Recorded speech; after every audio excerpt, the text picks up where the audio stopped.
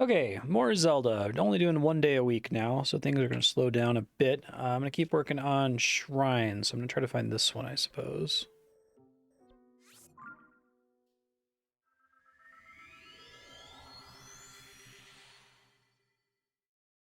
Probably need to do something quest-oriented. I might go back to Kakariko Village to get an episode title later, but just want to remind myself of the controls. I was playing Little Gator Game, which is pretty heavily Breath of the Wild inspired.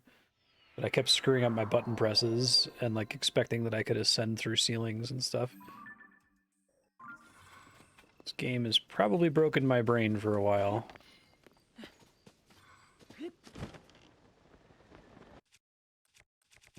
Do I still have a fire rod? Yes.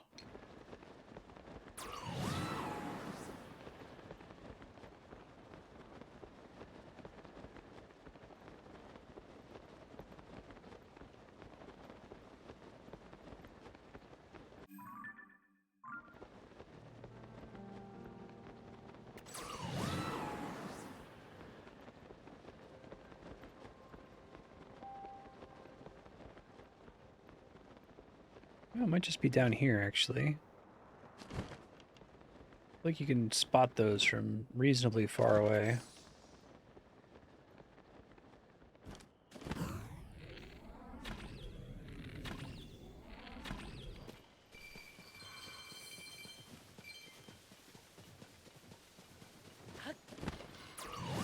Just gave up on the majority of these caves way earlier than made sense.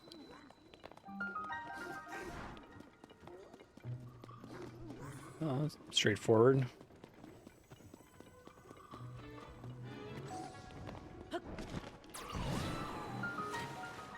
That's interesting. How do I drain the water?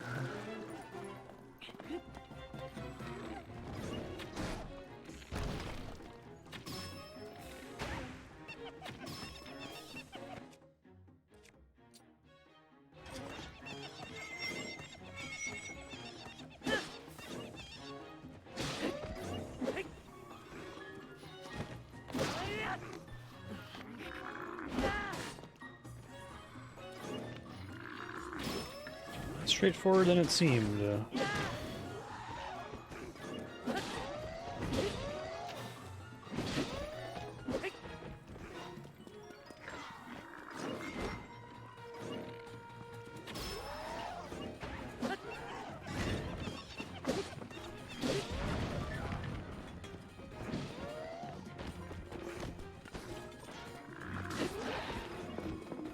One down.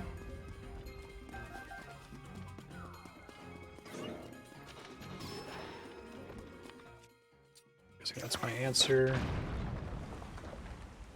Cool.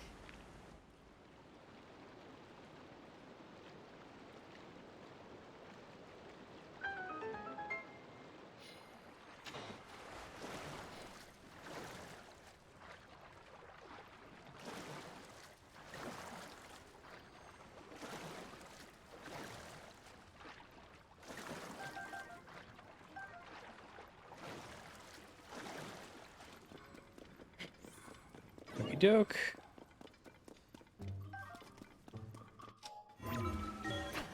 It's nice to have his son back.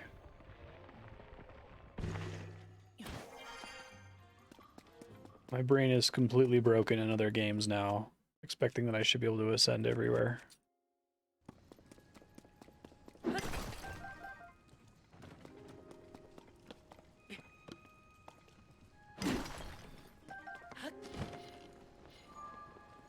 Okay.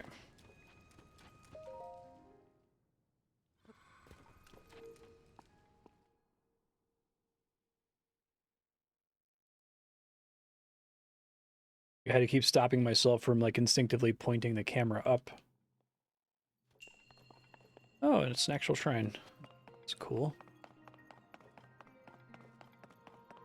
They probably could have gotten away with making this one a Raru's Blessing and then making that random one that was out in the open this shrine.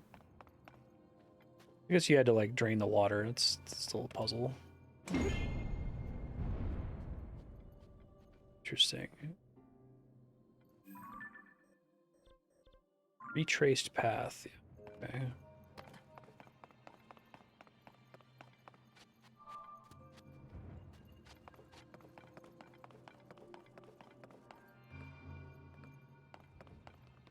What is the point of that?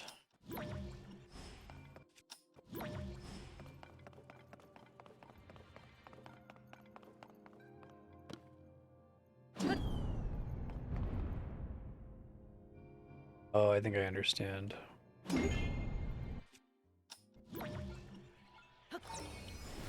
That's a cool puzzle.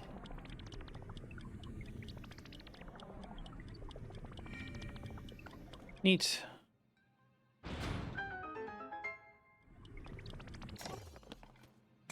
It's too bad there's only one puzzle with that one, though.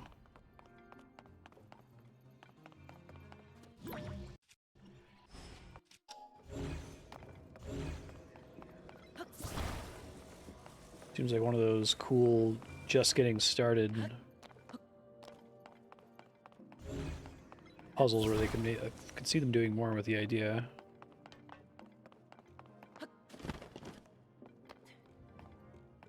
That kind of works, but it's not great.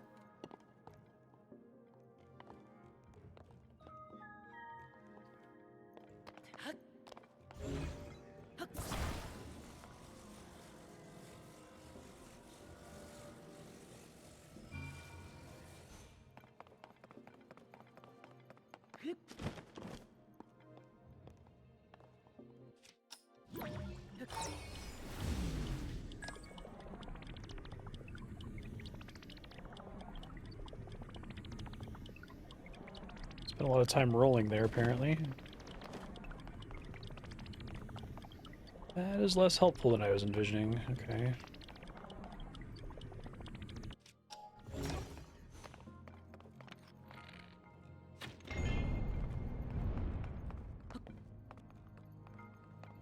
Also does me no good. Oh, there's just a way to ascend under it. Didn't see the platform there before.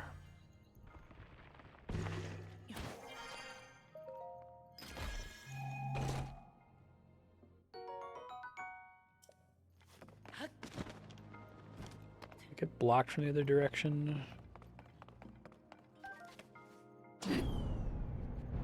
I just can't reach it from that side. Okay, I feel less stupid.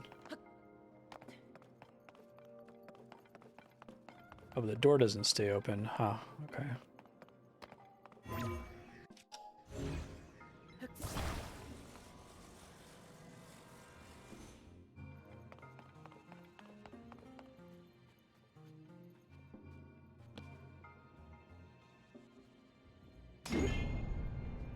Oops.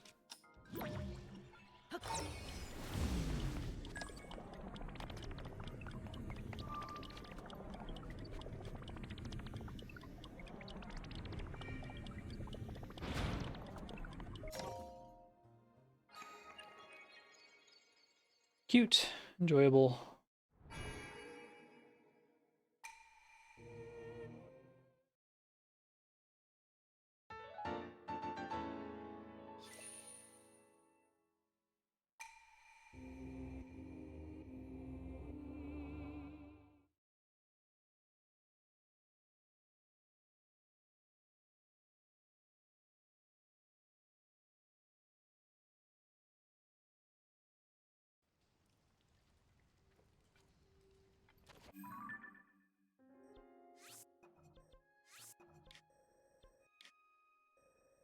Continue to be much easier to find. I guess if I know that I don't have another low-hanging fruit shrine to just quickly go find, it's a little bit more motivating to find the entrance.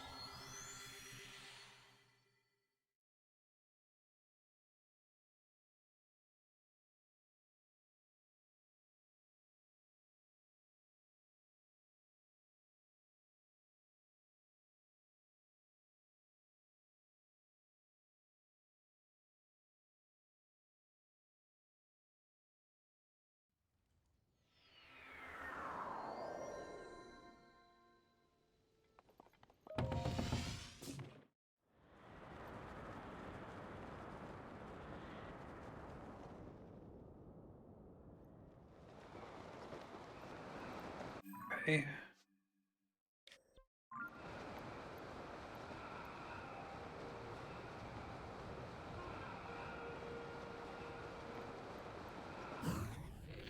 Need you guys.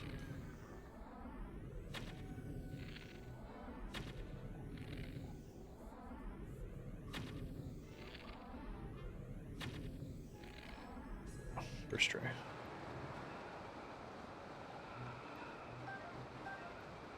So nice of them to give it to you. Like you could probably unlock loot vacuum as like a quality of life improvement.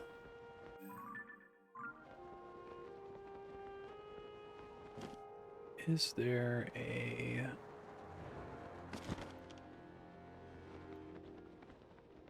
There's a cave over that way. It doesn't seem right, but I'll try it.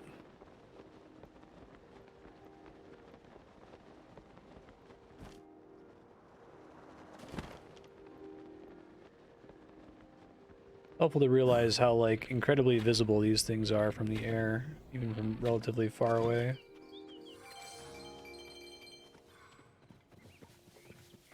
Yeah, that'd be nice.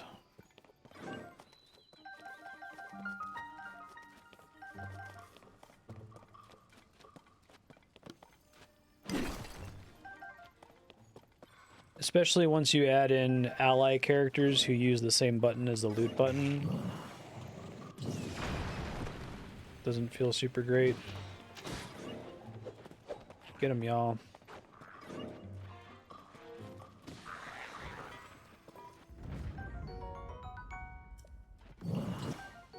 Whoops. Like that. I actually needed his cooldown here in a second.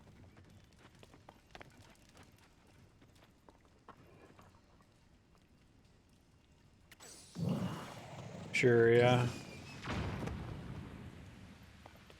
I think it's like particularly mean that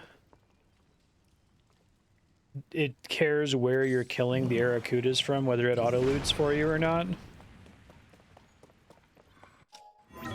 I guess there's something arguably interesting about like having to skydive and catch the shards from the dragons and stuff, right? Yeah.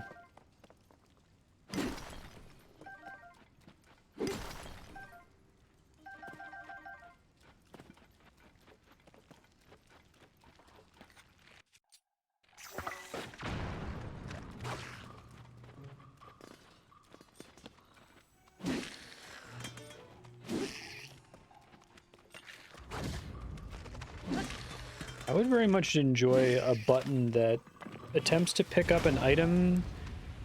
Maybe it doesn't even need to be a button.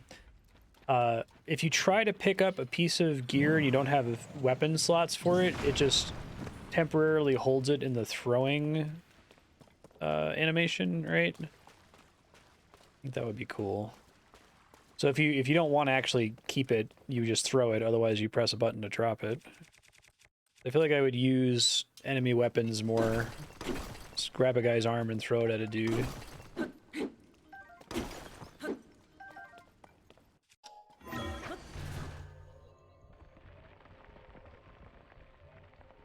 think it'd be a more satisfying way to get rid of garbage, too. Thought so. That animation was taking a little too long.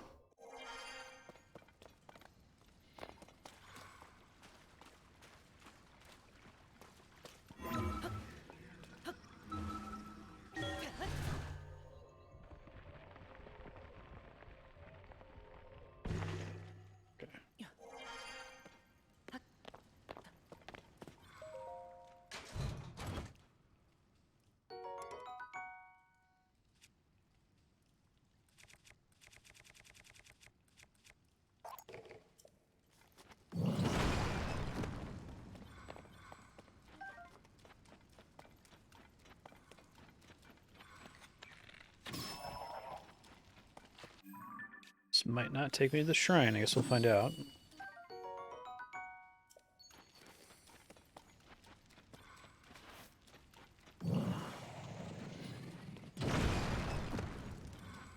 I've very occasionally had the opportunity to just like chain throw items at enemies, and it feels good as hell to like pick up the thing they just dropped and then blow them up with it, but I think that the game doesn't make it particularly easy to do that. Especially if you already have a full inventory of weapons. I guess the downside is you might pick something up that you actually want to keep and instinctively just throw it and break it.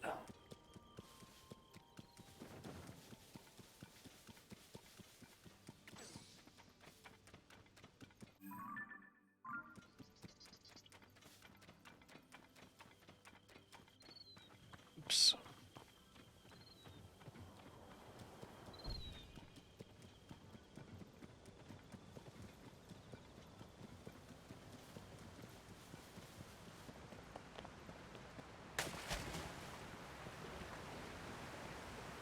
This is just a wall behind this one, yeah.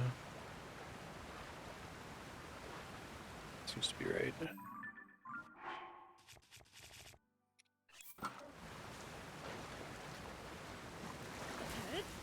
Whee!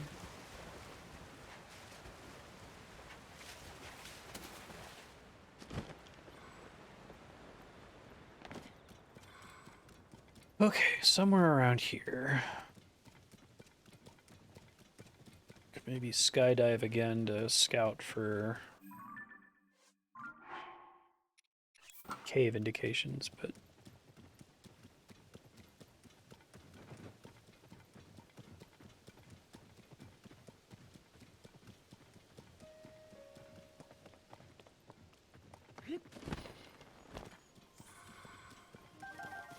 nothing immediately obvious.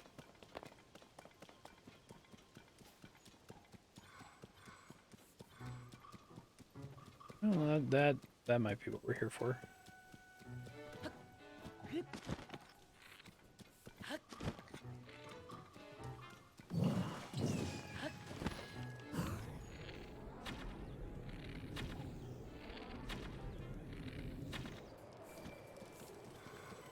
Thank you.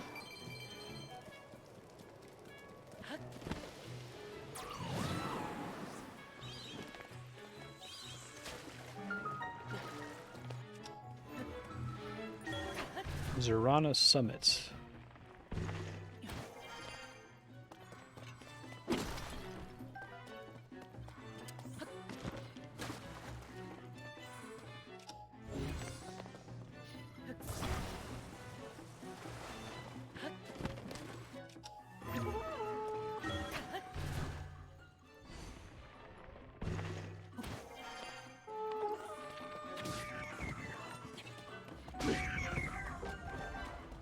Give me your fruit.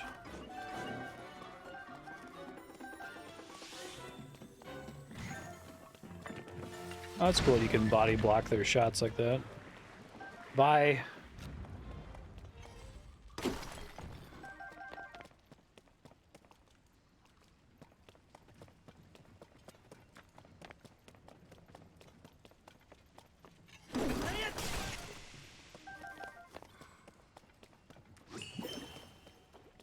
Spin attack, squeezing slightly more value. So that goes up to the tower. What else is down here?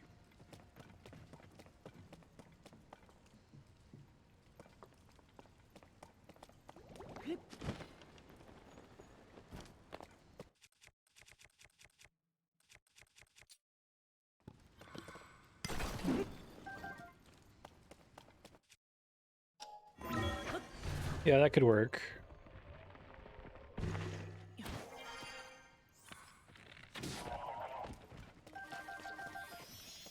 Is this also not it?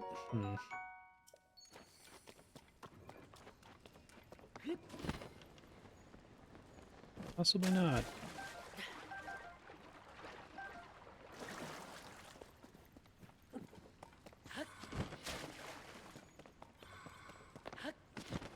Very tricksy shrine.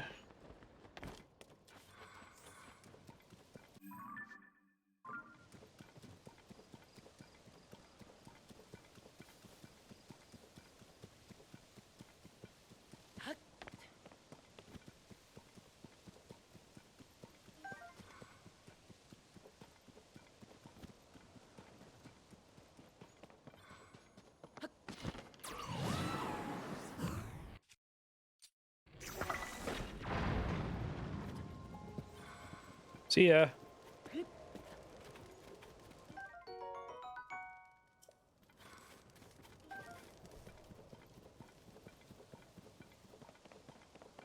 Do exploding barrels require fire or bombs to blow up, or does hitting them with an arrow also detonate them? I forget how that worked in Breath of the Wild.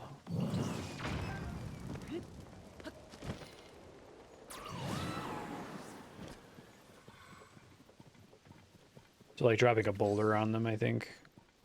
Sounds familiar. Oh, hey man.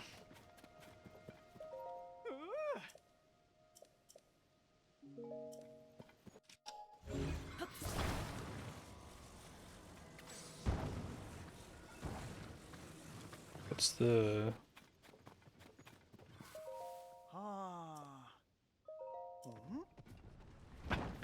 It's heavier, okay.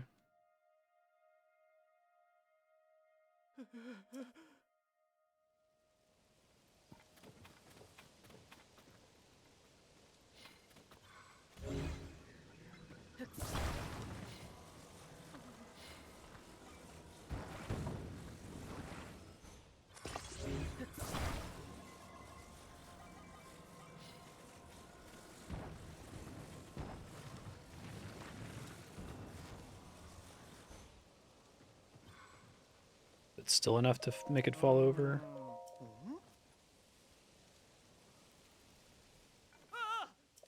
Unforgivable.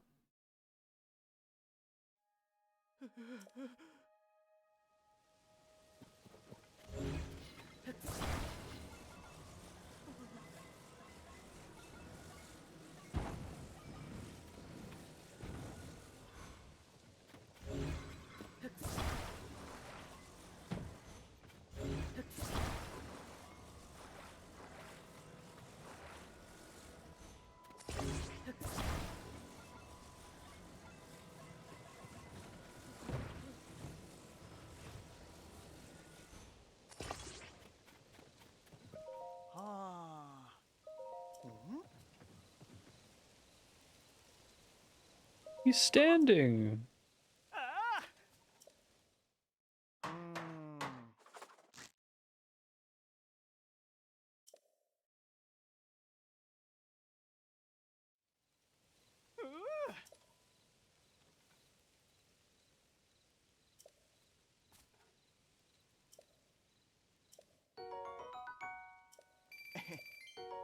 Thank you.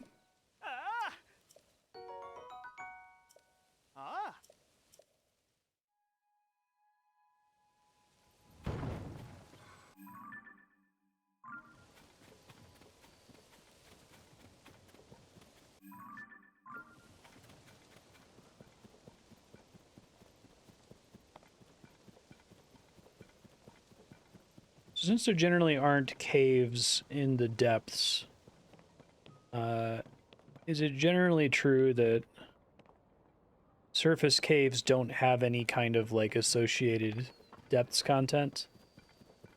Like, even if there's not a cave down there, there's not like usually a certain kind of enemy or resource near where caves are on the surface.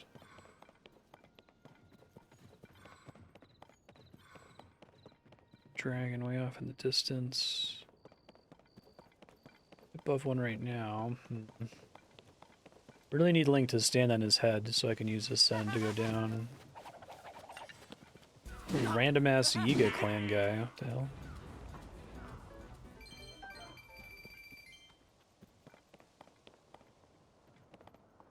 Perhaps he's not so random. Just splash tree.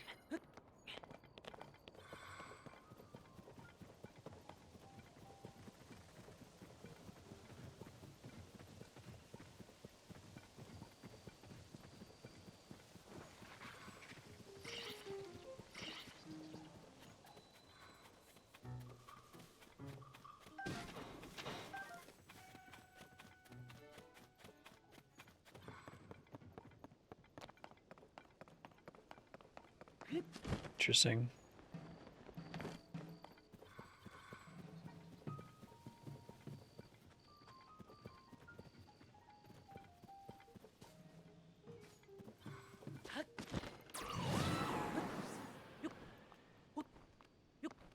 Guess you could alternatively get into that shrine with ascend underneath it in that cave. I think this one was covered in like sludge before.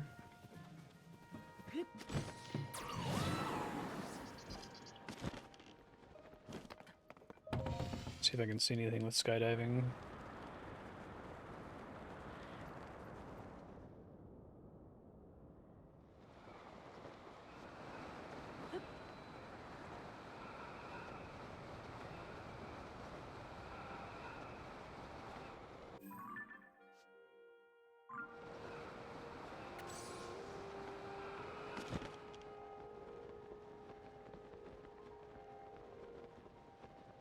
Already like 2 caves very close to here. Maybe it's not a cave. His robe.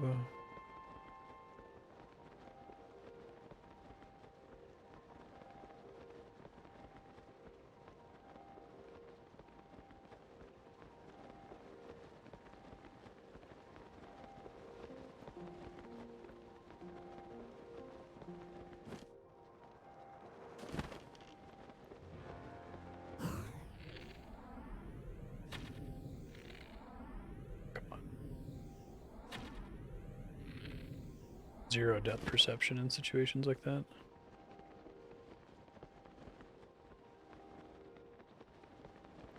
That doesn't count.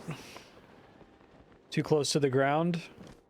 Oh, maybe it bases it on the distance of the enemy to the ground. Okay. That at least makes some sense.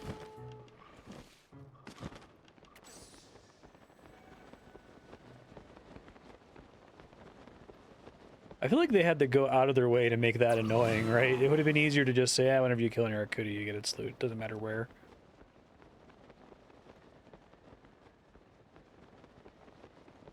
They needed to be deliberately difficult with that one.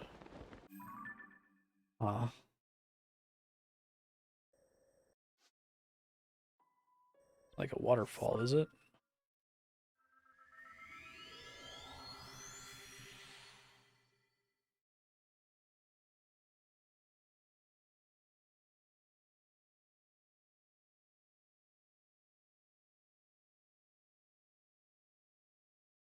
Maybe, I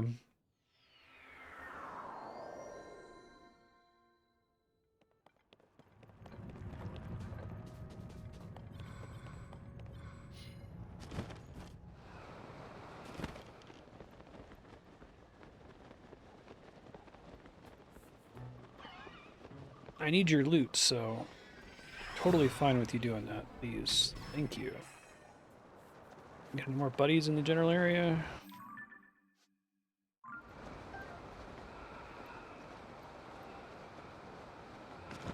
Already checked that.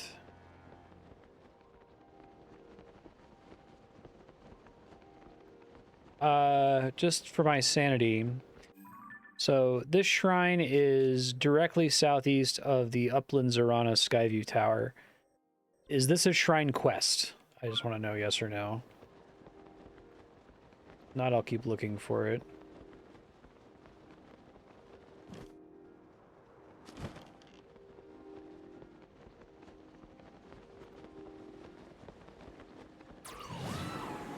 Thought I saw a somewhat suspicious looking, like, almost look like a diving board. This thing?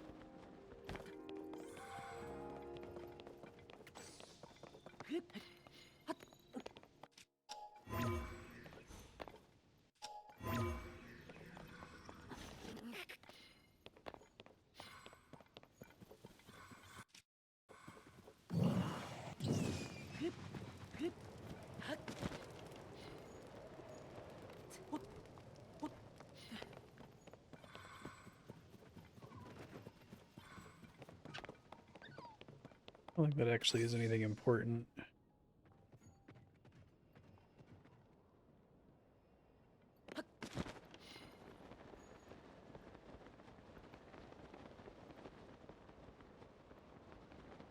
Already investigated this cave, right?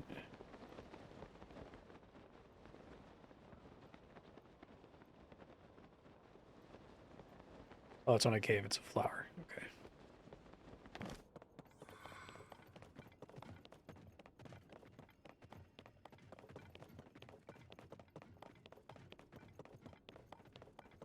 Don't need to talk to an NPC. Okay, thanks.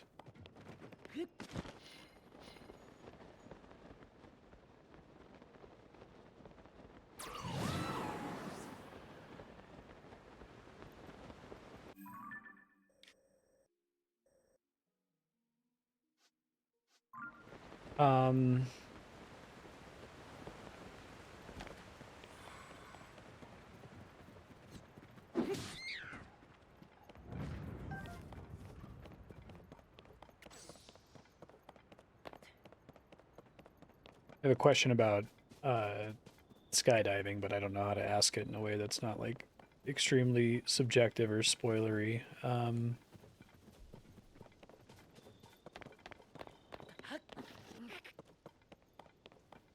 Basically wondering if it's worth trying to find it from the air or if that's gonna be fruitless. But I guess that depends on what direction I come at it from, right? So maybe not super helpful.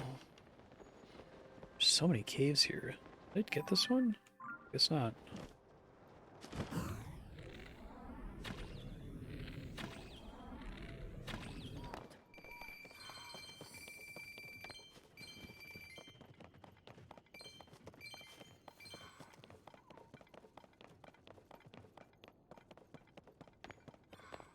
Dang. There are a truly absurd number of caves in this game. It's pretty cool.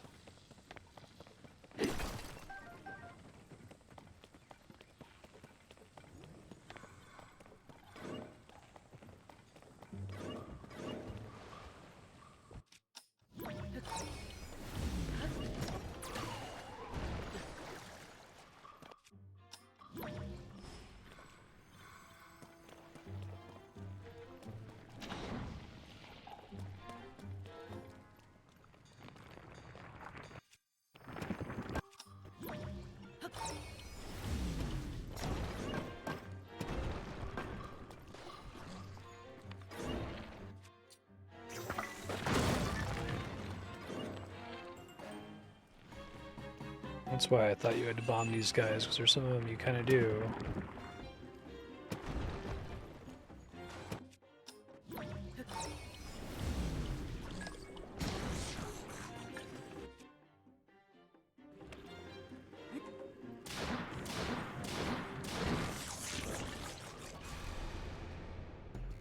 Oh, When the glow of the great timing.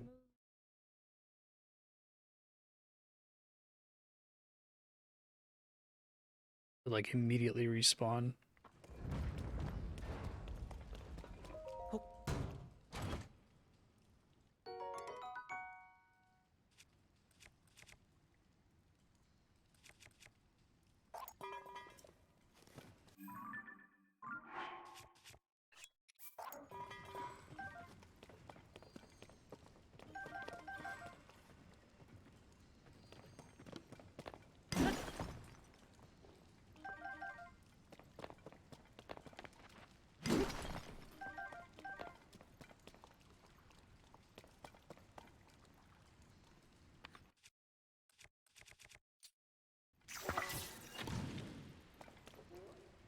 Interesting. I don't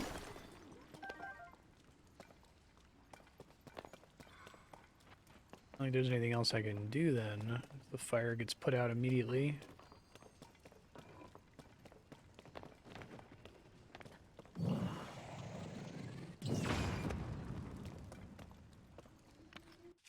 I haven't tried using a bomb.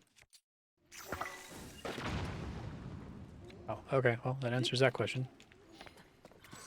Suspected the bomb flower on the wall was a hint, but I wasn't sure.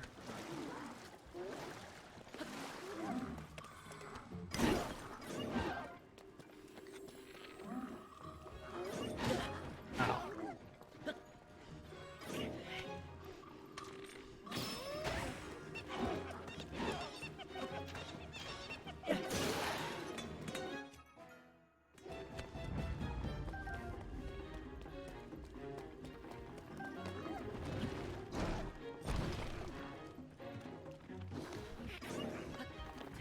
Can I come down here, dude? Ow, damn.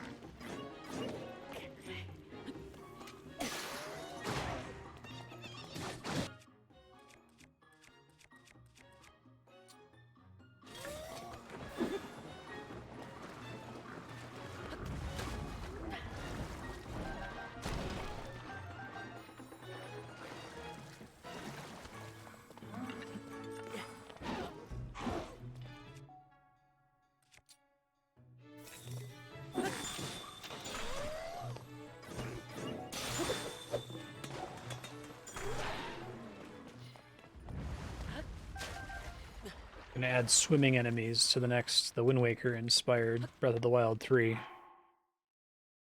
So you can't just push dudes into the water for a free kill anymore.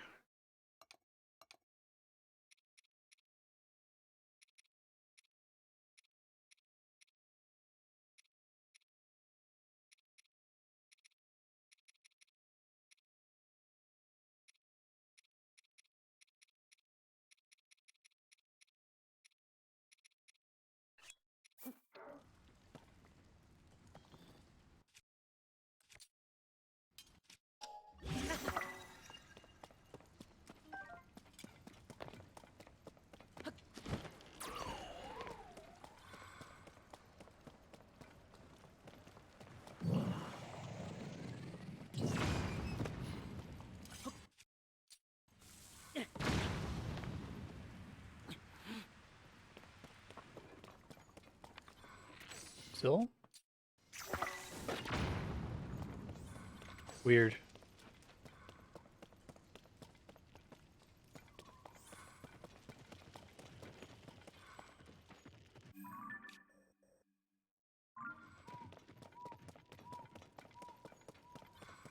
Never found the frog.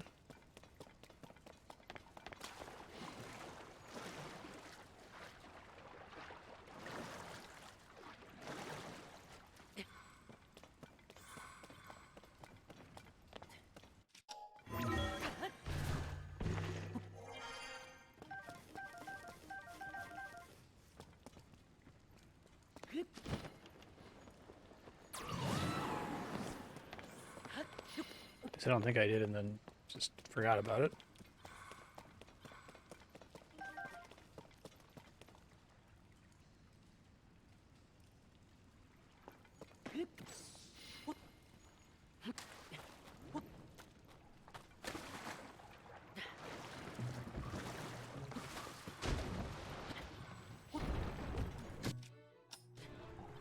Rude.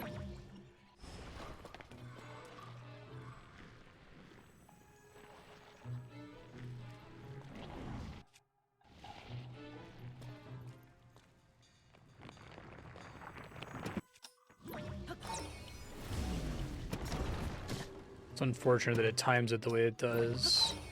The first one will always stop hitting him in the face.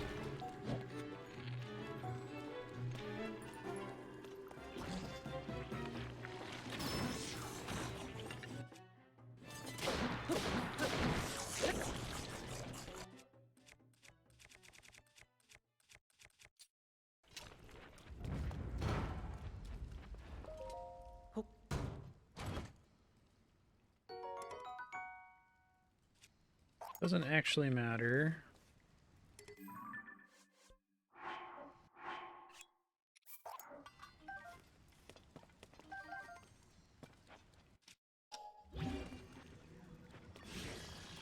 I forgot I can't fuse. What does it mean to do a bow to the end of the spear? Nothing? Okay. Funny though.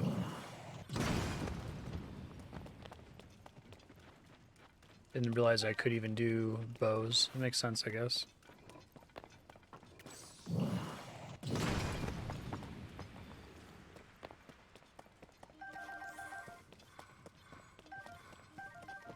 Ripe bloom seeds sell for like 2 each.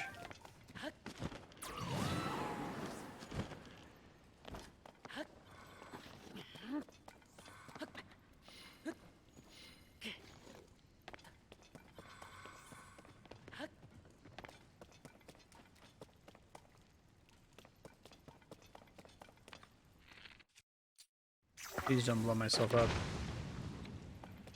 Almost like clip the top of that little roof there. Yeah, I should save.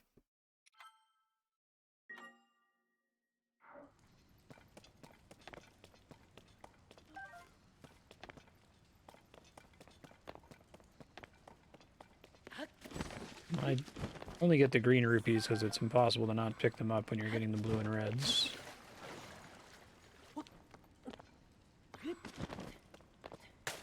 Tend to be running past bright blooms anyway.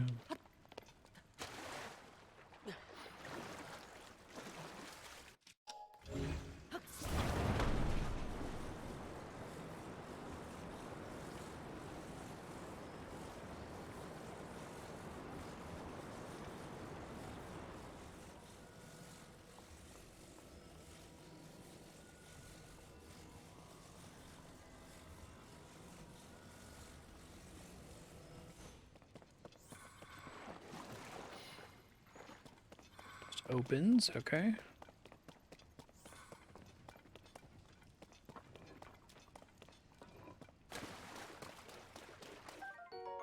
Hey, Staminoka Bass. Oh, hello.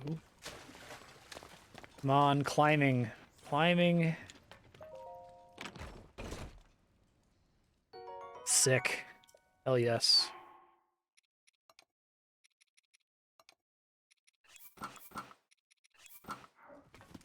Finally got my outfit back.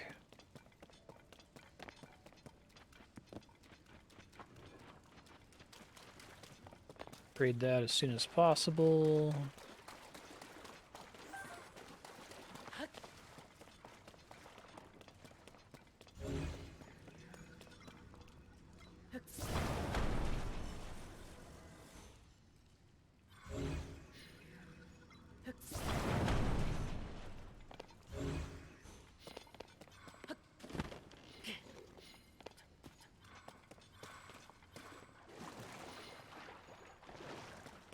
Hmm.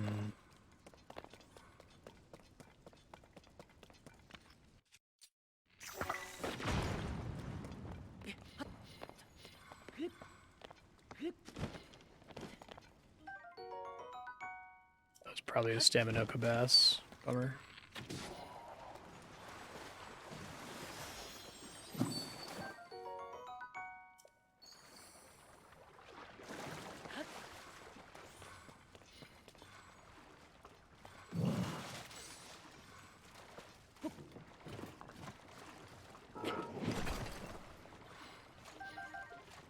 Okay, so she can't actually have something on the hand for the normal punch to do anything. Got it.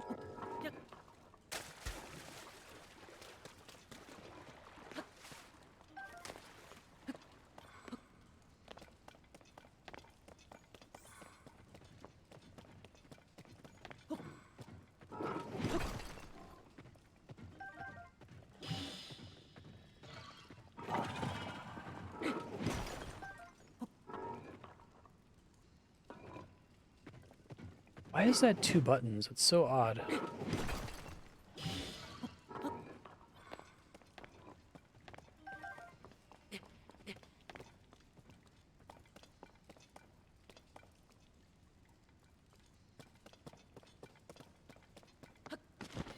There's like 4 caves right around here.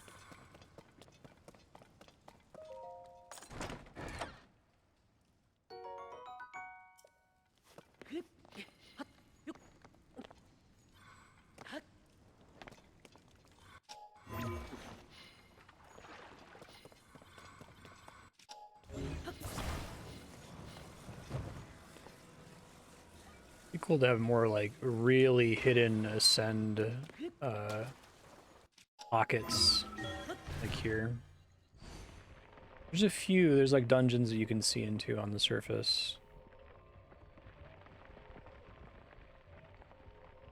Places that are only accessible via ascend from a very specific place. It seems like there's not too many of those.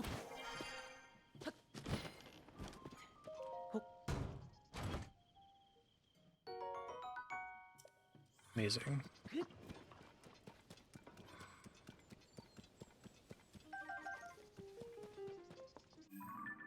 Okay, I've been looking for this thing for a minute. Let me quickly go see how much I can upgrade my climber set here.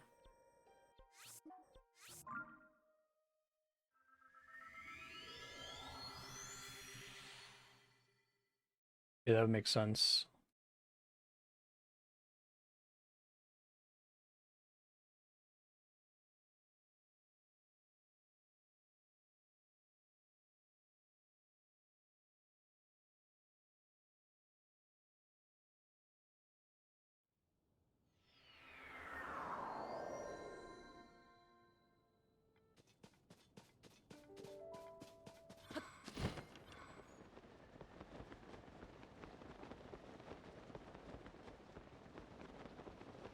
I was playing a little gator game, which also has a little paraglider, and I kept mashing the A button to get Tulin to gust me forward. It's really funny. It actually recreates the game feel of Breath of the Wild pretty well.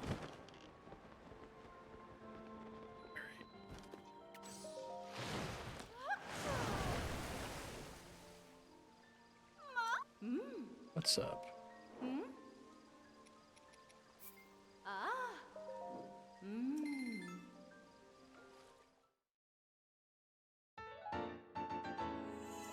Ah. Hmm. Hmm. Okay. I need fucking shitloads of hightail lizards and electric key swings. Okay.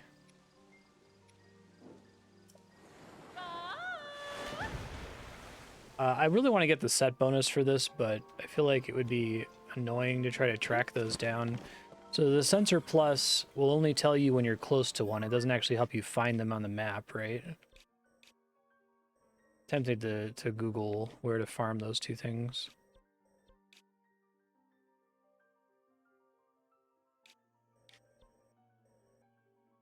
The hell?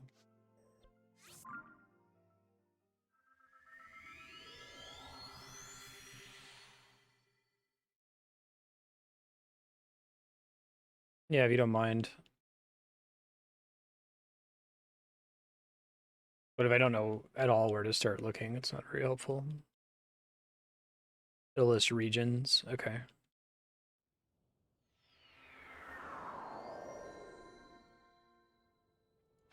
I seem to remember having to farm for hightail lizards in Breath of the Wilds for the same set.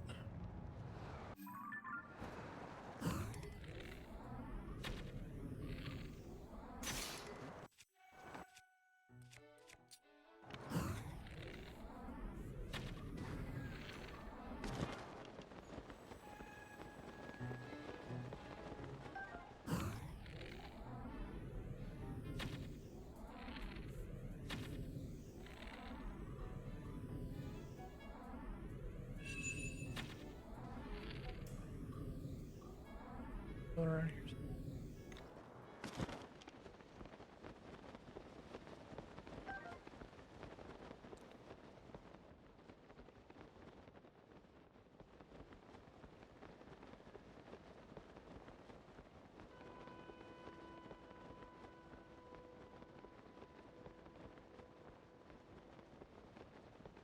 I really like the climbing armor.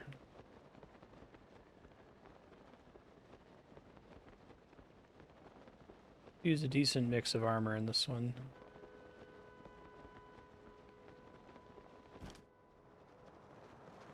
We're going way further away from it than I usually do here. Oh. Oh. Wrong button.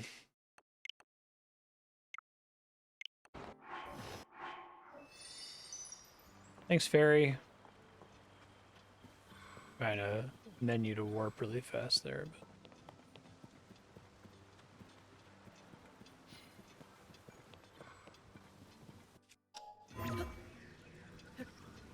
I think it's just because it's cheap and high defense, right?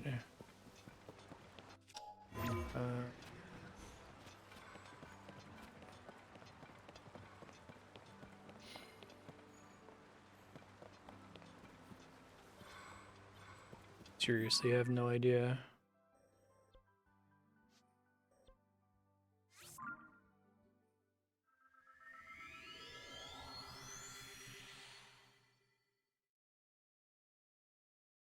Having high defense early on seems pretty helpful for making content less frustrating.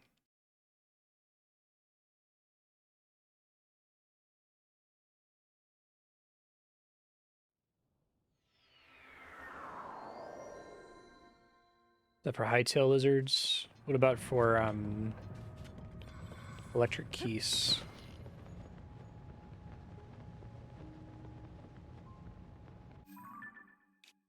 Yeah, most other armor is much harder to upgrade.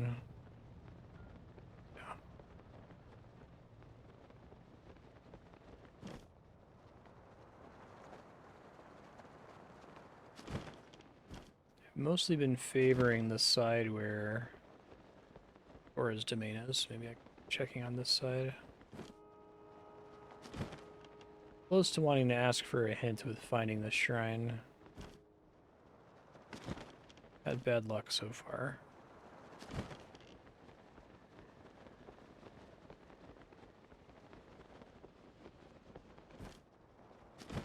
Okay, well, this is interesting. What's up with all the materials here.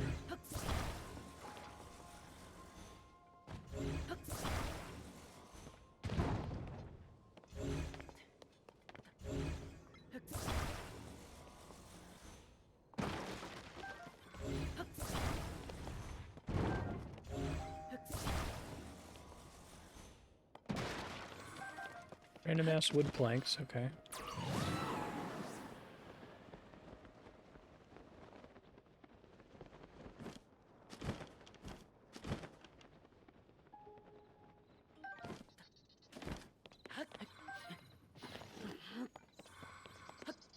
Oh, that's for keys, not hightail lizards.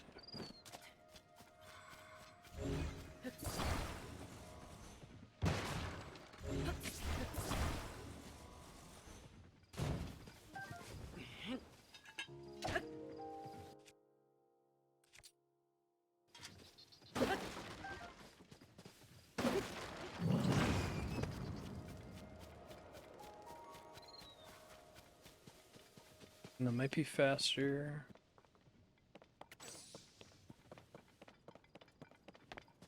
Already been in that cave. I think I'm ready for a hint if someone can think of one. Again, this is the shrine just southeast of Upland Zorana Skyview Tower. I assume it's a cave that I just haven't found yet.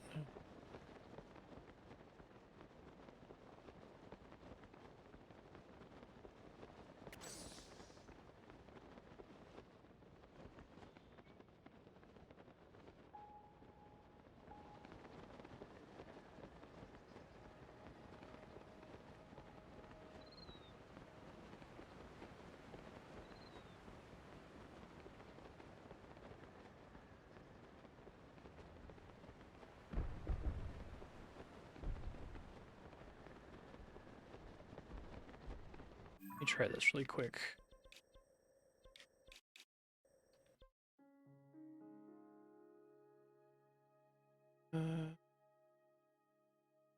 Lakeside Stable and South Akala Stable.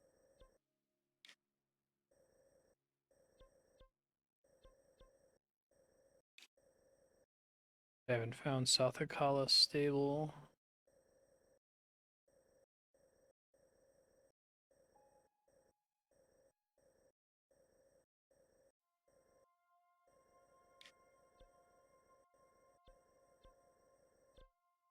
Wetland, Riverside.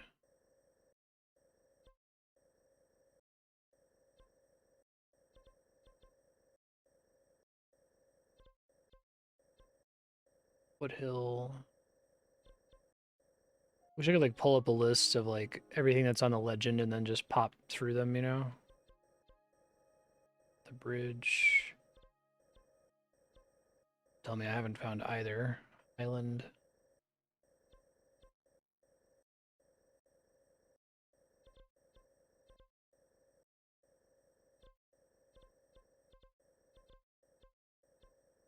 I don't think I found Lakeside Stable or South Akala Stable. Yeah, that works, Terran, thanks. I made an honest effort to just find it, ended up finding like 3 other caves, so.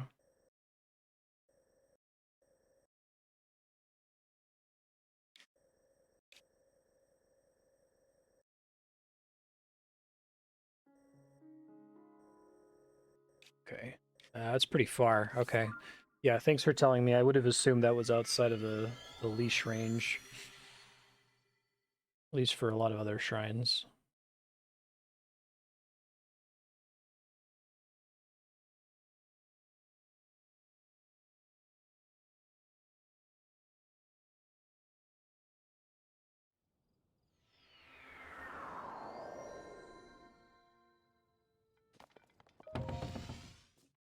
Scarf, I just picture this game just like a sequence of things that enrage you.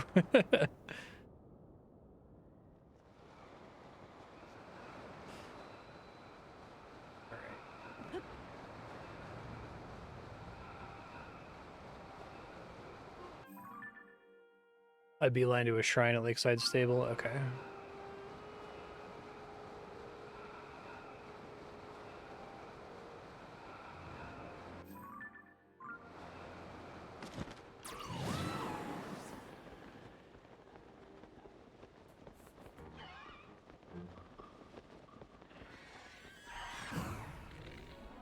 one. Most games are a sequence of things that enrage you. Fair.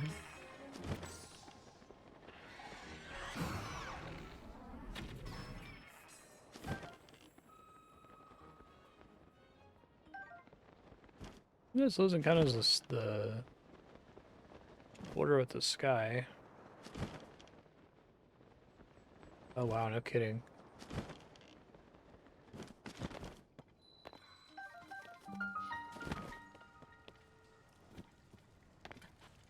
Channel.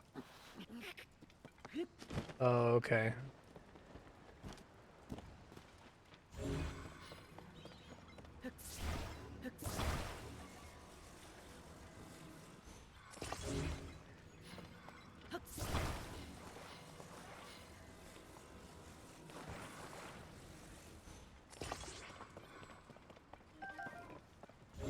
That's nice of them to just give me one of those.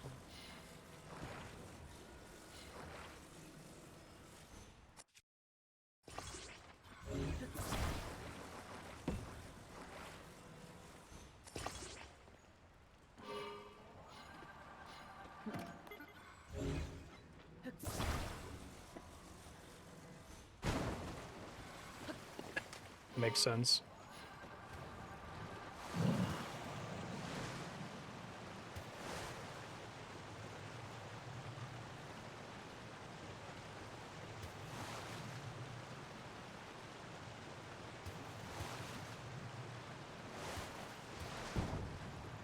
That was calculated. Beautiful.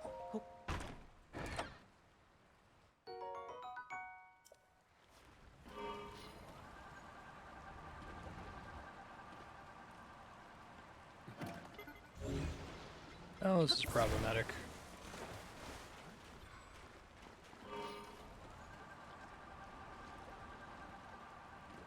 Opposite of what I want you to do.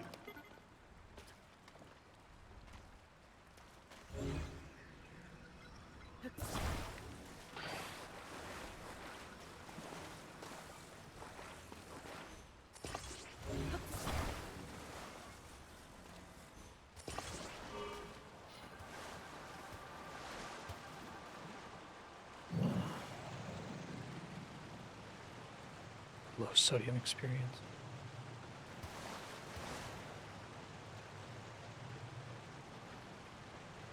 I guess it makes sense that that one's so far away from the light route.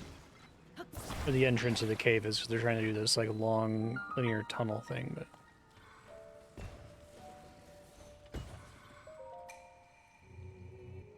yeah.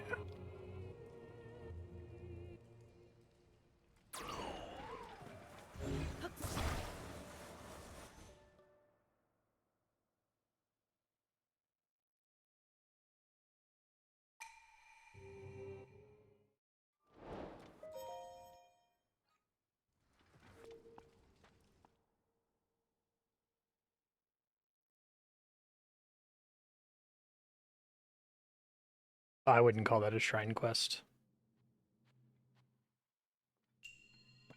Shrine quest to me means there's a specific NPC you have to talk to that unlocks the ability to get to the shrine.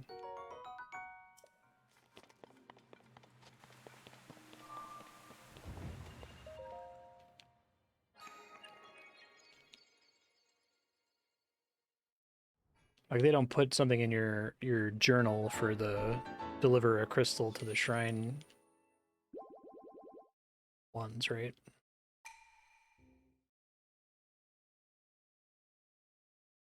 Wait, really? Oh. I don't think I ever noticed that. Guess that's the track if you find a crystal or a part of a shrine and then don't finish it right away.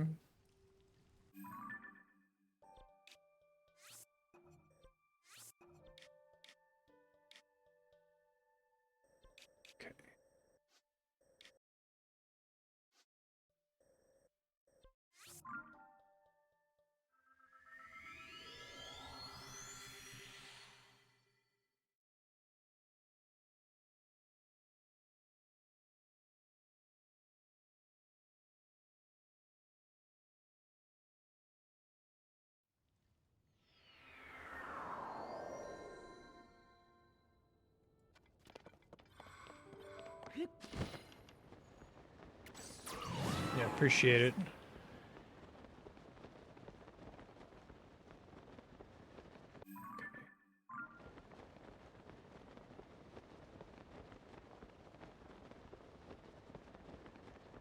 Why the climbing outfit specifically has short pants?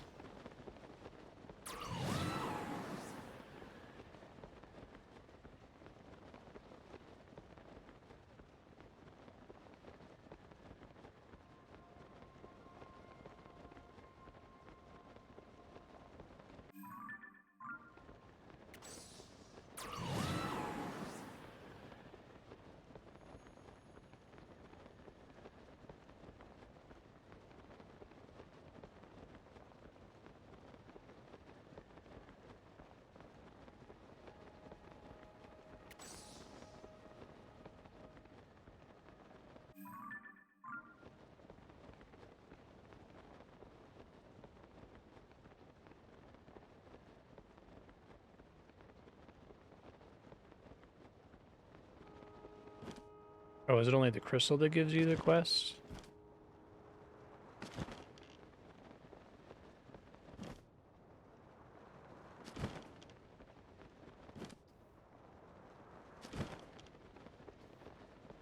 Oh, there was something over that, under that overhang there. So there's a Korok puzzle.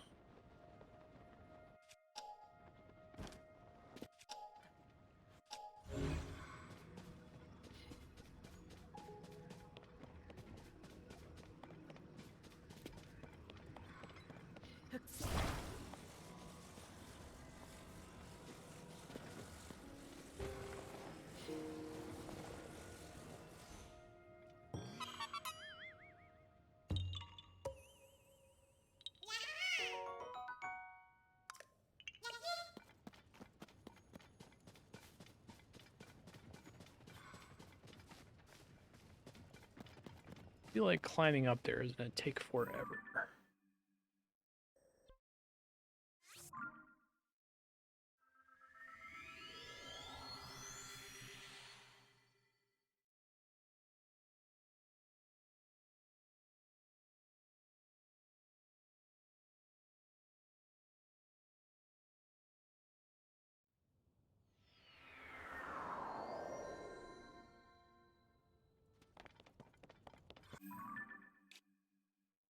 Oh, well, let me go get this really quick. It's not what I came here for, but... Oops. Death Korok. Oh, well, there's that. Okay, so it's just near here somewhere. Scrolling back up. Oh, buy them from Beetle.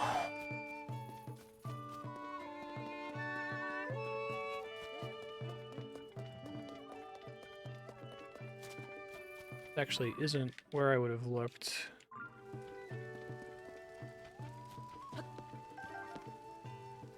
I guess,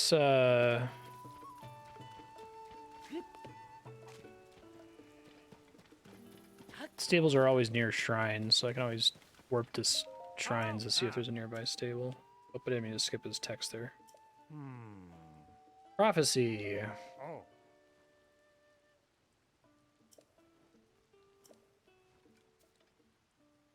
Ah.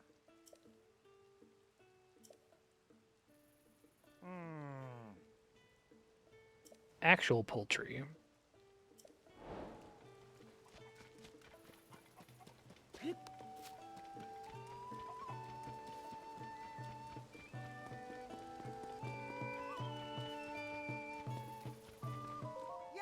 Oh, you can see him on the map.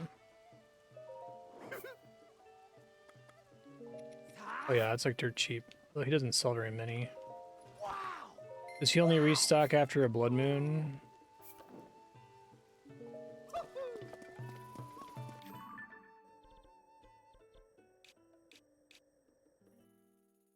Oh, okay, yeah, I can kind of see the pattern.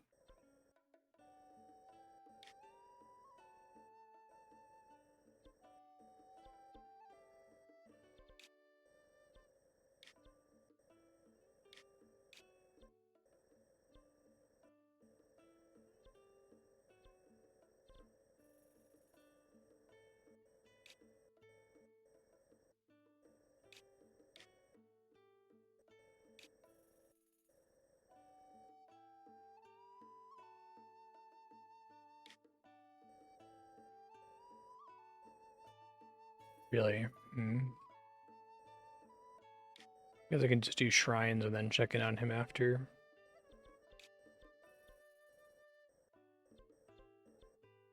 Go back to trying to find this guy.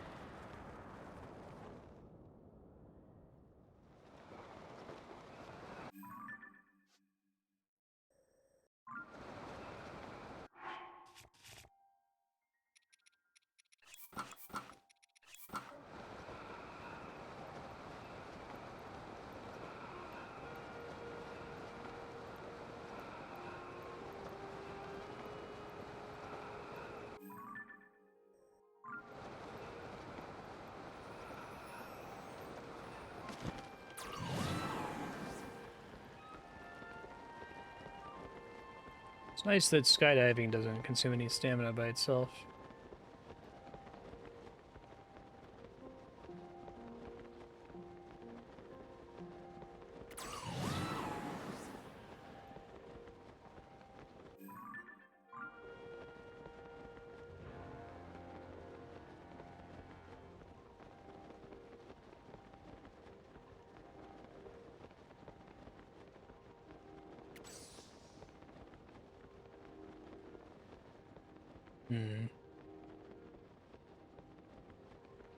For caves, maybe?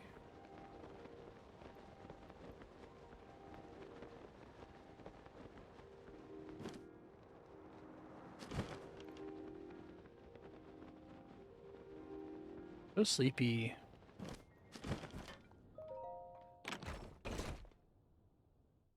I do, yeah.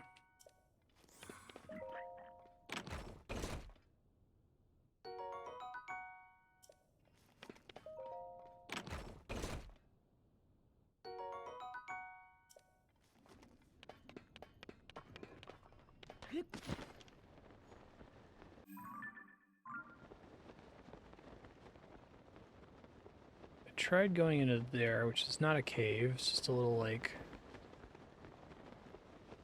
rock overhang.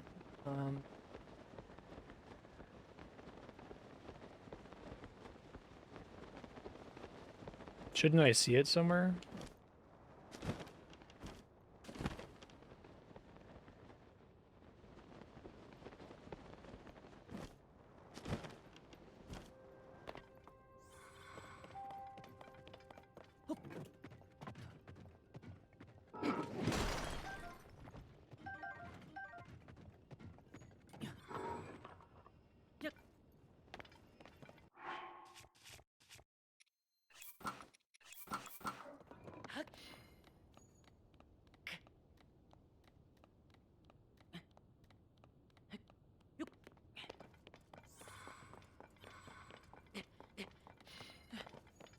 Like, it despawns if I don't get it in midair, or...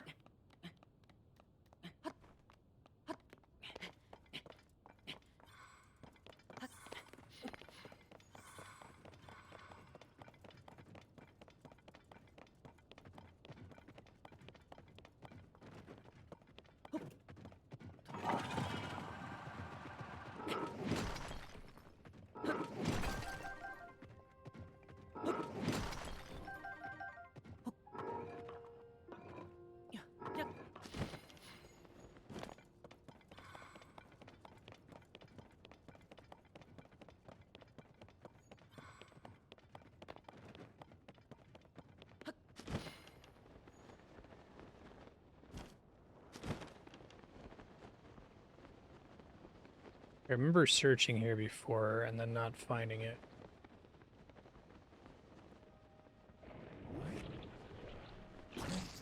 Oh, I haven't seen these guys in a minute.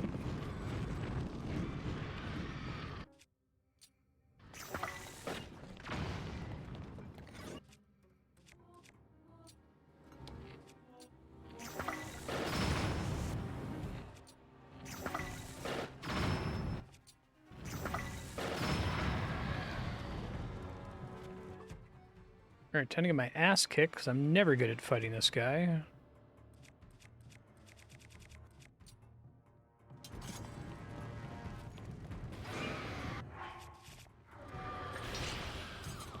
Oh, especially not spear version.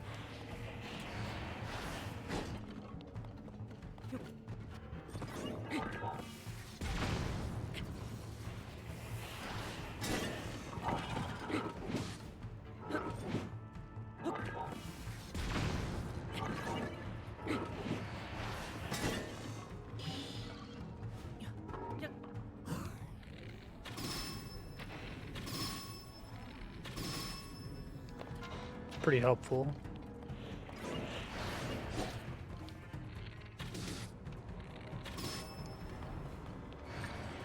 Ow.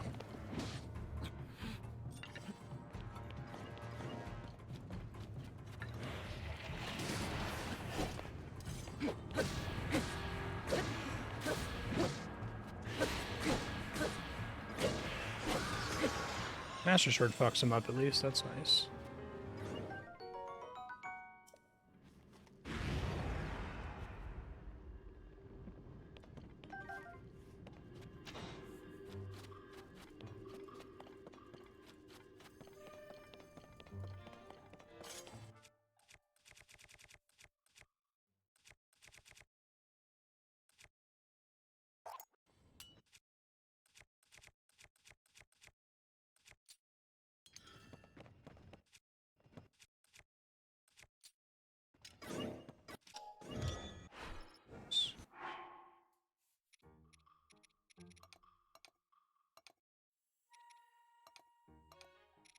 It'd probably be easier for me to find.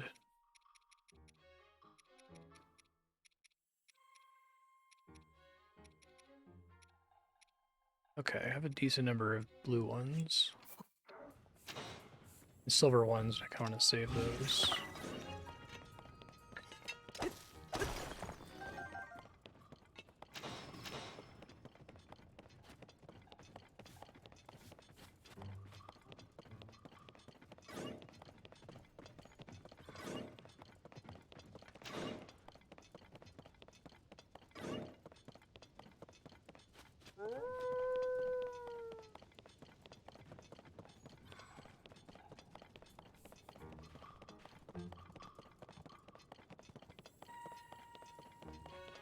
Is there a cave around here?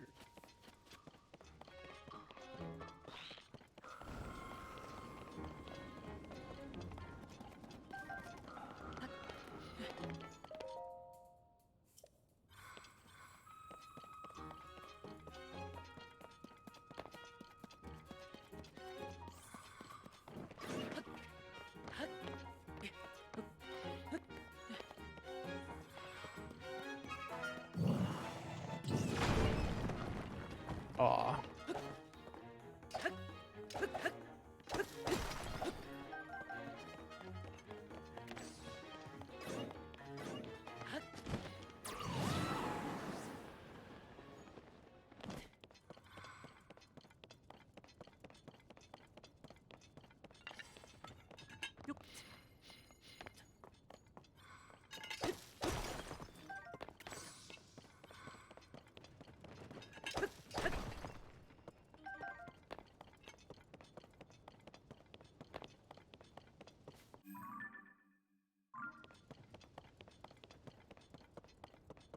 I feel like I'm already too far from it. Is this shrine a shrine quest involving an NPC? It is directly south, slightly east of the Death Mountain caldera. It's not. Okay.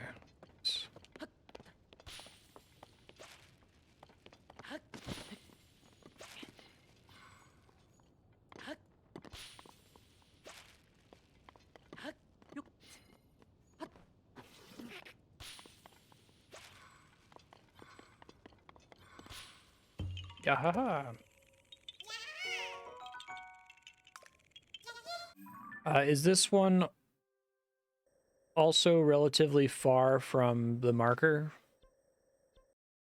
That might be a helpful question.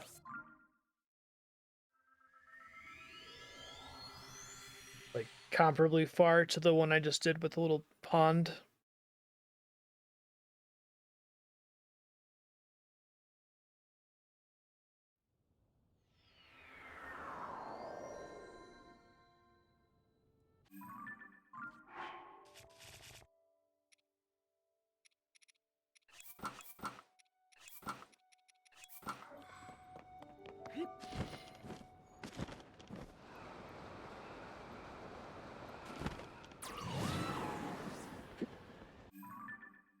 I guess I should say memorably far. Okay.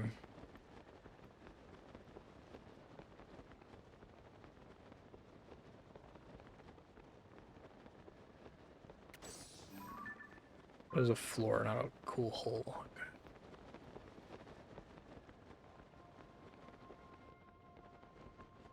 What about that?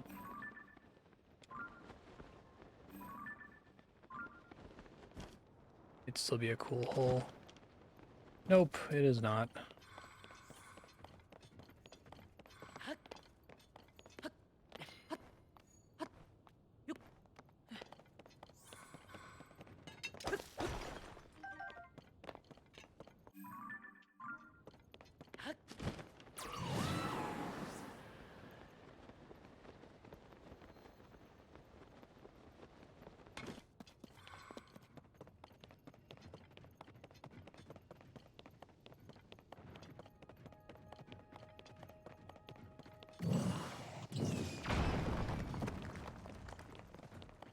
Well, at least you gave me a cookie.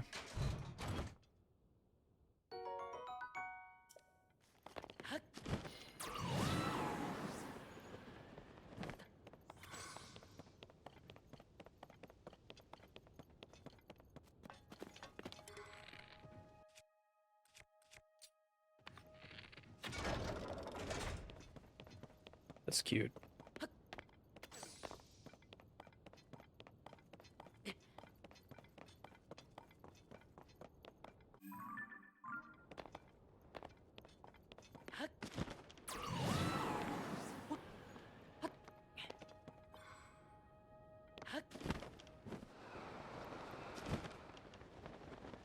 I guess this one's frustrating to look for, because if you're at slightly the wrong elevation, it's annoying to get back up to start your search over again.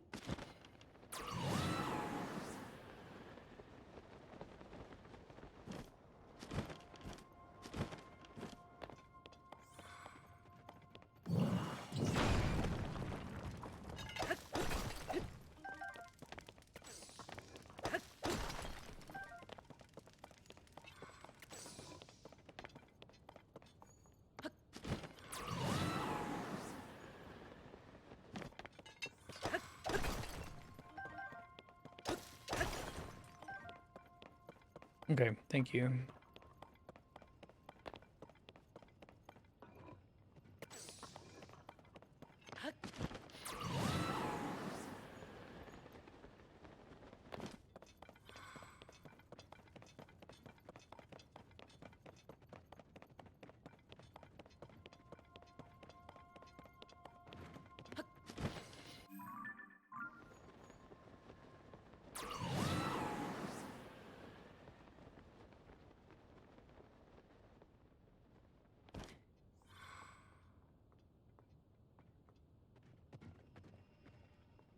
I was just exploring along there.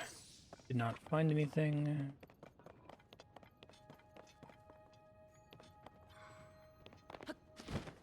Been down there where you can fight Phantom Ganon.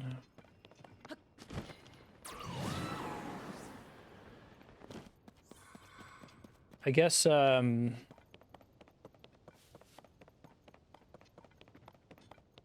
which side of the shrine marker is the entrance? Is it roughly like above it, below it? At least try to narrow down my search area a little bit.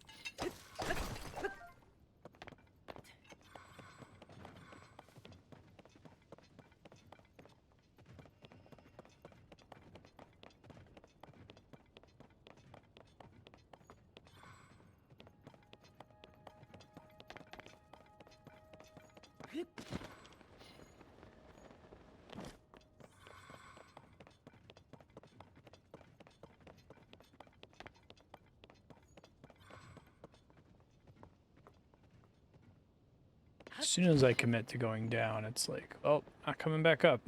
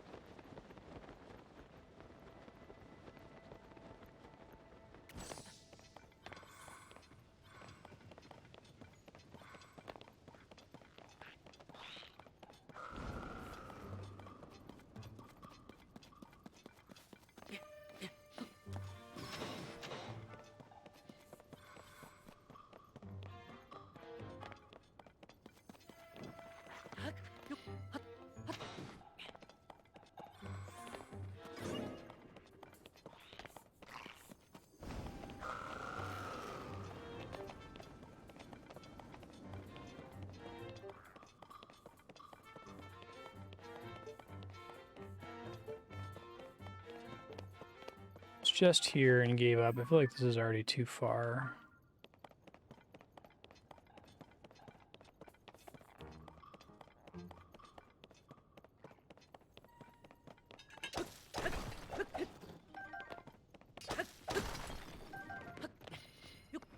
Or is it a contentious question? I'm just curious, like, what side should I be on? Am I like climbing high on the wall of the volcano that's like above and north of it, or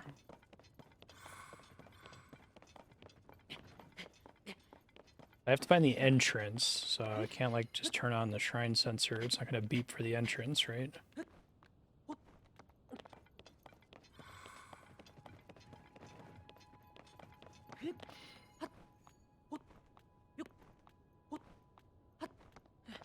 You can just answer. It's fine. Just want to know, like, northwest-ish. The shrine is a Greenwich. The cave entrance is in the western hemisphere. Okay. So westish, thank you.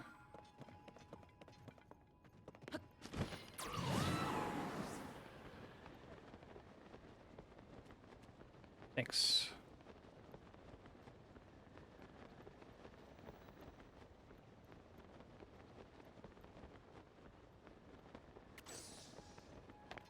Random rocket, huh? Several random rockets. Hmm.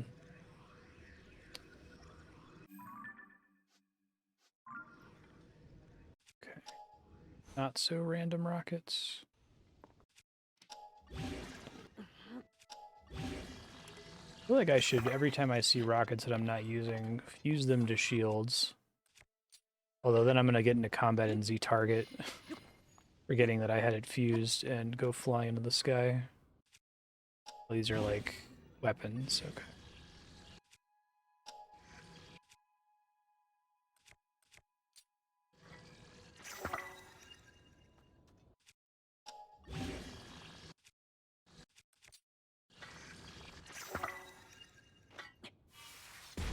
That works easier than I thought. I was gonna use that to blow up rocks and stuff.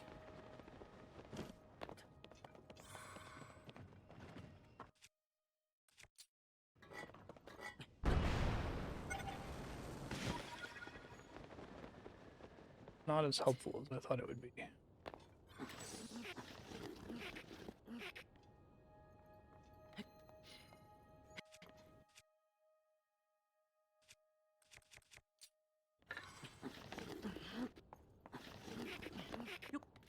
think you're a weirdo sometimes, you know that?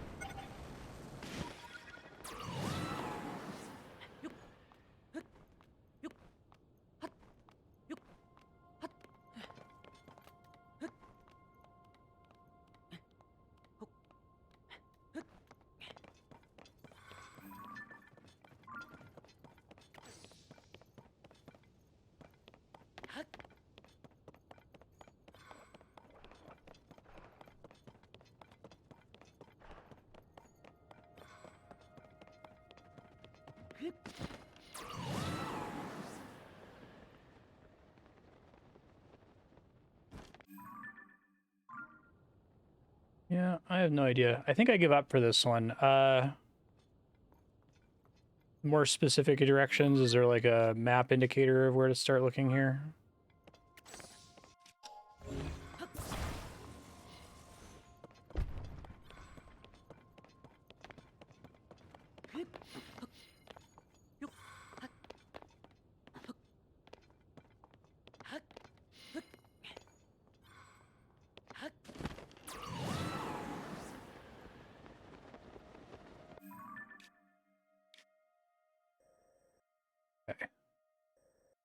Yeah, I had ruled that part out as being too far, but that's okay. I'll go check it out. Thank you.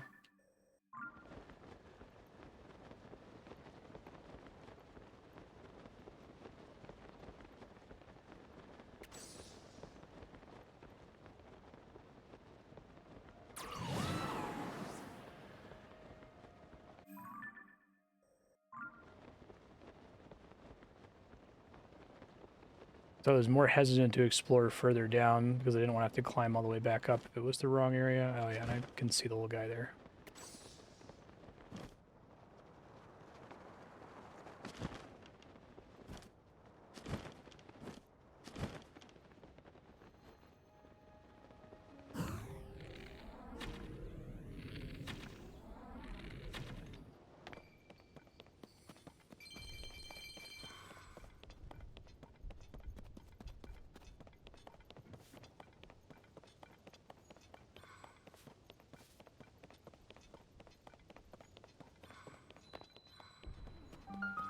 Thanks for the help.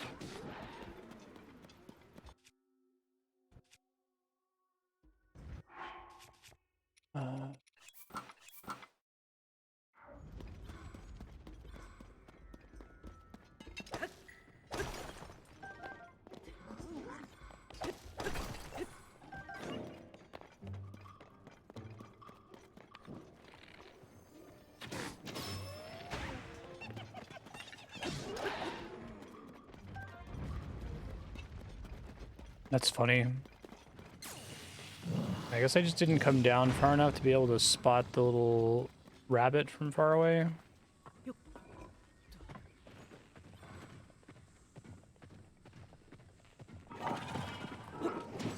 Oh, right. She can't break rocks, just ore.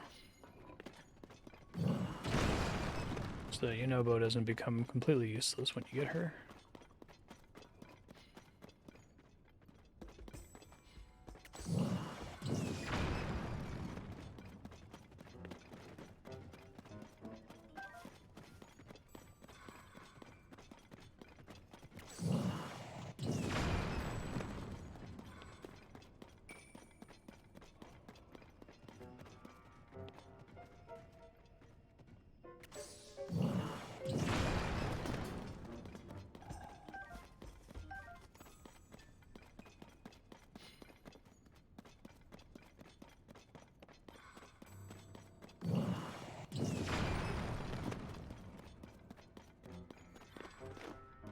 This place sucks.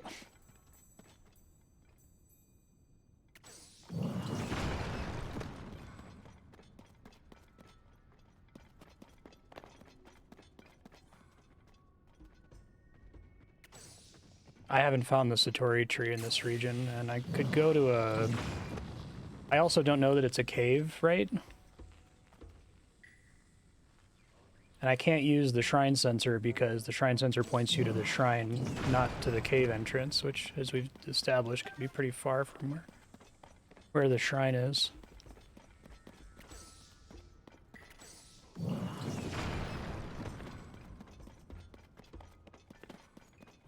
I'm hoping to just kind of stumble into more Satori trees, but haven't found any just through normal exploration. But it's like, I feel like you have to like preemptively already know that there is a cave for this shrine. I don't coming into it, right? I just know that I searched for a cave and couldn't find one earlier. Which is why the question is frequently, is this a shrine quest? Whoops.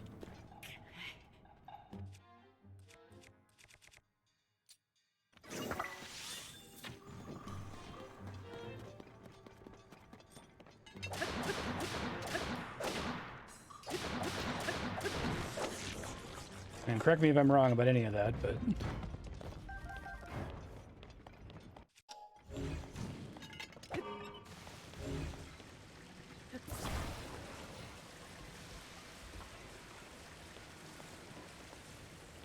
I'm not super interested in just, like, trying to find every cave in the game. I think that's... would be interesting, but kind of blood from a stone.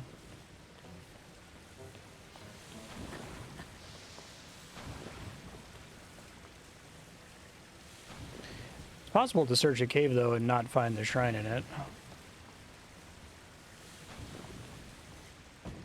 I guess, did you do this without knowing the exact shrine locations from the light routes? Because that would change things, too. Like, correct me if I'm wrong, but, like, the shrine sensor provides the exact same information as the light routes, but less precise. So if I already have the light route markers, the shrine sensor doesn't really help me to find anything anymore. Unless it doesn't work the way I think it does.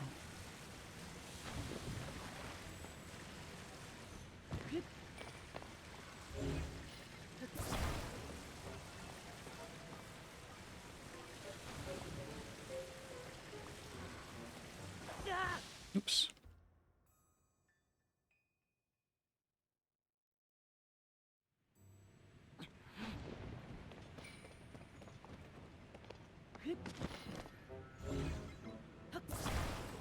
Wait, let me turn it on to see what y'all are talking about. Was this the same in the first game?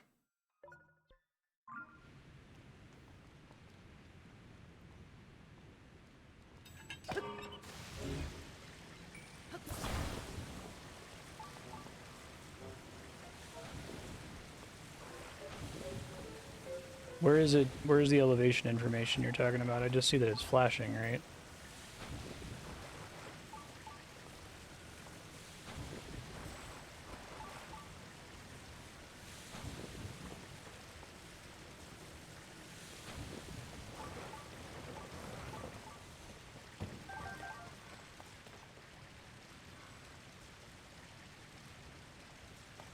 Oh, really? No, I didn't know that.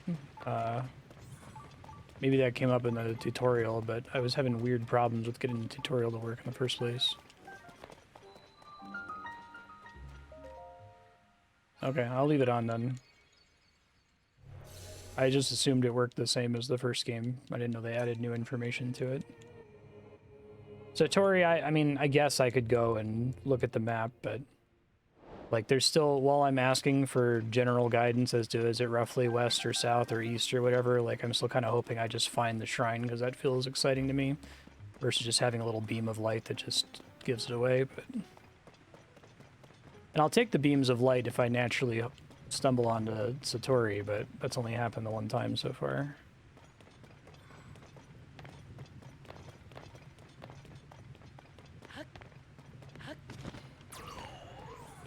If I had Satori, I would use it.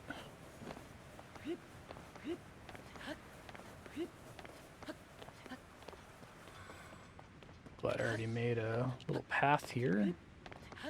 Where the shit despawns. Yeah, if I wasn't streaming this, that's probably what would happen. I would probably... even if I, you know... sometimes it's tempting to just go on to Google and just say, hey, this particular shrine in this location, I can't find it. Like, what zone should I be looking for the entrance in? I figure since I'm streaming, I can ask chat so you can give me a slightly vaguer response than that. Like, I'm trying to use the power of human intervention to avoid just giving me direct answers. Like, in that case...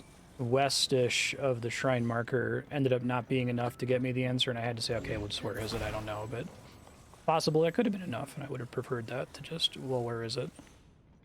Which is what Google, Satori, oops, and it sounds like the shrine sensor would have done.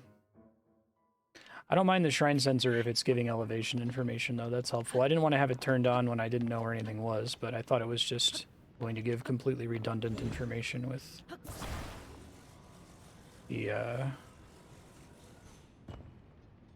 the markers I had on the map or not even just redundant, but worse information.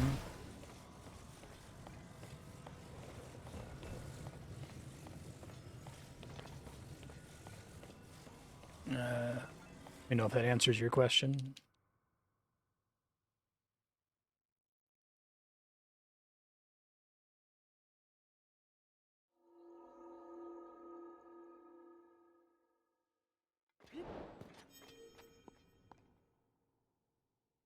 Probably Robber's Blessing, I would guess.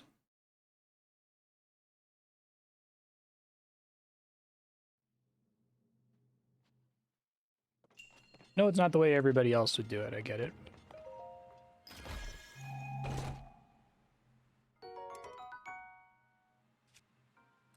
I get a large amount of joy from stumbling on stuff.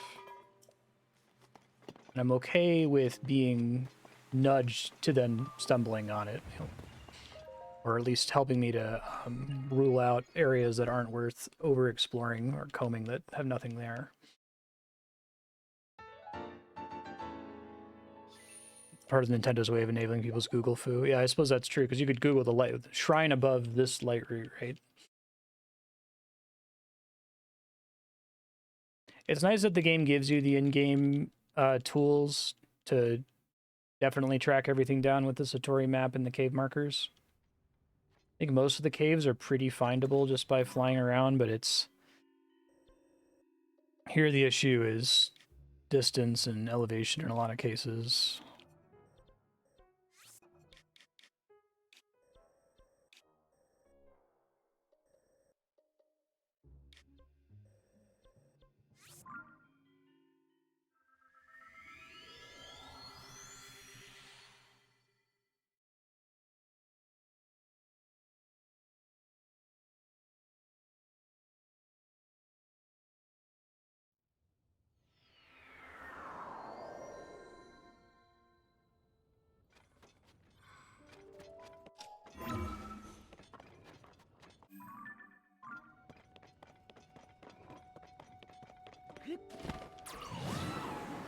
Okay, I have the sensor this time, so hopefully get a different experience on this one. Thank you for asking, though, or I wouldn't have found out about the whole sensor elevation thing. I straight up didn't know that part.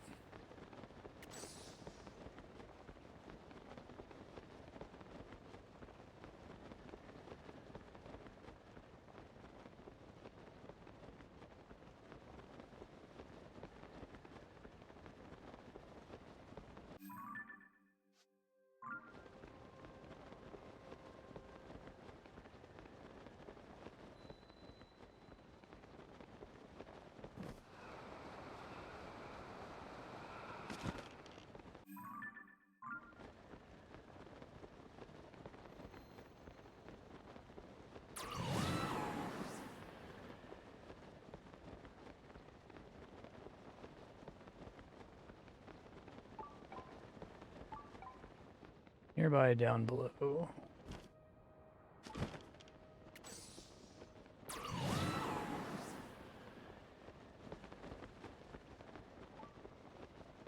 Usually when they change that, that makes that sensor way more useful.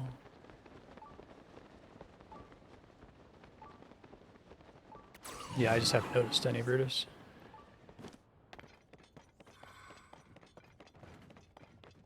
But this is, okay, guys, it's still telling me that the shrine is below me, but it's the same problem I was describing, right? Like, it doesn't matter if the shrine is below me, because the entrance to the cave could be like a giant hole that you fall into that drops you down on top of it, right?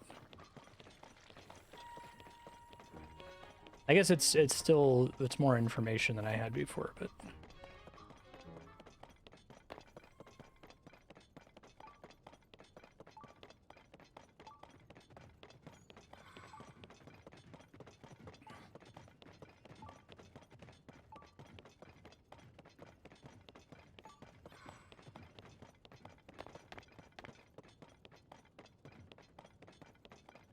like, based on whether you see the cave moving upward or not.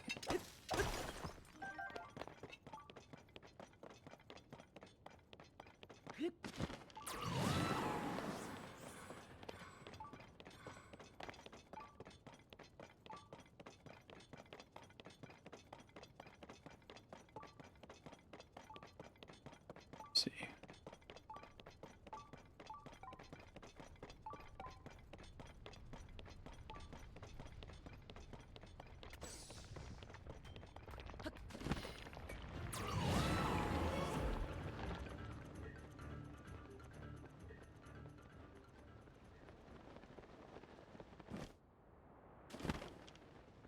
These are probably not going to be caves, because I would see a glowing bunny nearby if it was a cave, right?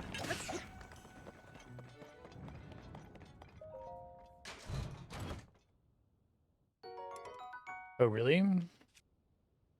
How do you figure, Ravanon? Won't it still beep and say above or below if it's a quest shrine?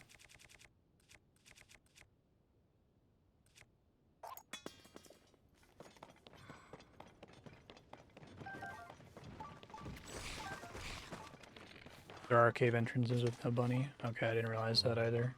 I assumed I could always spot a bunny and just the little beam made it a little bit easier to find. You couldn't quite see the little glowing blue dot of the bunny.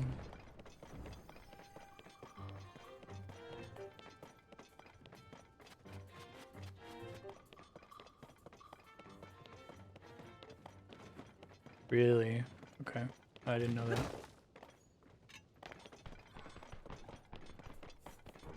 Thought it would still beep that there's a shrine here, and then you would talk to the NPC outside and realize there's a quest, blah blah blah.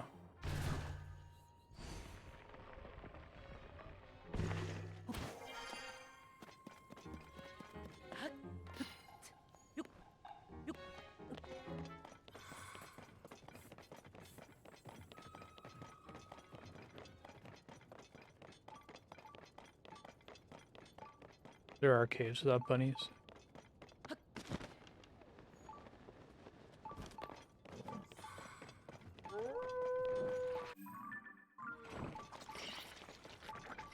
So if it's just beeping with no down below, up above notices, that means I'm at exactly the right elevation for it.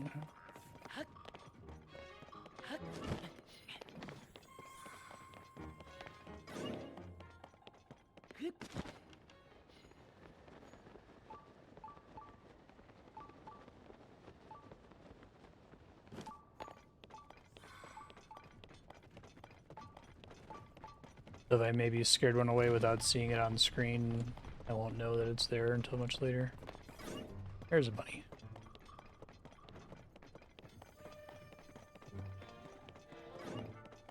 Bunnies have in general been really helpful for me for this.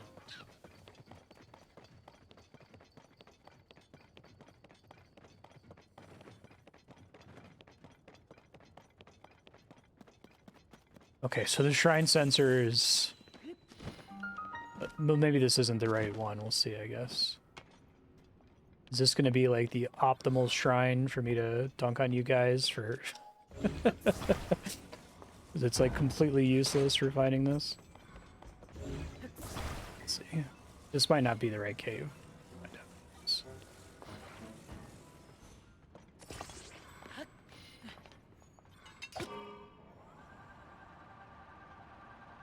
Can I not? I'm kidding. I recognize that your advice is sage and probably is helpful for 99% of shrines.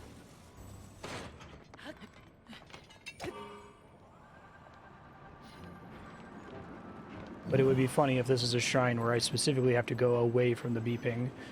And it's the exact thing I was thinking about of like, oh, it's a really huge cave where the entrance is insanely far away from where the actual shrine is.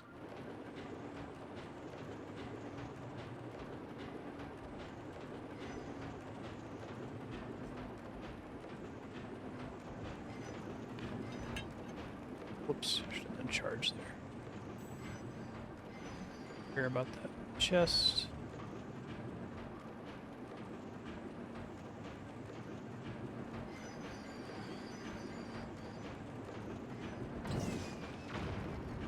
Good job, Inubo. I'm just gonna shoot an arrow, I guess. Yeah, it helps.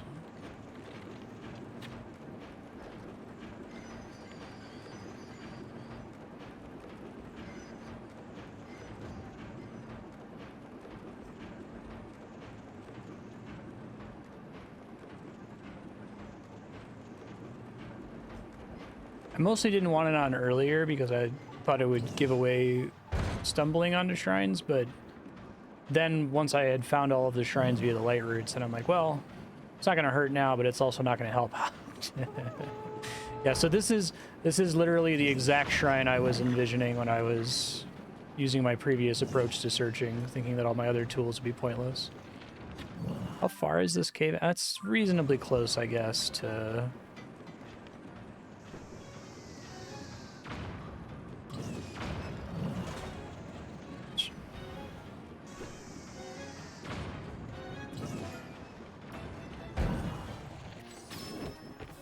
It's reasonably close to the shrine.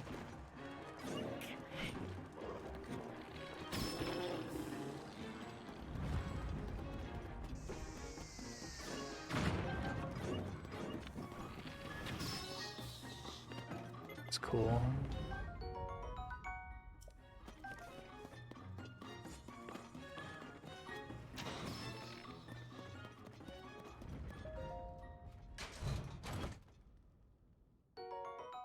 I kind of like before having the map markers, just being in a cave and like, oh, it's in their cave, and then be like, oh my god, there's a green back there. It's a shrine. That's crazy. Especially when they kind of hide the shrine inside the cave, and it's not clear that there was one there the whole time.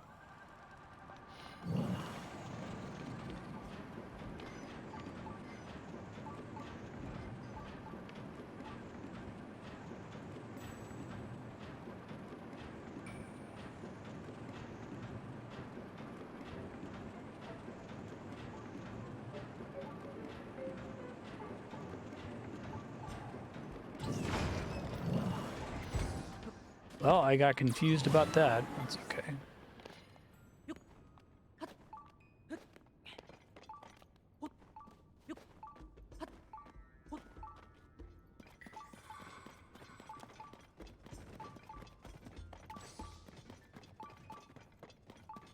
Makes sense. I enjoy them because I like the puzzles. It's high non-degenerate content, I guess is how I see it. Where they hide them is cool. They do a good job of, like, the shrines are somewhat formulaic. There's a pattern to uncovering them and doing them, but they feel distinct from each other. It's not like Grand Theft Auto pigeons or towers in Assassin's Creed or whatever.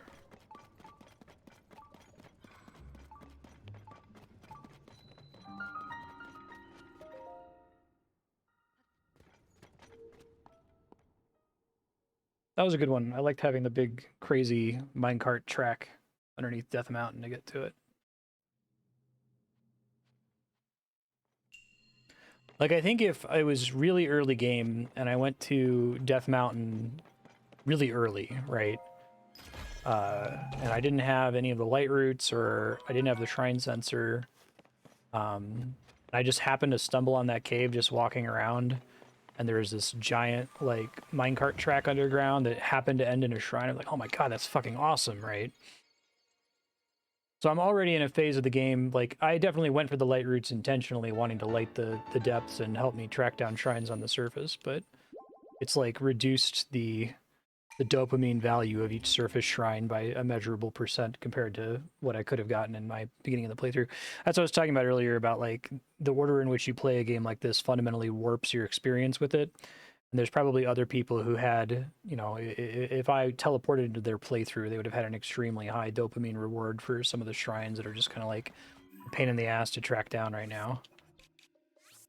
This is part of why I moved away from 100%ing most games or doing stuff like this of trying to find all the shrines, because it increasingly feels like blood from a stone the more I play it. Like, it can still be fun, but, you know, it goes from 100% joy to 99% joy to 98% joy and so on. Here I would say this is still, I don't know, 80%. It's still pretty fun to track them down. It's still pretty fun to see if there's actually puzzles inside and all that. Yeah. That's just how my weird brain works.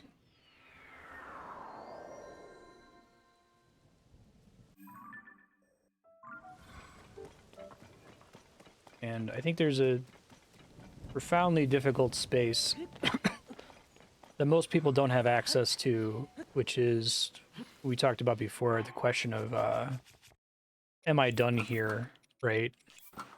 So, like, when I ask, roughly, is the shrine on the west side, on the north side, I don't actually want to know where it is. I just want to know where it's not, so I don't waste time continually searching the east side of the area. Gotta count here. It's almost exactly 3 seconds.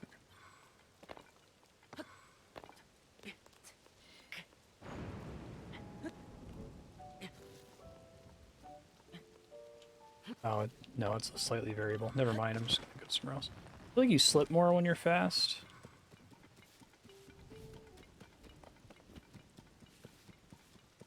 I wonder if this is like copy pasted from the other one, except there's just not any tar down here.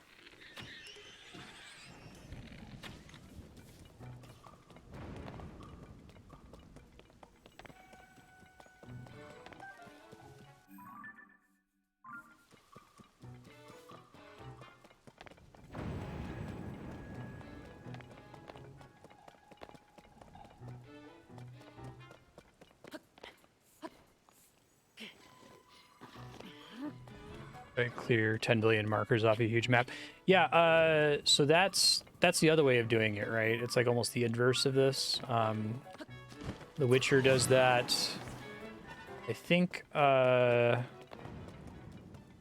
want to say Dragon Age Inquisition does that. Basically, it gives you a giant map, and there's all these, like, points of interest markers that are pre-populated, and then your objective is to put little check marks on all of them. I like that. That's fun for me. I guess it's a different kind of fun from just having no idea where stuff is, but...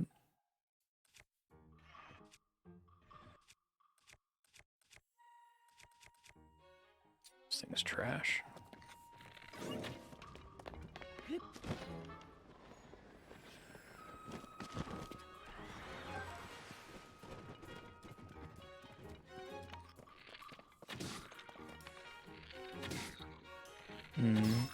Yeah, I think I don't like the Ubisoft version of it.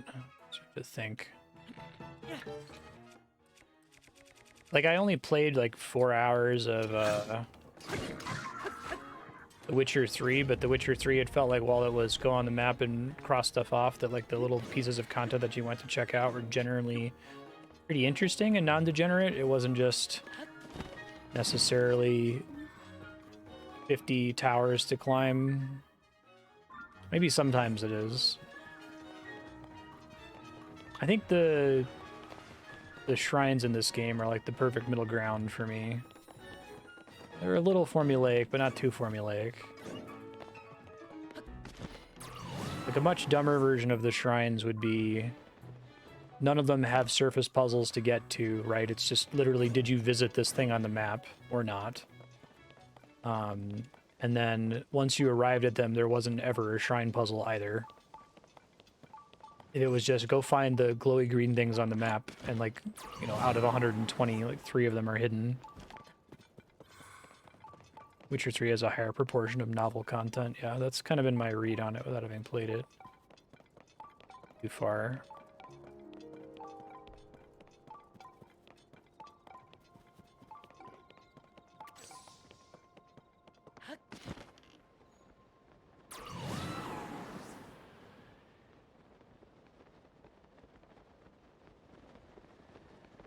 This is one I actually have Satori for. Surprised I haven't already been in the cave for it. Oh wait, no, this is on the other side of the map. Disregard.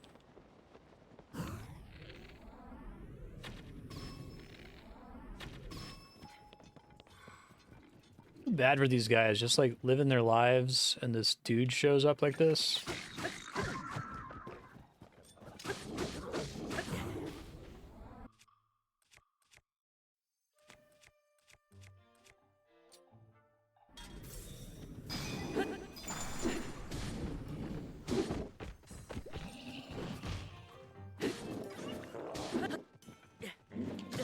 Ow, damn.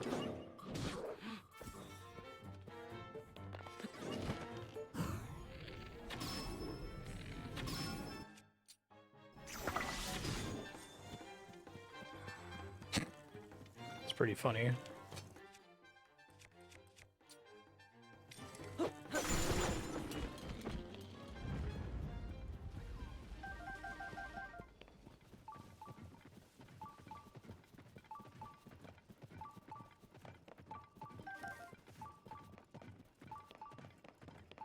Twist in Xenoblade is there's a secret insane dependency chart that determines whether the markers show up.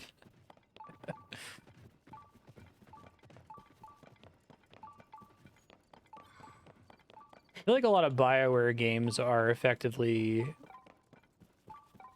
mark off the list games. Like, some of them do a better job than others of helping you keep track of what you've done, which I think is important. So, like, Mass Effect 1 is a nightmare. I love that game, but if you want to 100% it and visit every planet, you just have to mentally keep track of all of the places you've been to. And then Mass Effect 2 at least adds, like, the percentage completion tracker for individual systems and, like, like star systems, clouds, clusters. There you can kind of just go through until it says you've 100%ed everything, and it kind of makes it easy to tell where you need to look.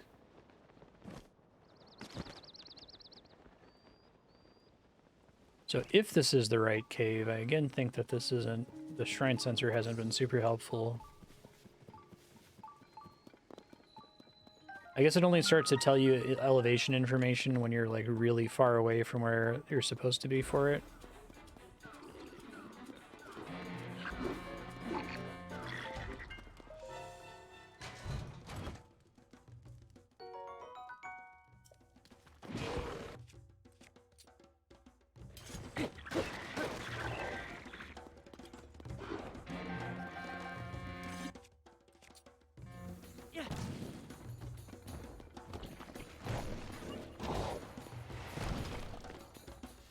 There you go.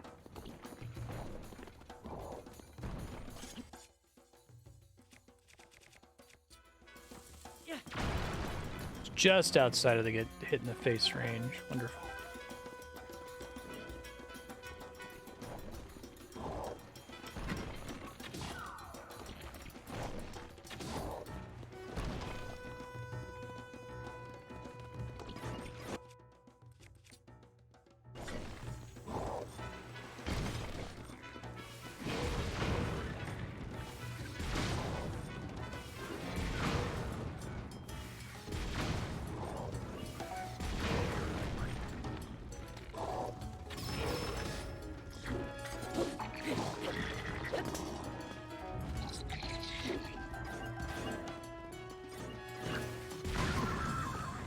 Oh, I didn't realize the cannon couldn't hurt me. Changes things a little bit.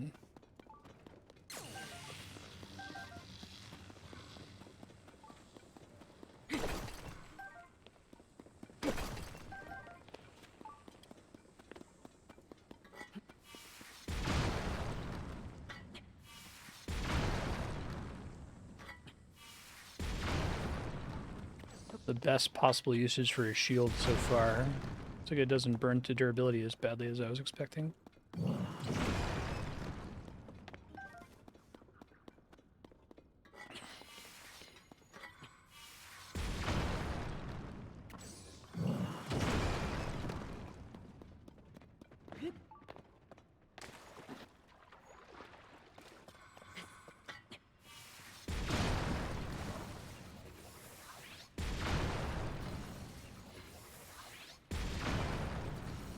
Interesting.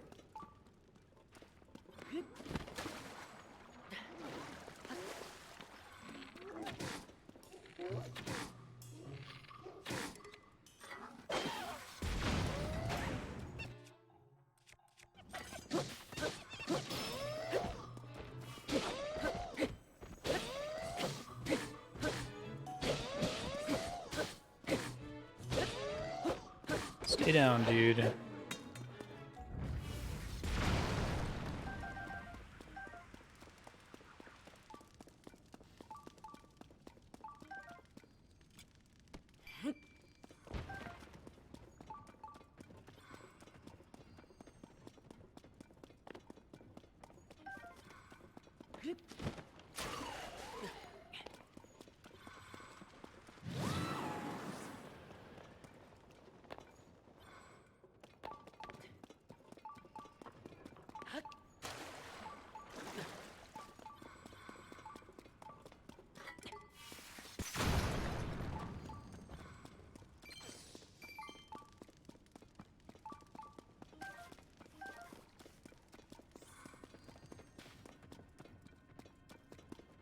Here, bud.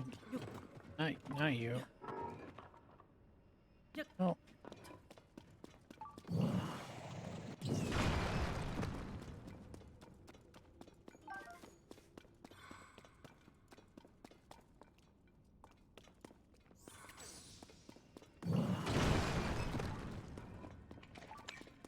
Hello. God, he actually survived. I guess this is a shit bow, but... It's weird that he even has any health, because most of the time it doesn't matter.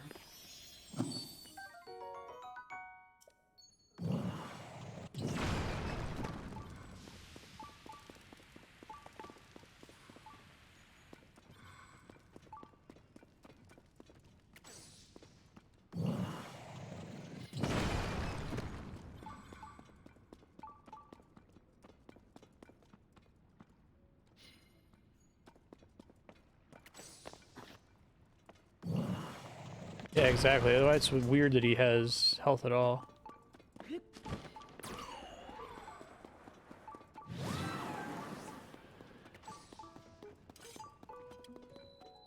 I guess that was an example of where the sensor would help me be sure I was in the right cave, because I suppose it would be possible to go down the two paths there and not be certain that there was a third path. The rocks weren't laid out in such a way that it wasn't obvious that there was another branch off there. I would have kept exploring it without the sensor, just because I'd be certain that any shrine marker was attached to a cave. So far, it seems like there are very few quest shrines at all. Mutation.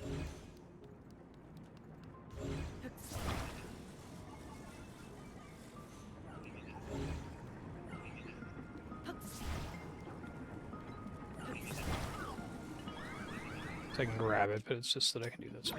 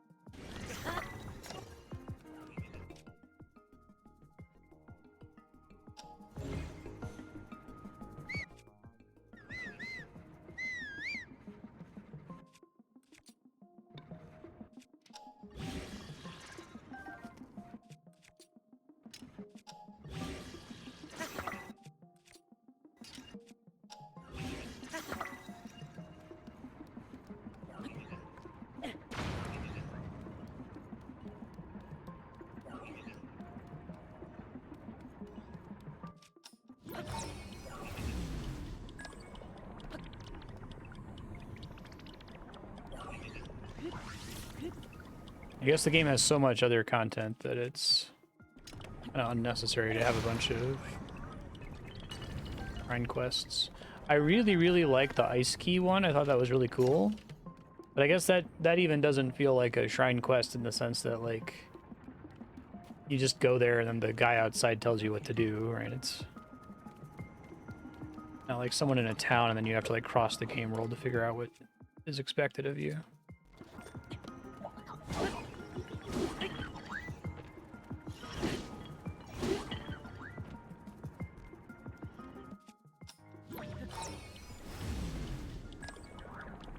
Bye.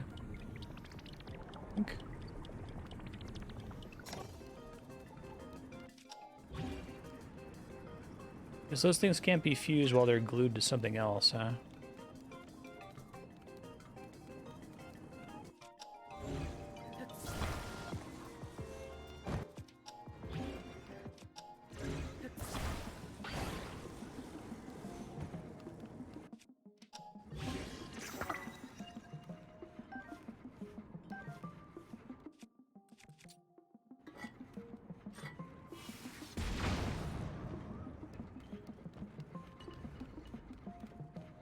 You survive all the way down there? Rude.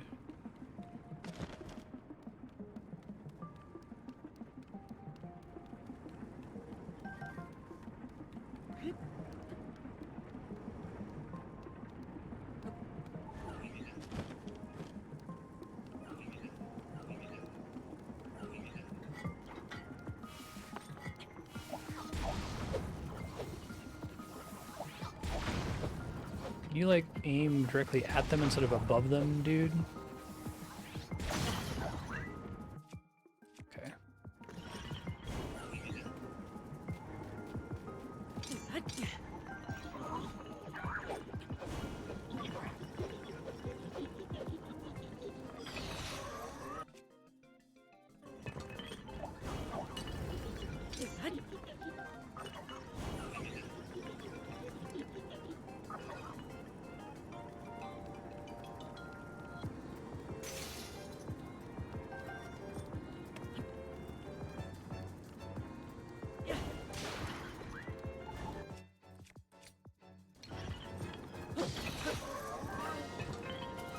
Hooray. Oh, even if I'm locked on?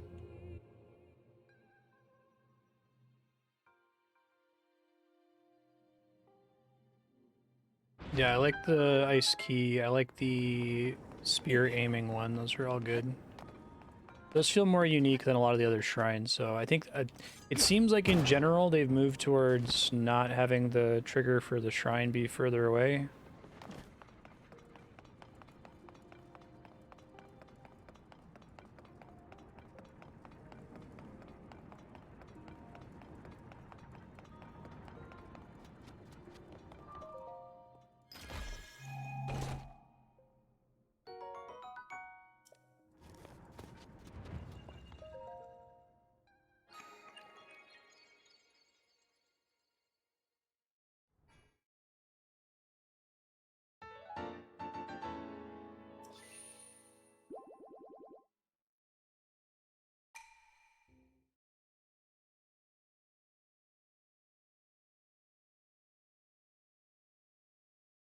Yeah, I guess what I would be worried about would be a shrine quest that like starts in Rito Village and is like someone's over in Rito Village and they're like, "Oh my God, I heard there's a crazy green light over in the North Tabantha snowfield." Like to me, that's too far. Maybe there weren't any like that in Breath of the Wild, but I guess I would be fine with it if it was one of a few ways to get to the same piece of content. Like if you could just also stumble on it, that would be okay. I just don't like it when there's like an event flag.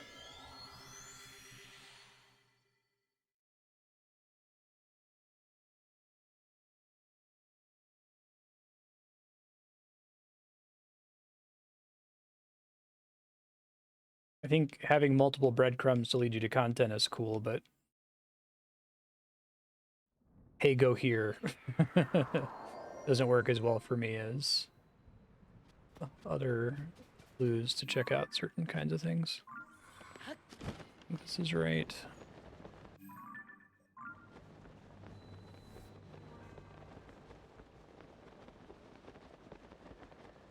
Yeah, it's a good one. I like stand naked on a platform. There's one where you had to like get the sun to line up at the right time. Those are all really good. And I guess with those ones, like there needs to be text. You know, you can't really convey that without just a character telling you what's going on. You could put it in a riddle, but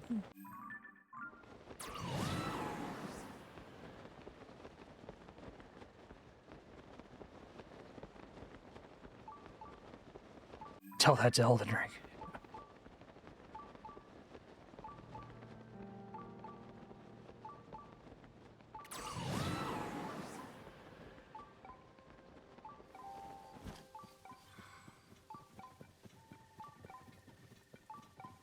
Dark Souls generally does it perfect. If there's a question of like, why does something bug me in a Zelda game but not bug me in Dark Souls, it's a very subtle different style.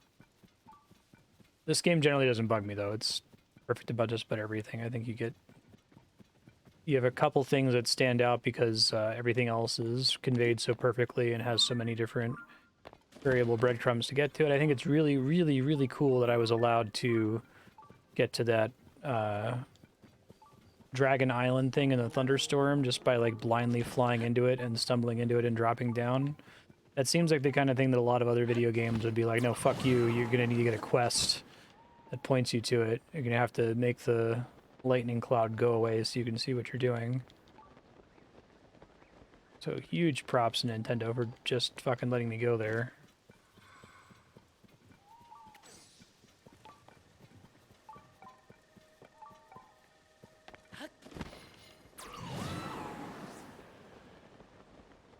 The sensor would have completely ruined that place for me.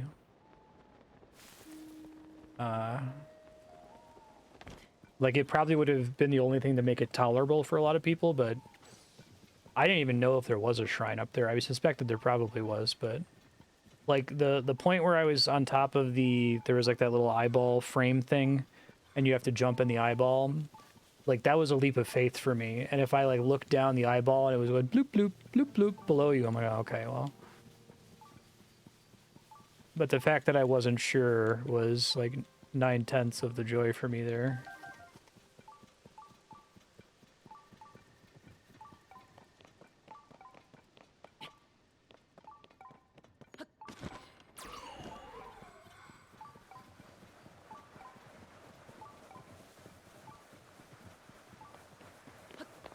Yeah, exactly.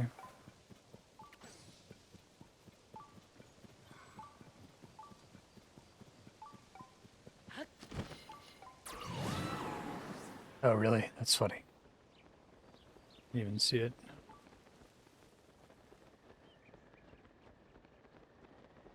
I remember looking around here for a while and not having much luck. Unless if it's like really far in again.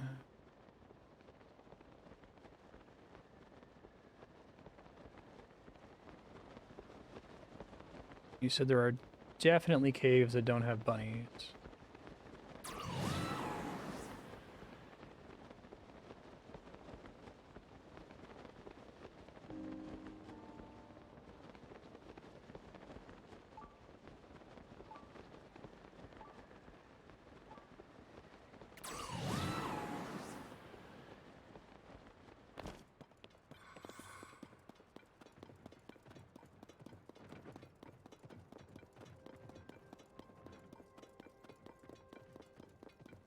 Yeah, I could see it being frustrating.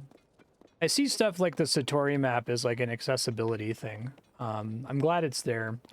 I guess someone might, you had someone who's like super hardcore on accessibility features, they might complain that it's missable, right? Then you might not know to go to the stable and see it at all.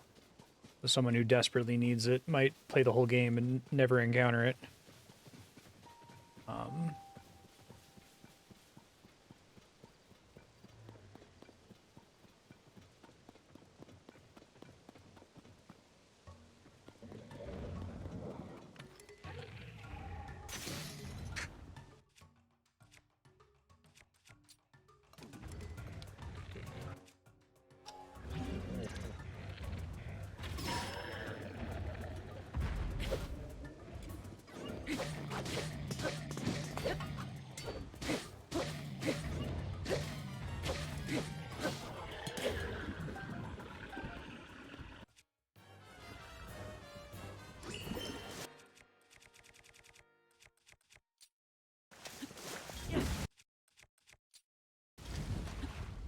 Whoa, that might change things. Hold on.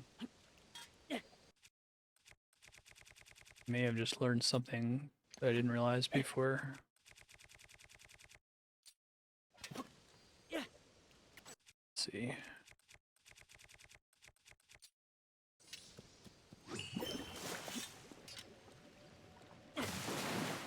Yeah, okay.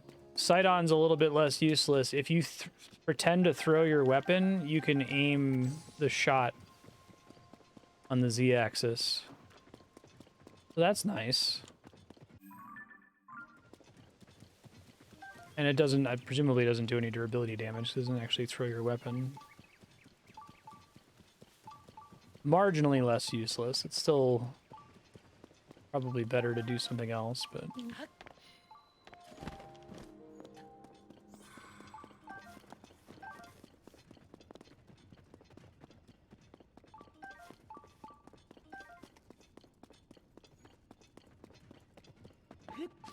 Yeah, I think what I would do is if I were considering all shrines my beat condition, oh, that's cool, even like a regular dark non-depths cave in a minute.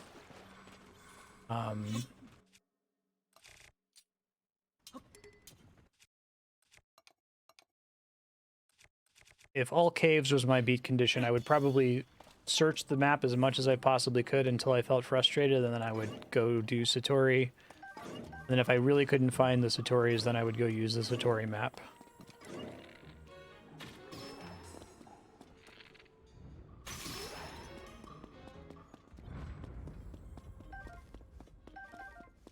Surprised how little they... I guess they don't want to, like, undercut the actual depths here.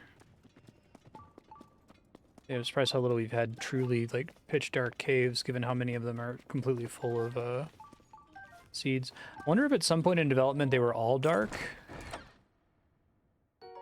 Hence the seeds everywhere.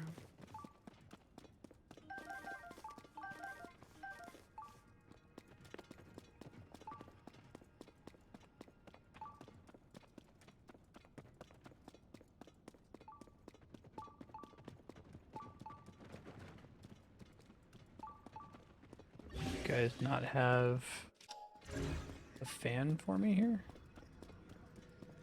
Seems unlikely.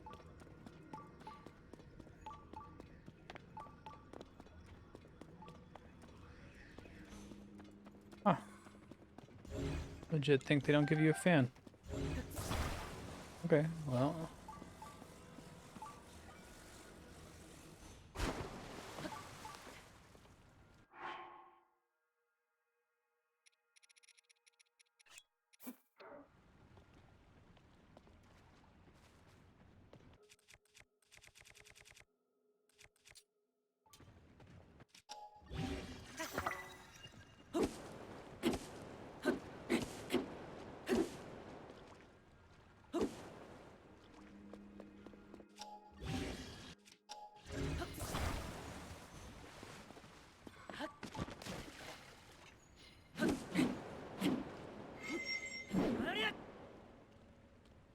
This like not great on a one-handed sword or something? Oh shit, I'm also hitting the board.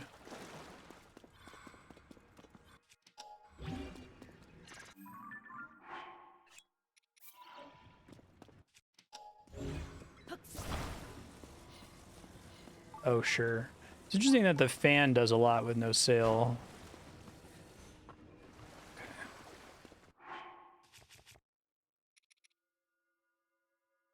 I have a couple fans.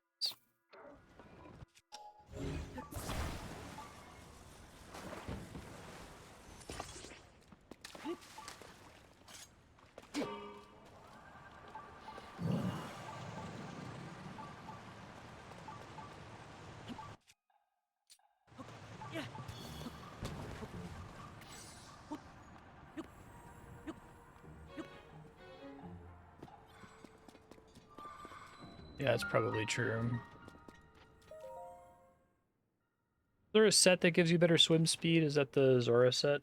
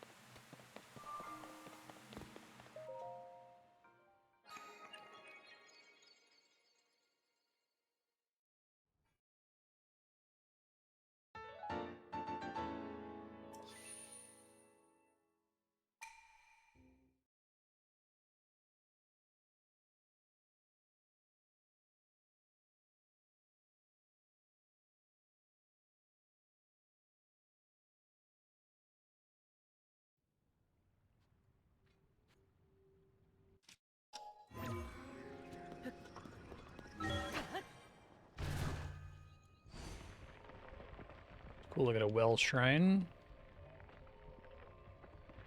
Yeah, right. That was part of it. Is like I couldn't be sure that all of them were caves, even if I assumed most of them were.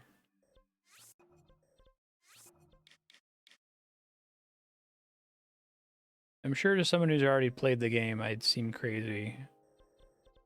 And I'm not going to say that I'm correct. Like, a lot of it is weird brainworm stuff, but...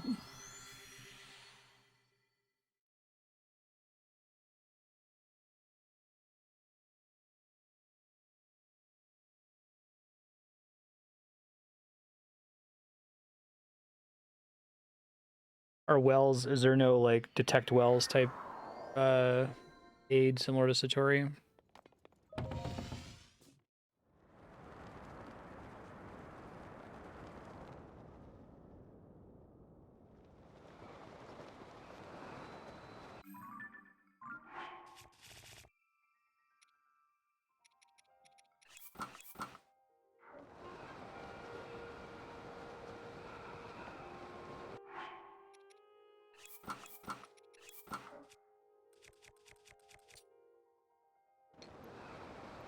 Not enough. Whatever, I can just eat the damage.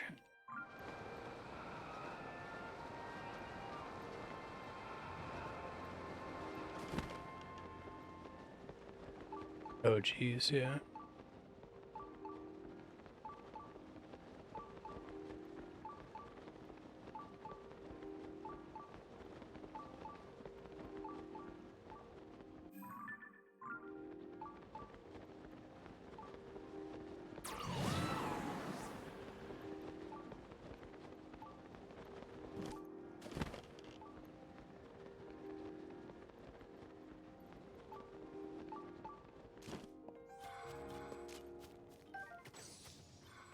I don't see a place to offer anything. This doesn't count as a Satori tree.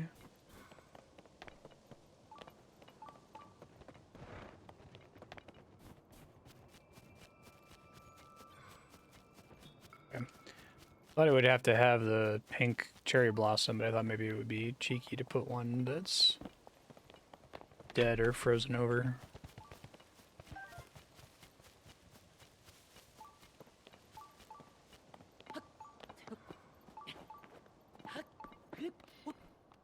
Always blooming cherry blossom trees.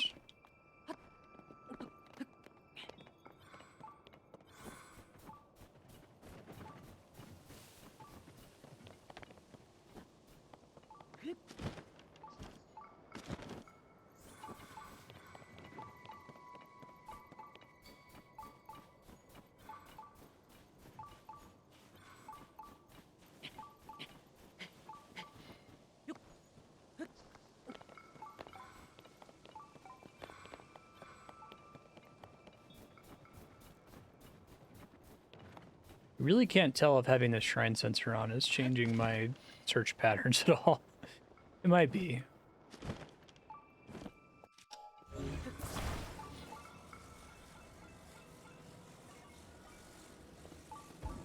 guess it tells me if I'm like extremely wrong. Whoops.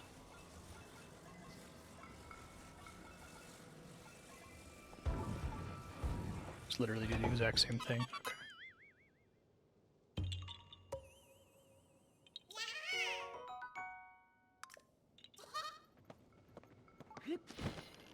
But the pictures keep triggering on wells you've already visited. That's unfortunate.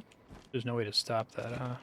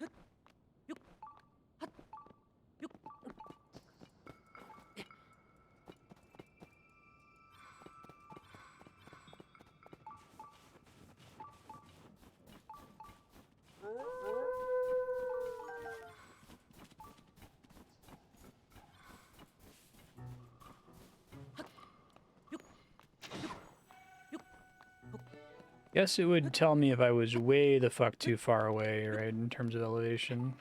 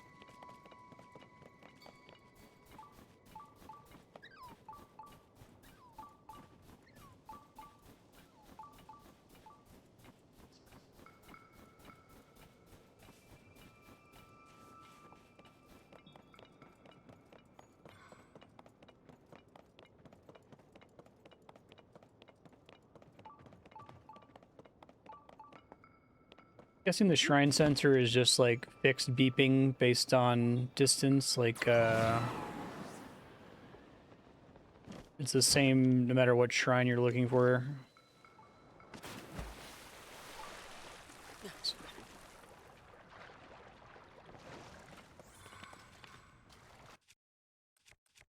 They do like the wells.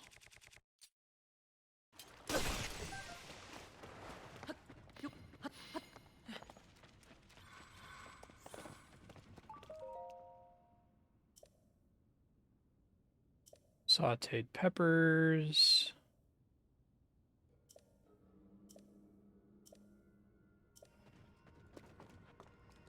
Okay. I think that's all that's down here.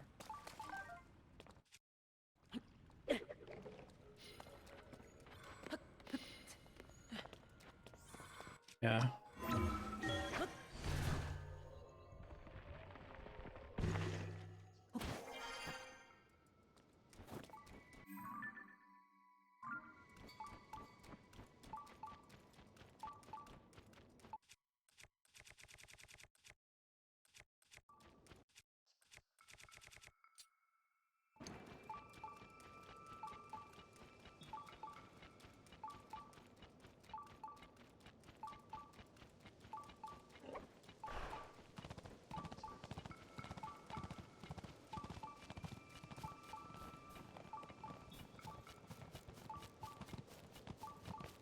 Where I landed, it's the not Satori tree.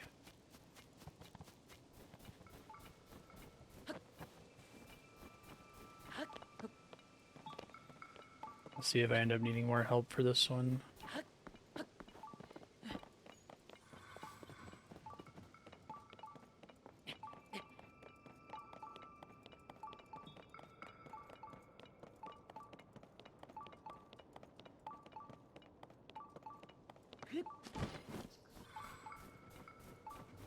It's inside the skull rock, maybe?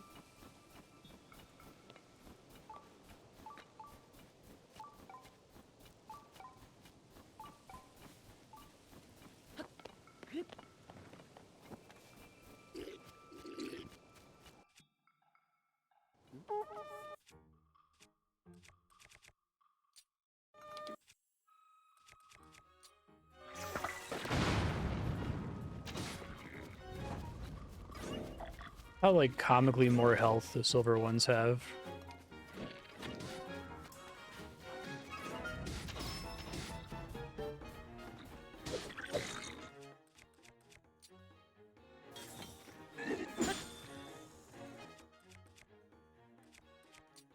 Better break this.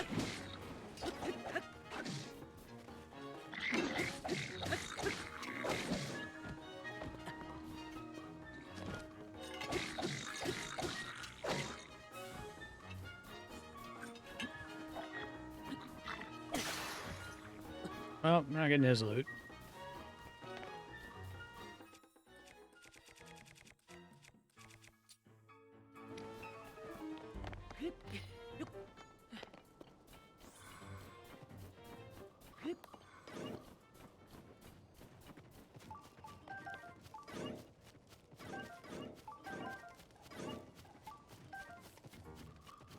appear to be in here.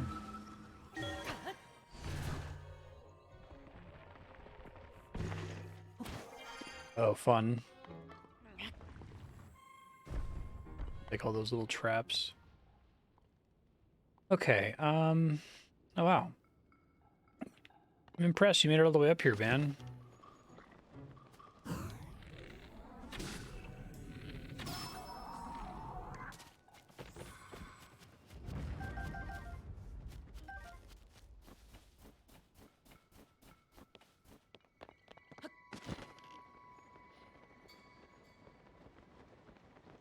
I think I need help with this one.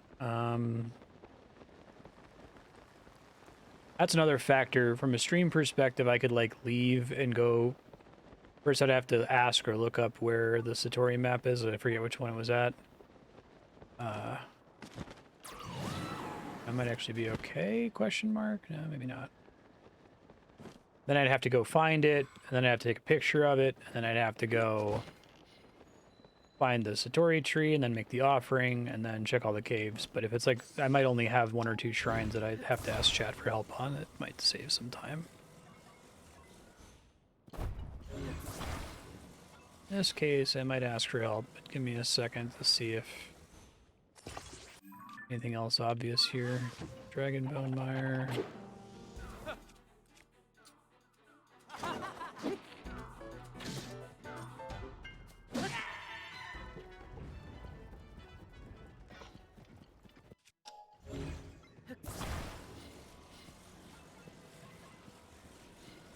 Yeah, that's unfortunate. I feel like certain things that you can't do on command, like pushing a boulder on top of a silver bokoblin, should just be guaranteed to kill them.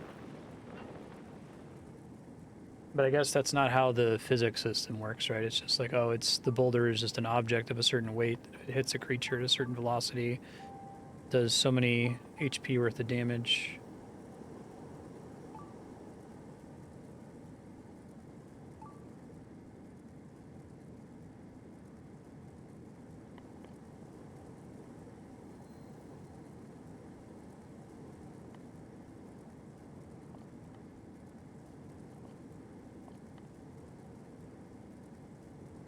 Yeah, I really like that about water.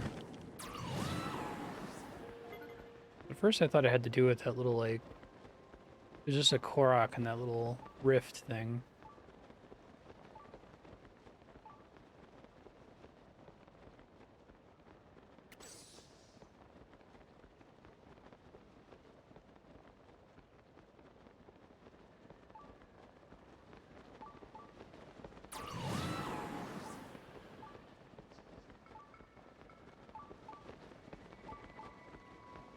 Okay, I think I've looped around the mountain a few times. Can I get some more direction? This is the shrine that is directly northwest of Rito Village. I ask rather than getting the Satori map because I don't know how many more shrines I'm even going to need to know cave locations on. There's like one more and I might just be able to find it.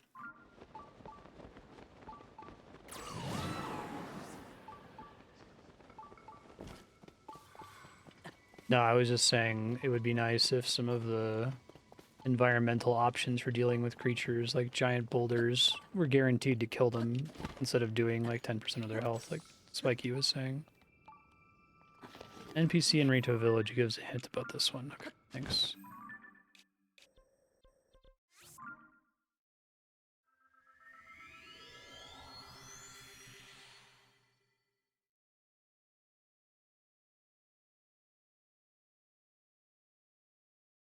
How many, like, NPC quest shrines are there? Is it like less than 5? Fewer than 5?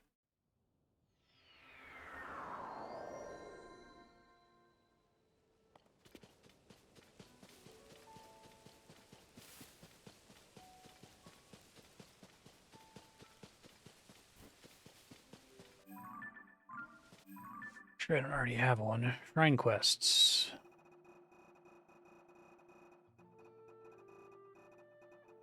All right.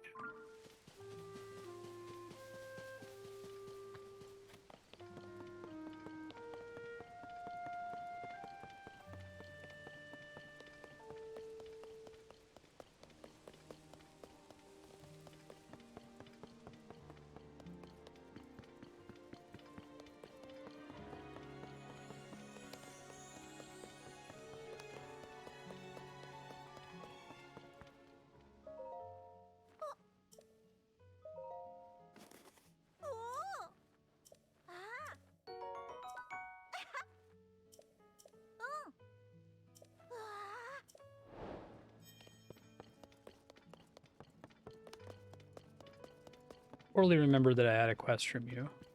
Definitely why I came back here.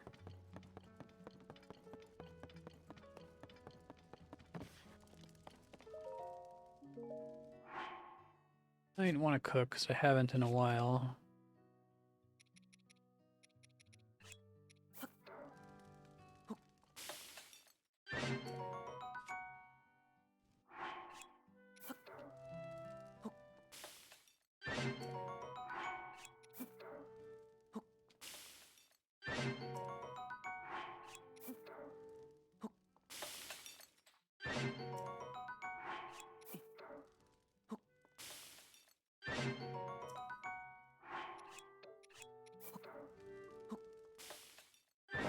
It's hard to express with words. I don't hate this. It's fine. I understand why it works the way it works, but it generates an unusual discomfort when I'm doing it while streaming. I guess if I was playing this on a couch, I would just sit and cook for an hour and it would be fine. I know literally none of y'all care, but it's very weirdly distressing.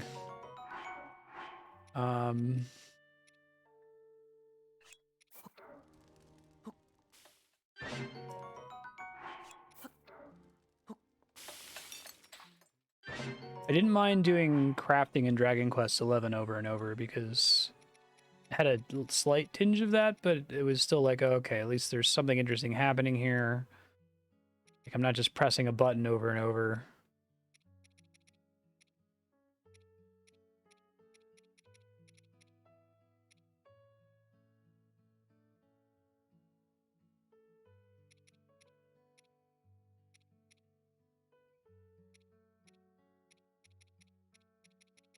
Anything else I want to cook while I'm here?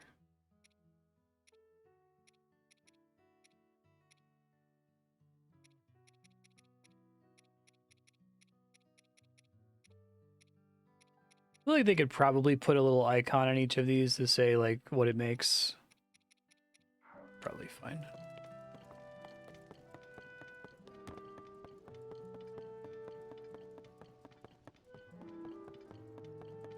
Yeah, I'm sure it's fine. Hi.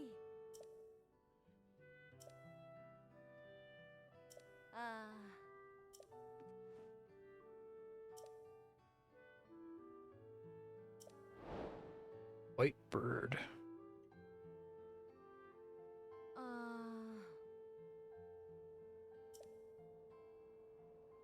There was a white Oh. bird? Ah. Mm.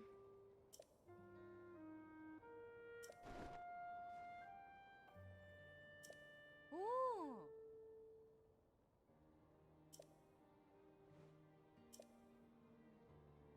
Mm.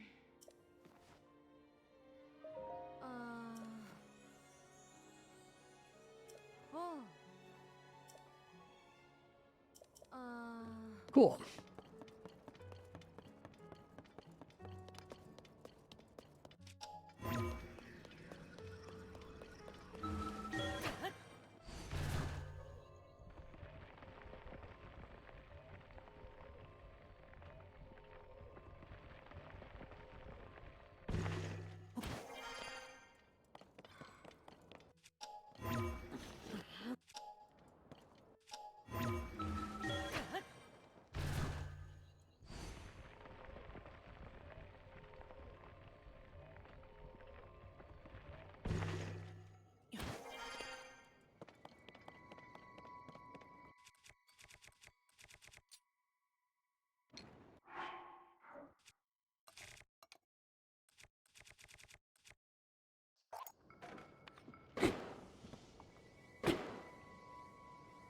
Come on.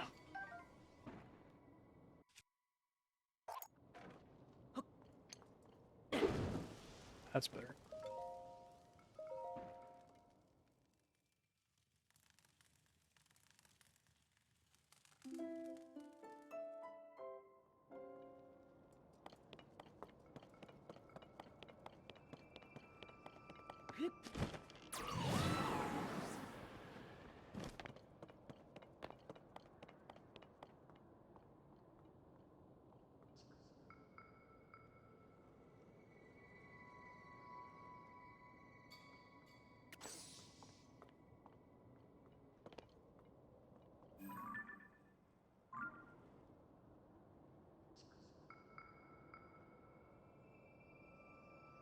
See several white birds down there.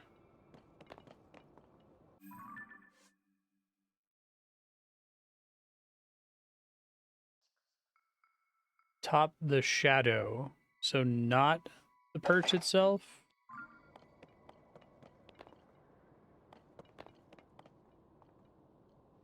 I can't even see where this is casting a shadow. Oh, all the way over there. Okay. Okay, hold on. This is a cool one. I like this one.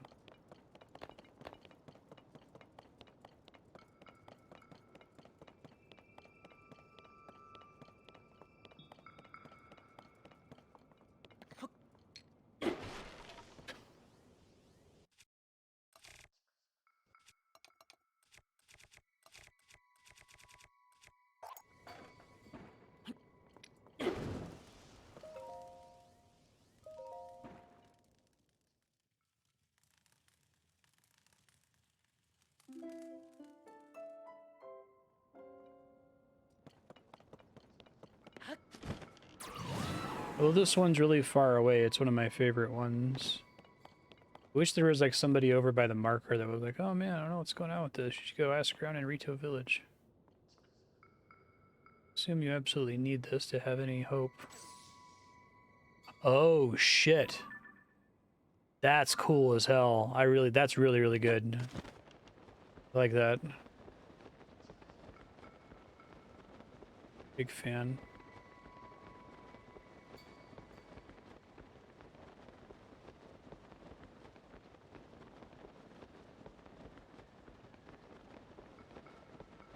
I feel like they don't do enough. There's all kinds of cool shapes on the map, like the little salamander lakes and stuff. I don't think they do too much with them.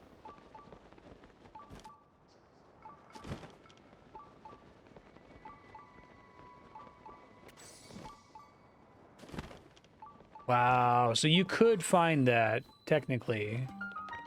But it's not really an NPC quest, necessarily. There's no, like, event flag. The shrine center is completely useless, though.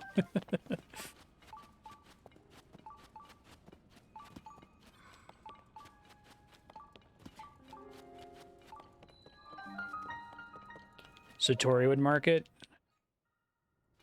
Yeah, yeah.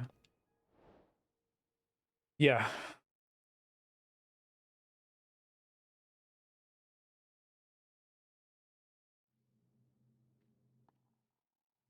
I would agree that would be less fun.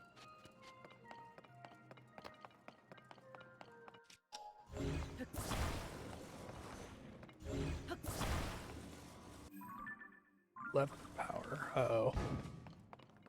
Really be scared of that.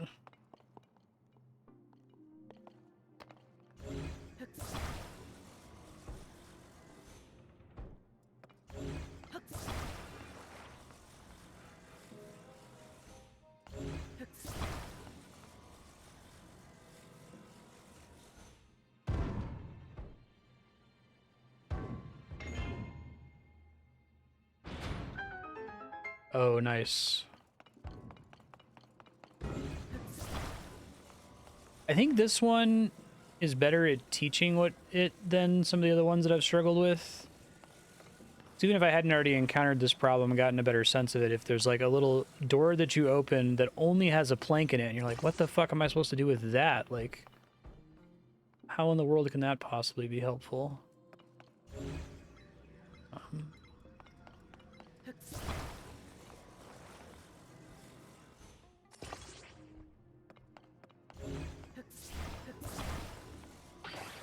I think what they actually want me to do is to make a little catapult.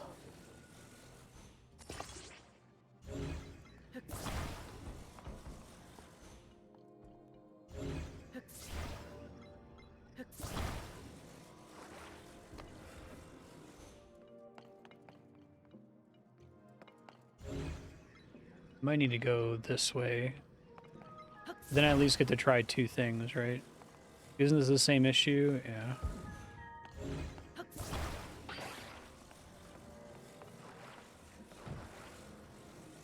I'm actually not sure. Right, because I think the first thing I was doing makes more sense. But I'm just going to brute force it and find out, I guess, and learn a lesson.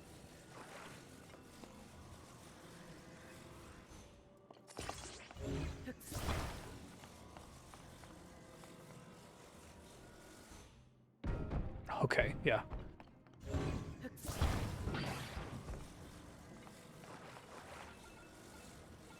It's like I did it the first time and I'm like, yeah, but it looks like there's barely any room for the thing to launch.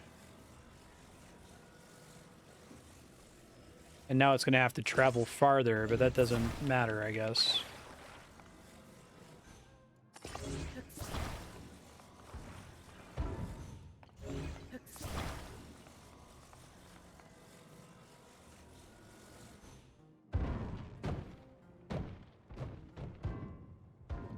Oh, almost.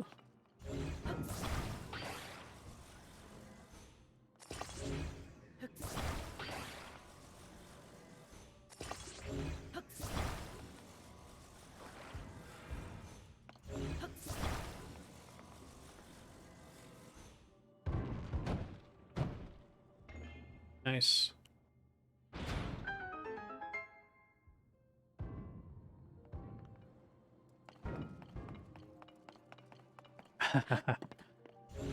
I really like this stage of the quest, because, or the shrine.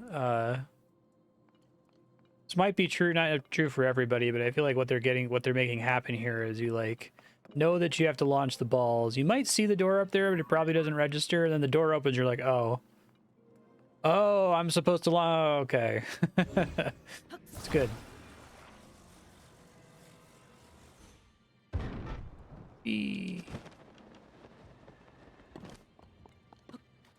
Nice. That's a good one.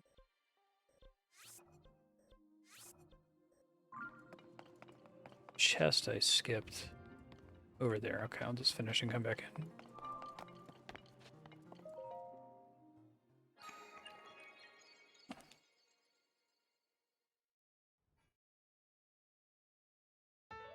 I think Breath of the Wild and this game are very specifically good at that brand of what? Oh, puzzle, right? There's a lot of really great puzzle games that aren't able to inspire that feeling very quickly.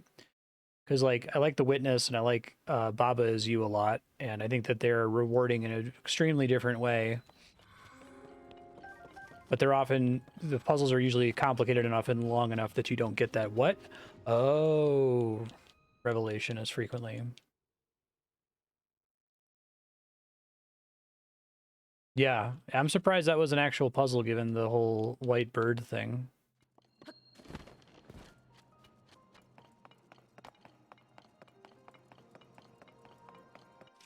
There's no way I can reach that, right?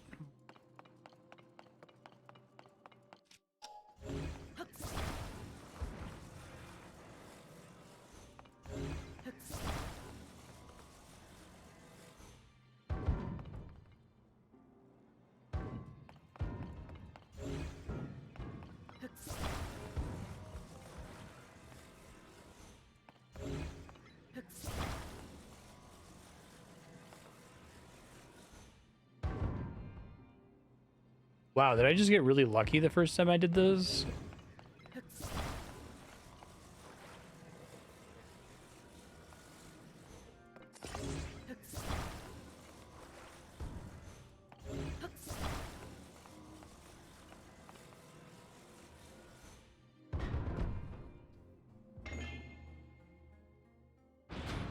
I guess even then it's trying to teach you a lesson.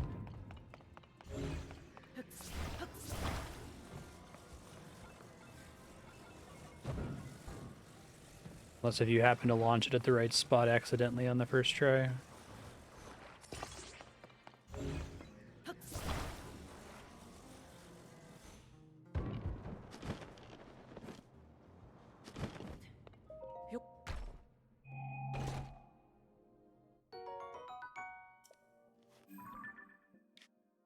Okay, so I think I only have one left. Then it's Sky Shrines. I guess after I do the last surface shrine, I'll try to go get an episode title in Kakariko Village or something. And then I'll do Sky Shrines.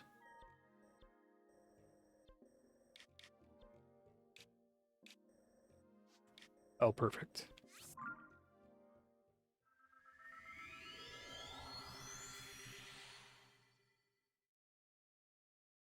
Be nice if there was a second warp location at every tower that was like it just teleported to you or you're already skydiving at the top of it.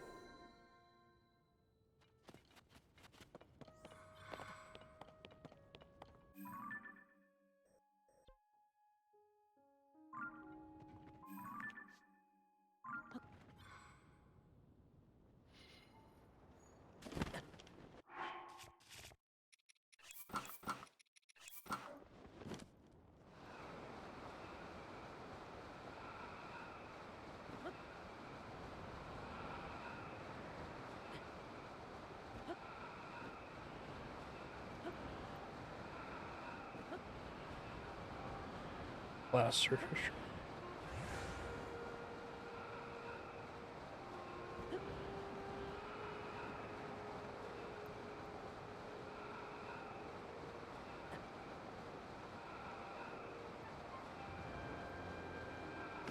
Those prisons that you can like ascend into.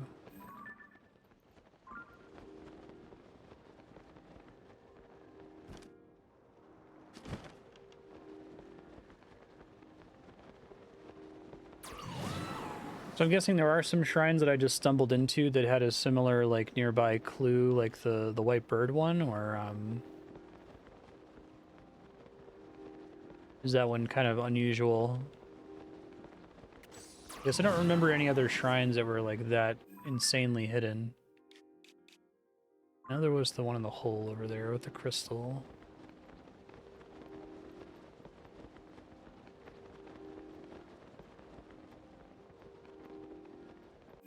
Yeah. That one, the nearest one's like up here. That one. Guess there's one like right there. There's not really any in the Goron area.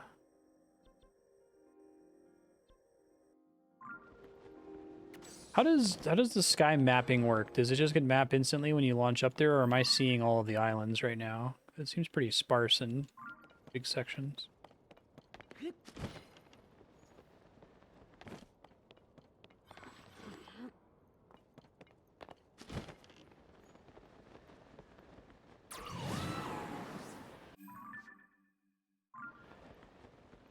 This is where that guy was lost.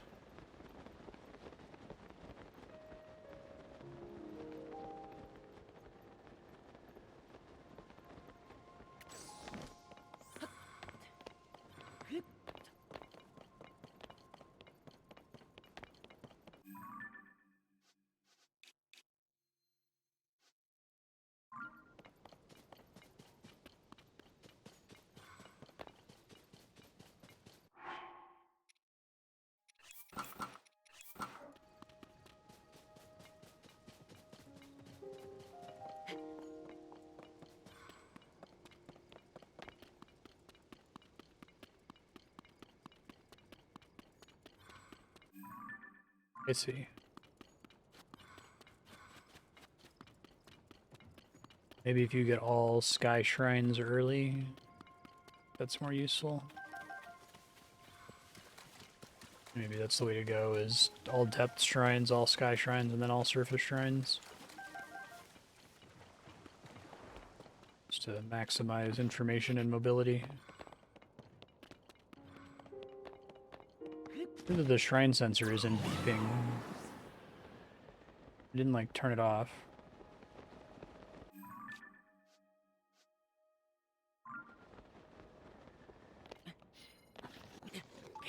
Or now it's beeping.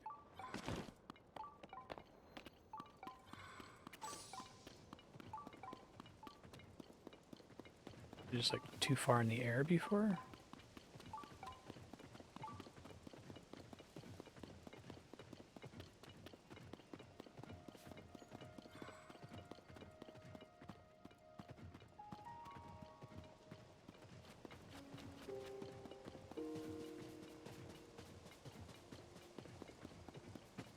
I may have just like passed all of the shrines where that's at all helpful. Cave, I think, is too far.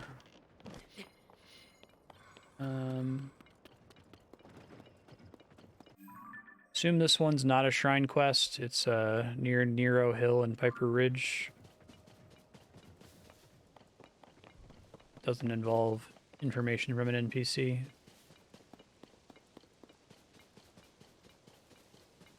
It says down, but I can't trust down because what if there's like a cave hole that drops directly into it, right?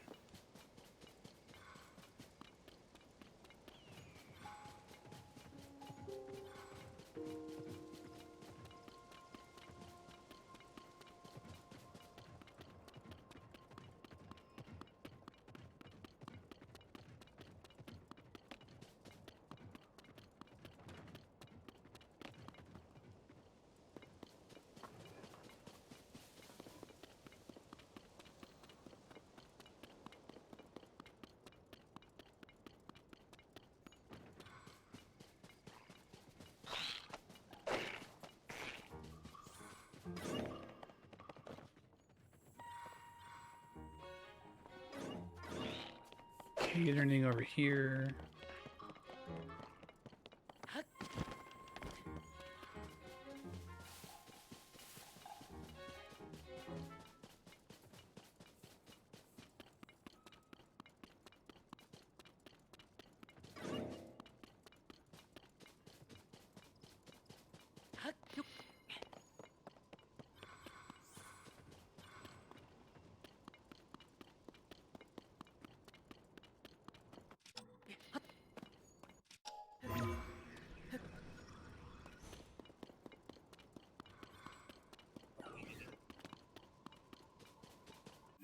I don't think that has anything to do with the shrine, but I don't think I ever got in there either.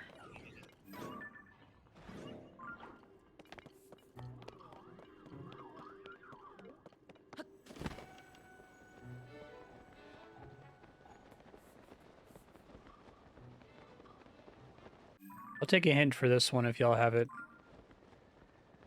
I think it's my last surface shrine.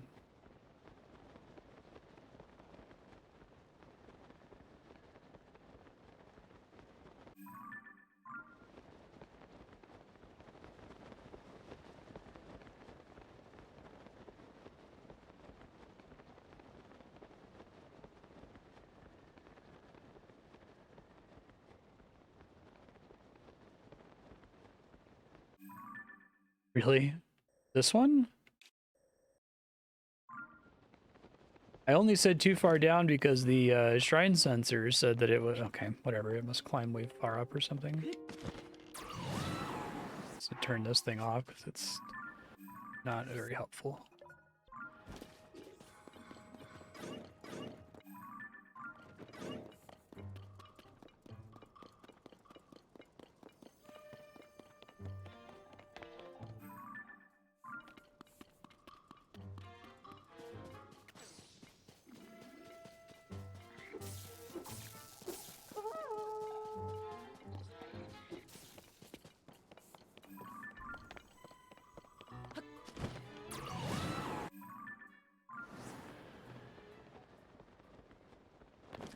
No, the shrine sensor said nearby below. And that is not nearby below. That's nearby way below.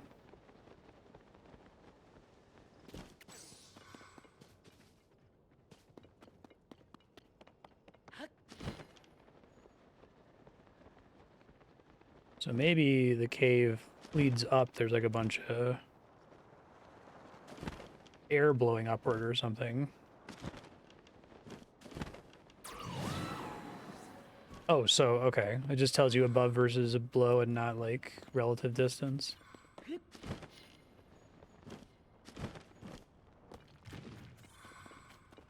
Crazy that it remembers that.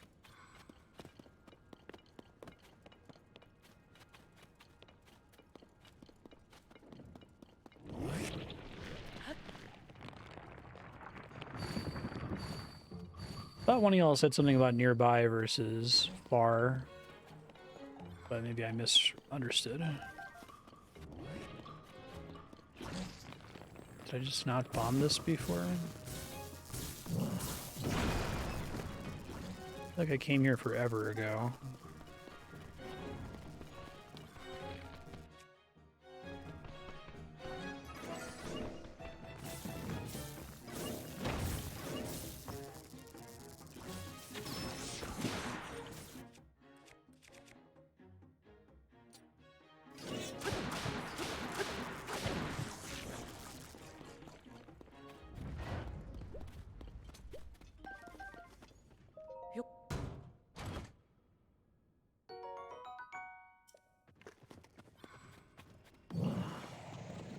I remember having a cave with lake lakes that I stopped exploring because I was still under the impression that I needed to use bombs to kill lake lakes.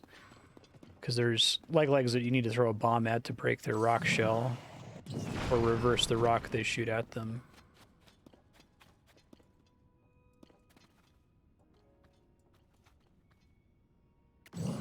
Let's see.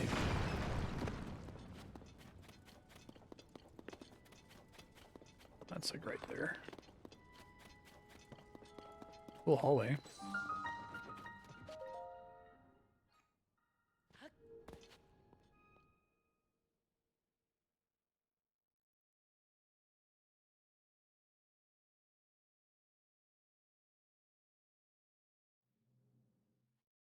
It's pretty early. Right roll.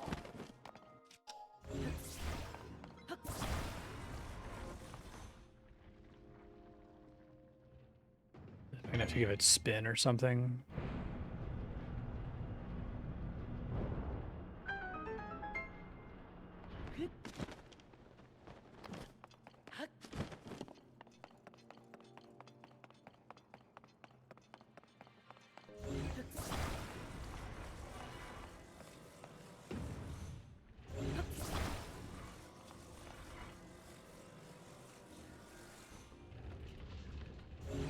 Okay, so there must be some trick to it.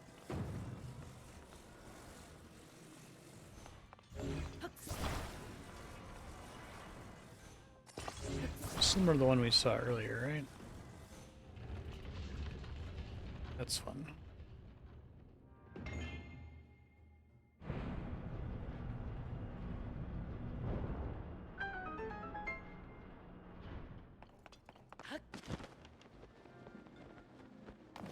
Return of truck nuts.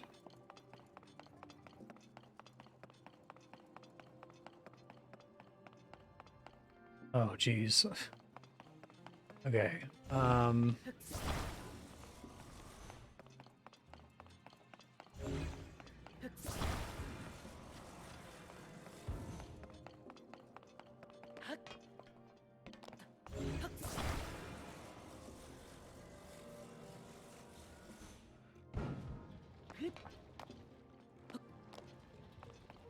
Stop rolling, you're using up precious rewind time.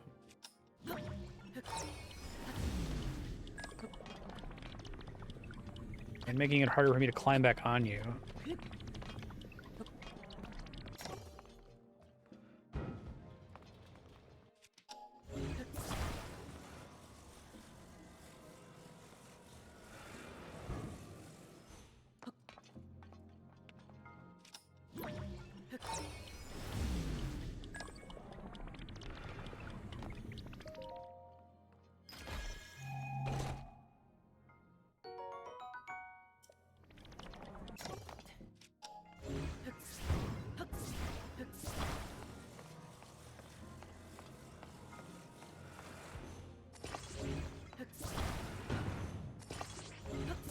Probably not going to do what I want it to do, but let's give it a try.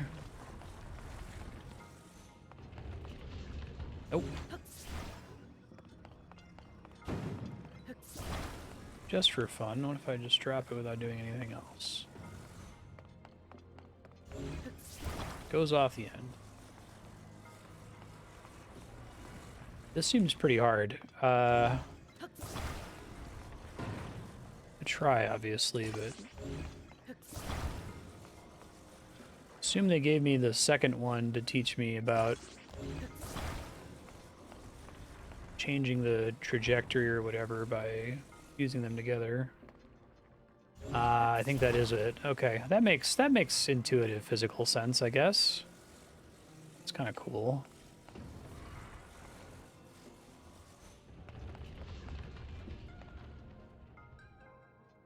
It's something like that.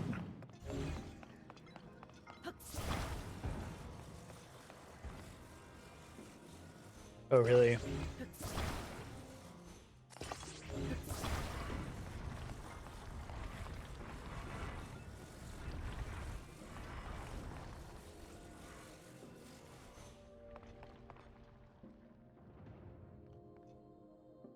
I think that's close.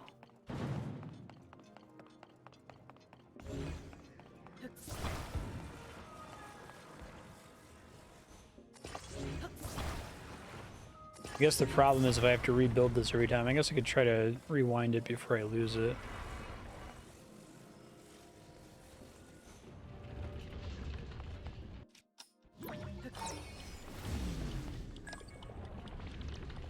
Oh, right, I need to like flip this the other way.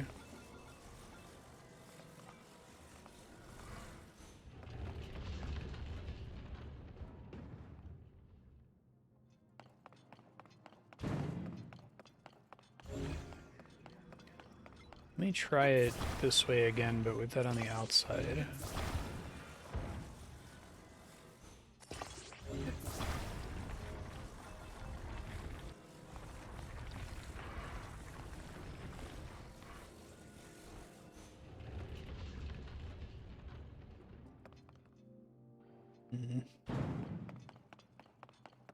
So I guess the way I understand this shrine is that like you're getting a different turning radius for different sizes of ball or whatever. So like you want the small one on the outside so that it, or on the inside of the turn so that it doesn't roll right off. But I don't know where to place it. I don't know if this is even the right idea. I guess there's also issues with like fusing it just right so that they're all touching the ground.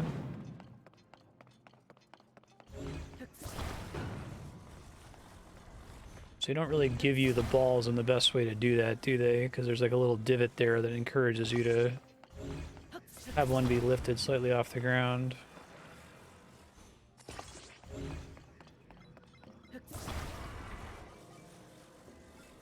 Can I use auto build in here? Oh no, that would be kind of nice.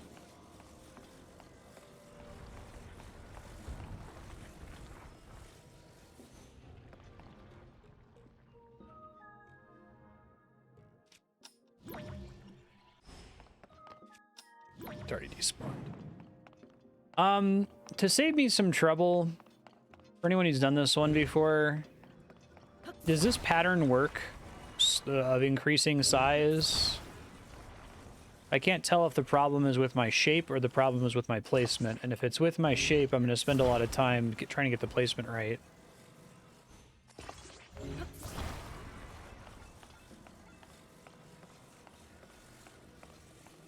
It can work.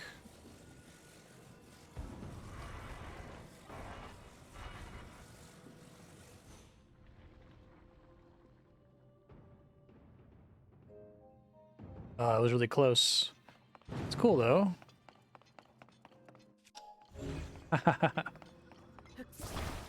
I think what they maybe could have done is put some kind of device so that you don't have so much freedom with dropping the balls off. You see, I noticed a couple issues with this one. Like, I think you have way too much room to drop them here.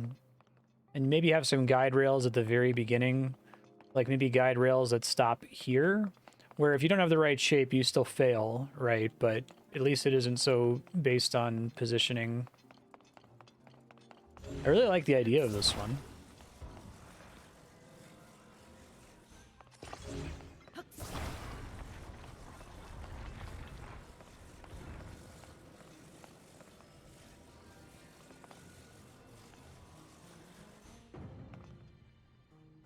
Need more speed, don't I?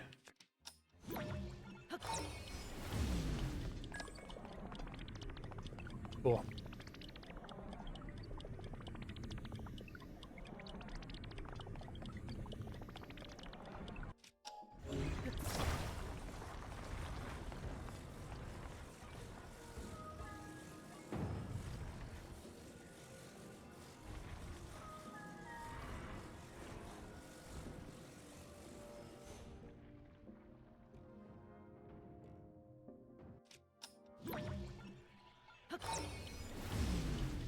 It actually takes more time for me to rewind it.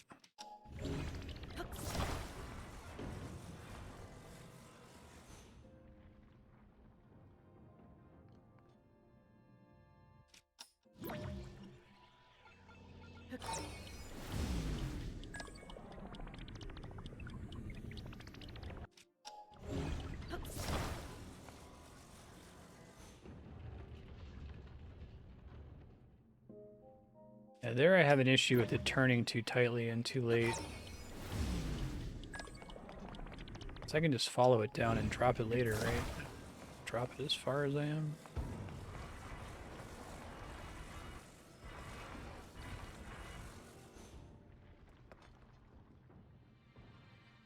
Then you have the issue of it doesn't have enough speed. It has to roll down the whole thing. Yeah, I think this one gives you too much freedom. Said the snowman definitely works. I kind of like the idea because it's like going by the theory of, oh, there's like an obvious solution and then there's a non-obvious solution. I jumped straight to this one because this seems like the non-obvious solution, but maybe that doesn't hold for this one.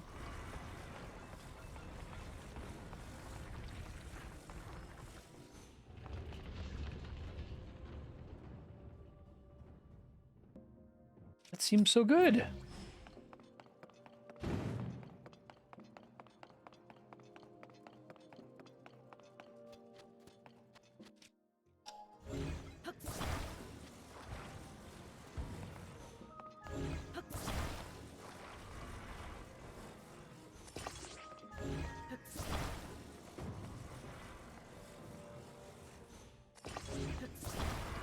Just a matter of releasing it higher up so it has more speed, maybe?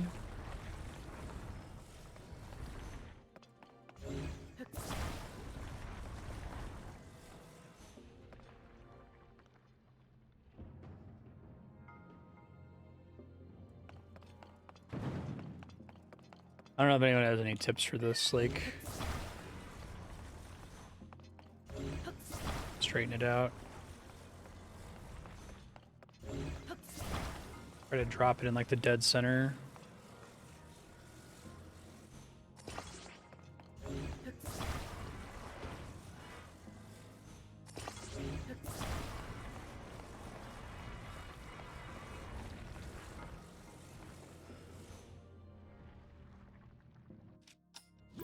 Do it the other way around.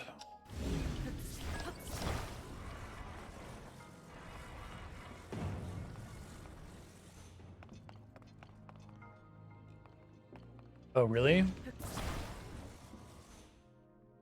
Okay, I'll do that after this attempt.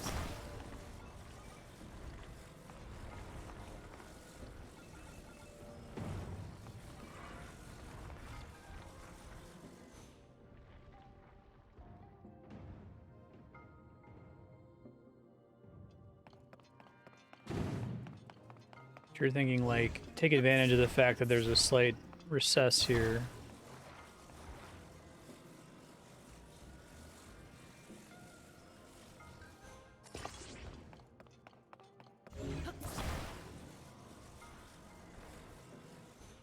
Like that, maybe?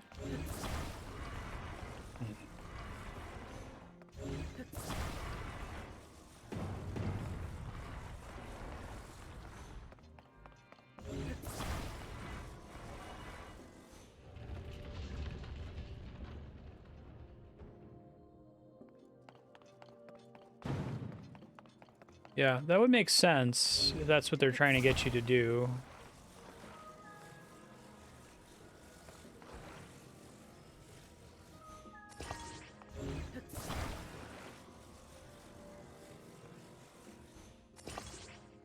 And the ball in the middle isn't like hitting the ground constantly, slowing it down and causing other issues.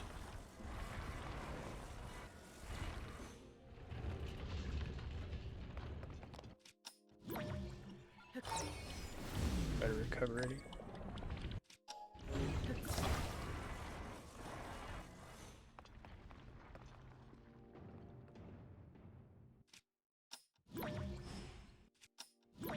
It looks close.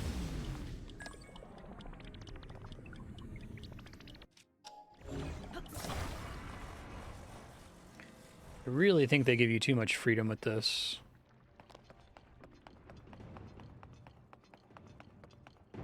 Ooh, gave it to me. Okay, cool. So I'm glad my intuition was right on that one then. But it wasn't like physics intuition, it was game, it was like, Got this, Marstead. we designed these by making you think of one thing and then have that obviously not work. And then think of an inversion of that, right? Or a twist on that. But that was pretty hard. That I don't think that needed to be that hard for what it was trying to do. I think it was trying you to think of that shape, but there was too much freedom with the ramp. It felt like of where you dropped it and what angle you dropped it at. There needed to be some like guide rails at the start, I think, and it needed to prevent you. Well, I don't think it's in this game's philosophy to prevent you from walking all the way down to the ramp, because I'm sure there's some bullshit you can do to cheat it there, but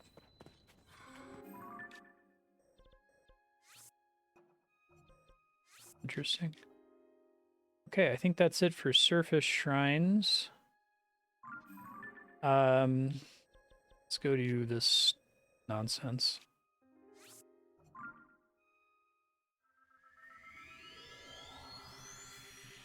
Right.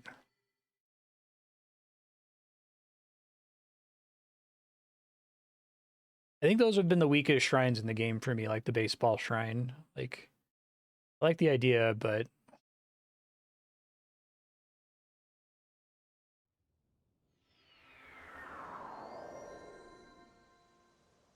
when it's RNG,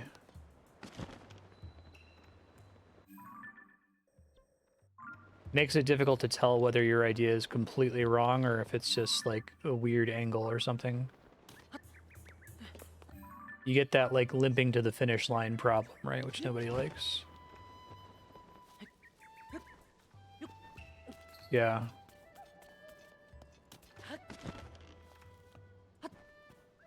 Oh, that sucks.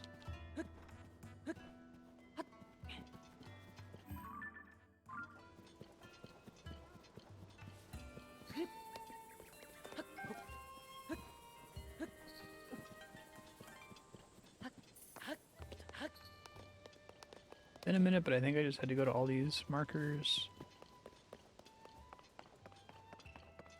I have a quest here.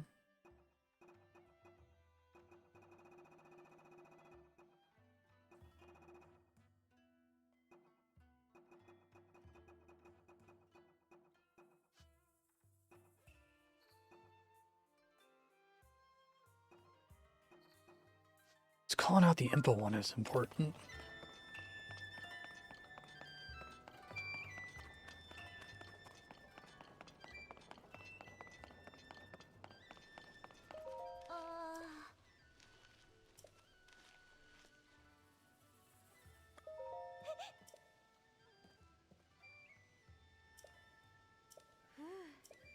That's a stone slab.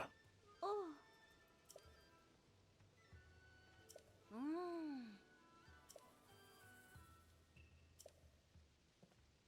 Ah.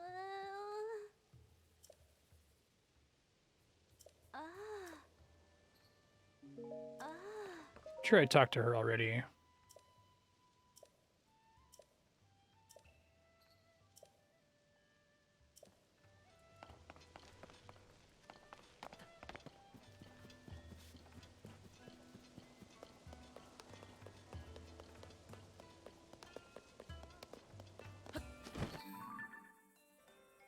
You mark this one as done. I'm not going to delete it in case I'm not done there because I can't tell that I did anything.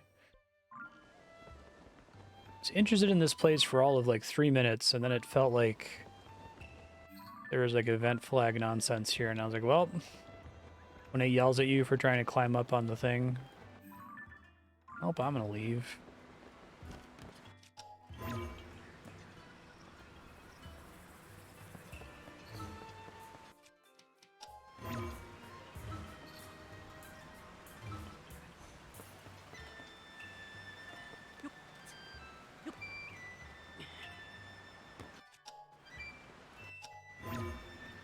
Most annoying ascend roof pattern. Saw it flicker for a second.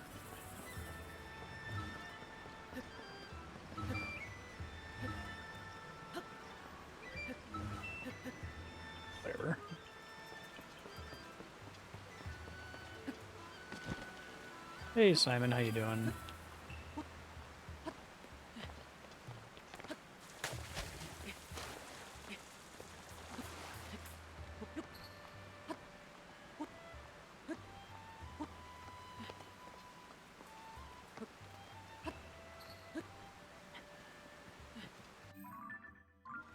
Yeah.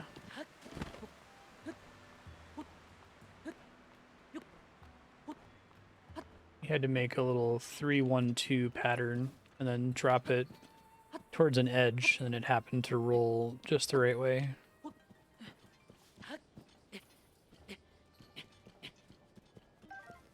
Oh, congratulations, Simon. Wasn't she just born though? But she had just come back from the hospital?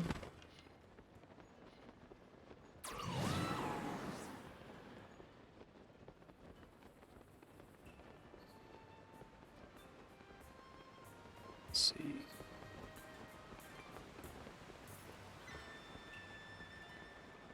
I was stuck on a room puzzle when you were explaining, so I may have gotten confused.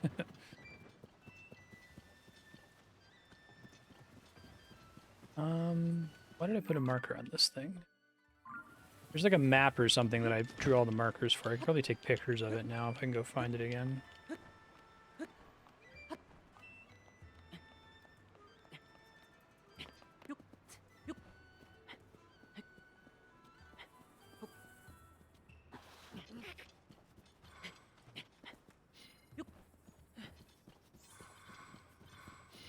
Okay.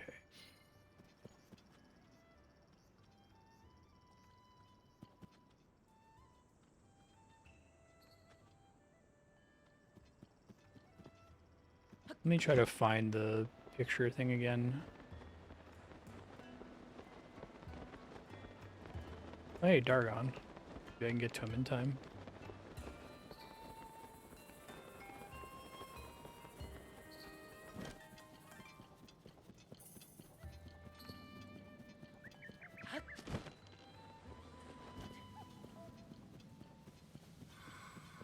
Let's warp back up afterward, I guess. Turn on unfreezable, please. Thank you. We think shooting under the mouth maybe might get me the fangs. God damn it. How do you get fangs?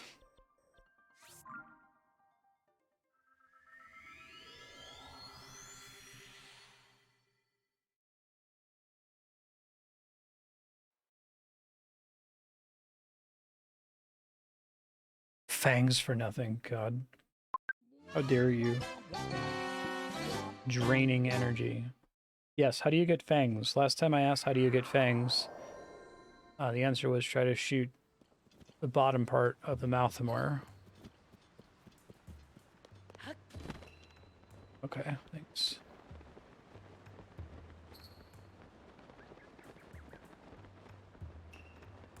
It makes me so, like, irrationally upset that when I try to fly at that, they yell at me and tell me to come do shit. Like, shut up. This is not me playing the same game.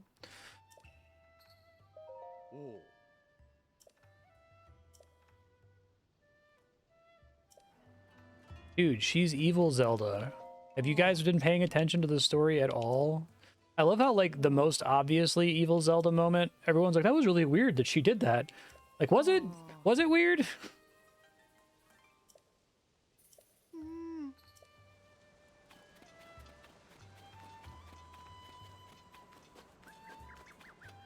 I have this, like, really uncomfortable feeling in this town that it doesn't want to let me just play the game.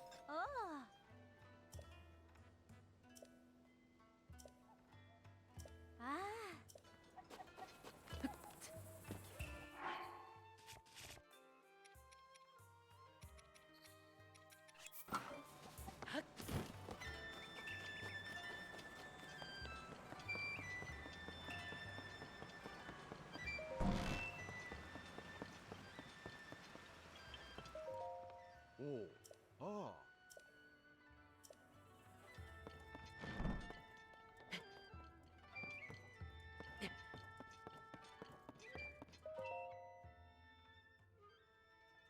Read this already.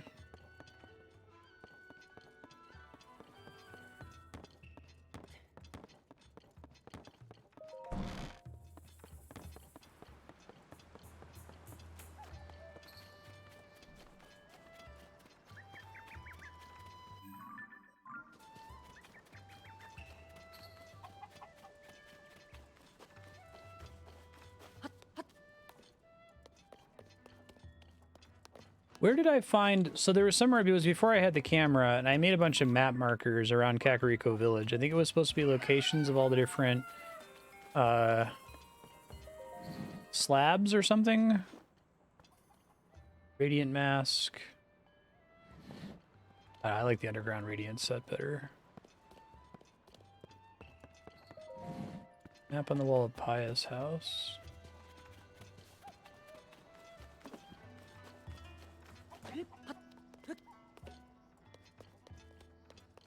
Oh, does she have a different house from where she's standing right now?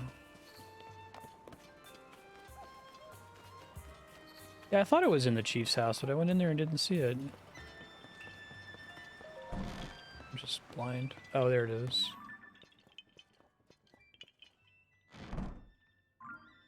Thanks.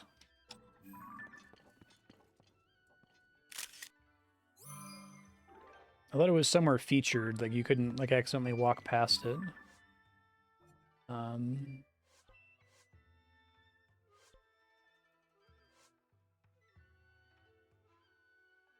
The hell did I put one there? Not a smart man, obviously. Wait, no, that must be right. That doesn't show a river between them.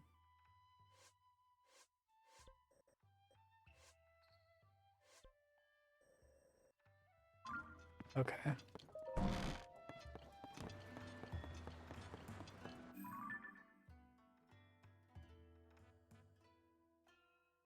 Yeah, that's pretty frustrating, I agree. Must be talking about the things that are more ruin shaped, so let's try this instead, maybe is what they were actually pointing me to.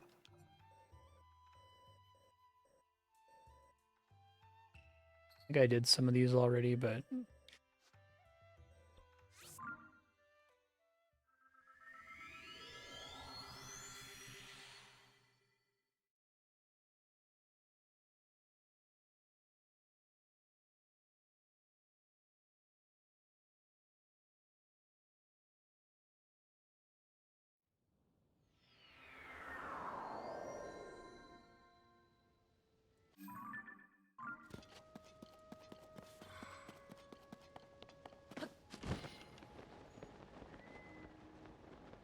Mm-hmm.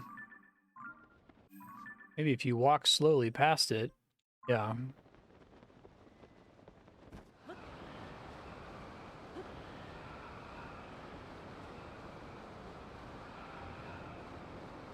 I supposed to have a quest or something here? Because, like...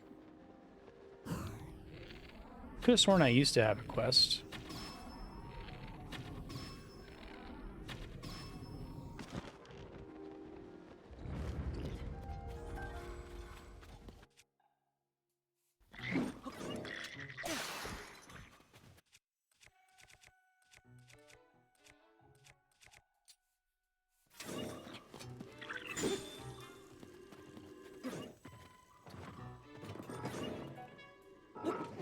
Oh, the thing broke.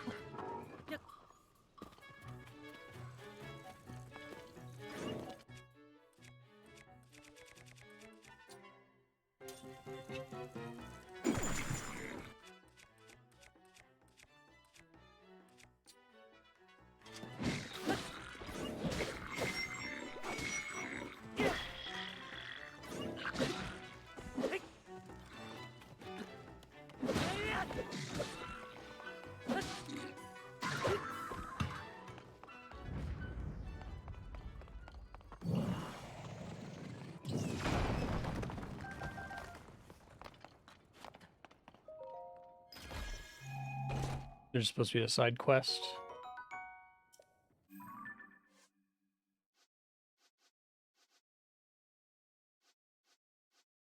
Side adventure. Stables.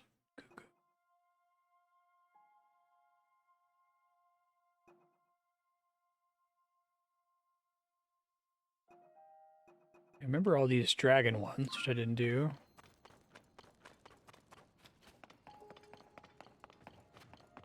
Okay.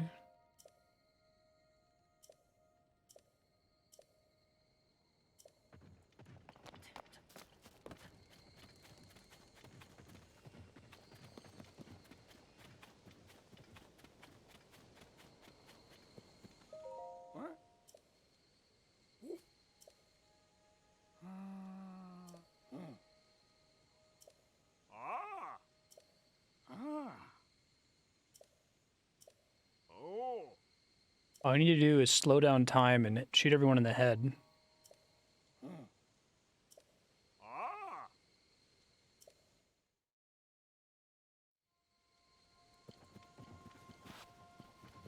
Glad it's safe now.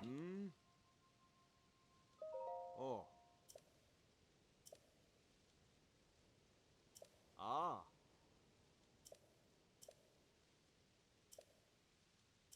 Ah.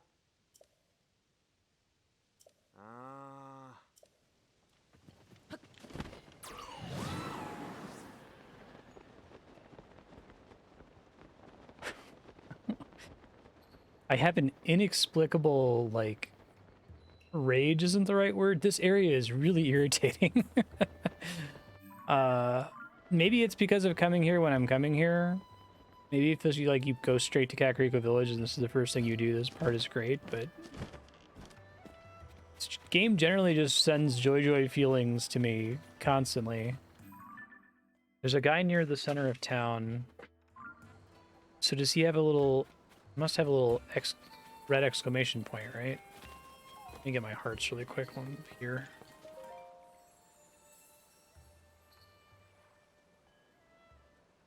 The guy I just walked past. But he doesn't have a red exclamation point? Oh, I already have the quest. Okay. You know what the name of the quest is? Maybe I scrolled past it.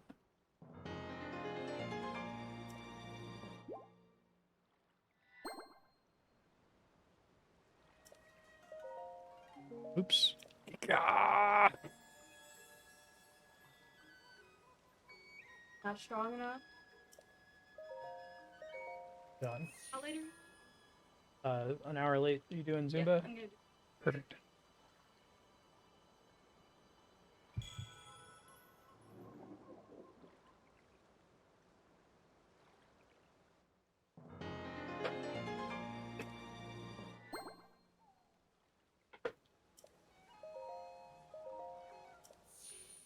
My side quest list is empty, though, I think.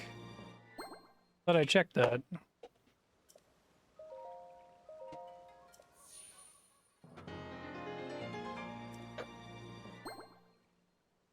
Hold on, I'll check. Oh, side quests. Huh. I figured this would be main quests, side adventures, and then shrine quests, but okay.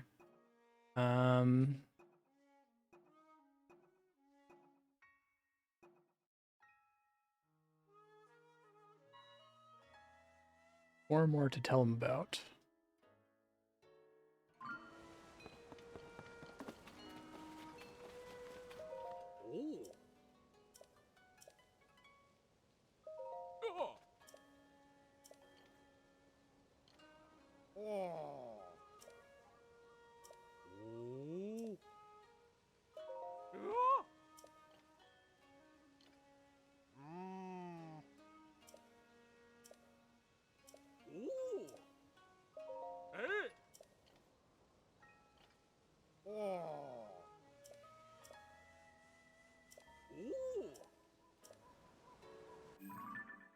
I don't know which one it is. I have no idea.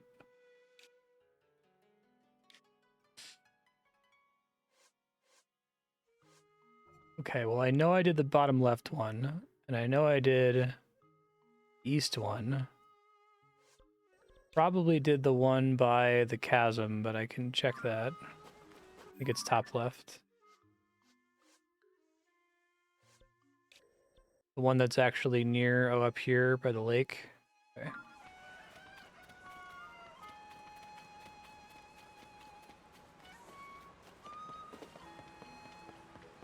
I see.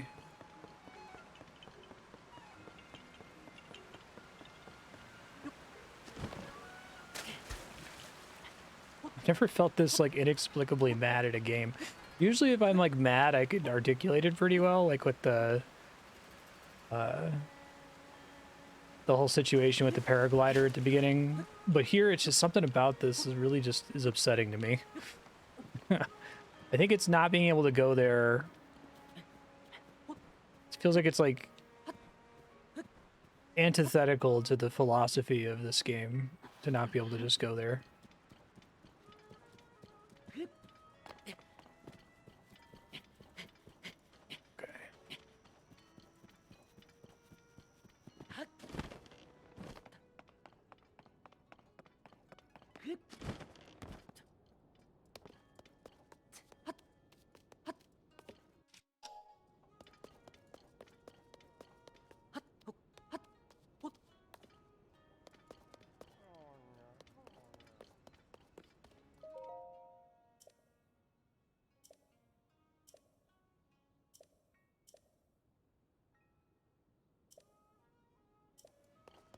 Got it.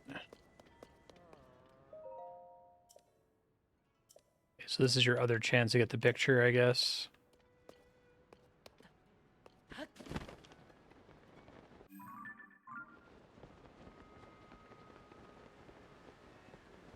Yeah, the fact that it has something to do with this, like, dude is... Oh, it's... Oh, I don't like it. Oh, it chafes. Oh. Oh. Mm. Oh. Oh.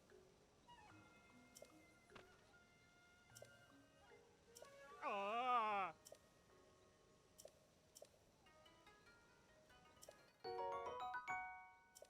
Ah.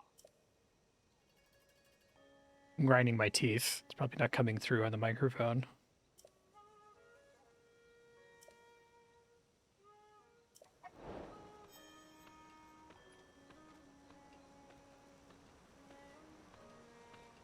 I don't have any pillows nearby to scream into.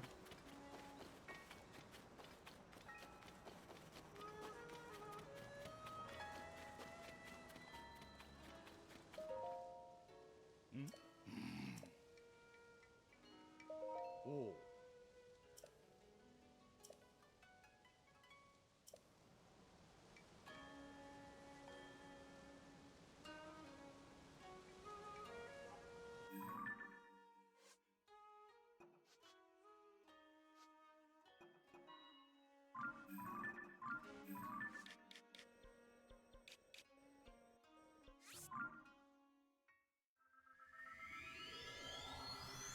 I hate the quests. I'm not gonna do any of them. They're bad.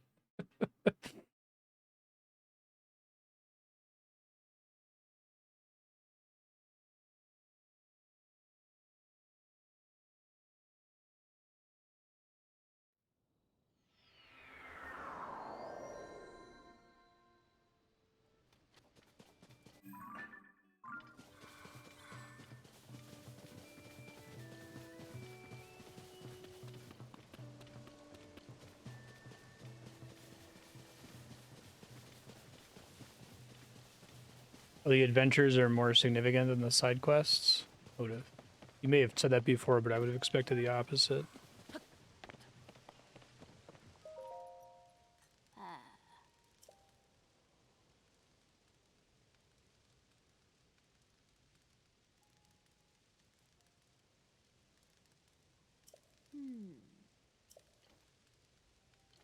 She's a dragon? Link didn't seem to understand the vision. Like, he handed the sword to her, and then she was a dragon. Oh. And that got confirmed later when, like, they were like, "Oh yeah, are you sure you want to do that? You won't be able to change back or whatever." Yeah.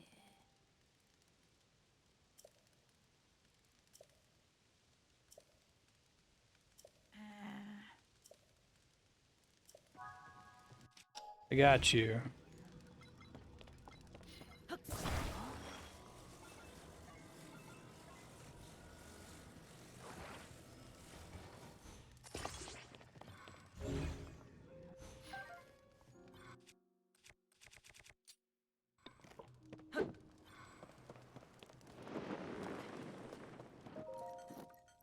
Hmm. Oh.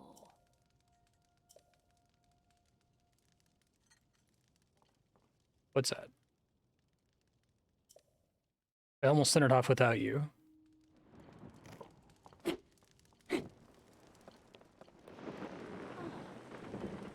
What?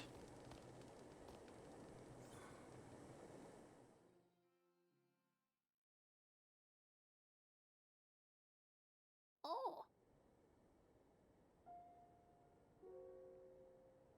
Yeah, I think I agree, Spiky.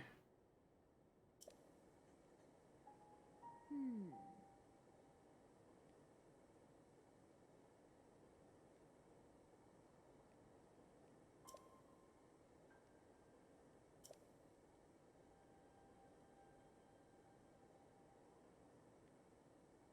Oh. Oh, 79 hours in, am I now learning what the subtitle means? I thought it was talking about the rocks falling from the sky.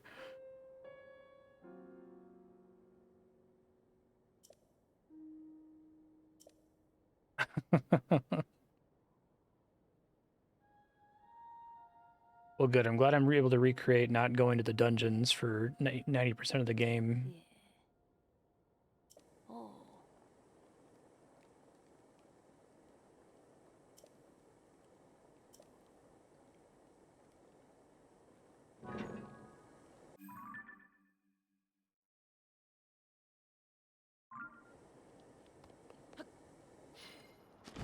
Search the most likely spot to find it.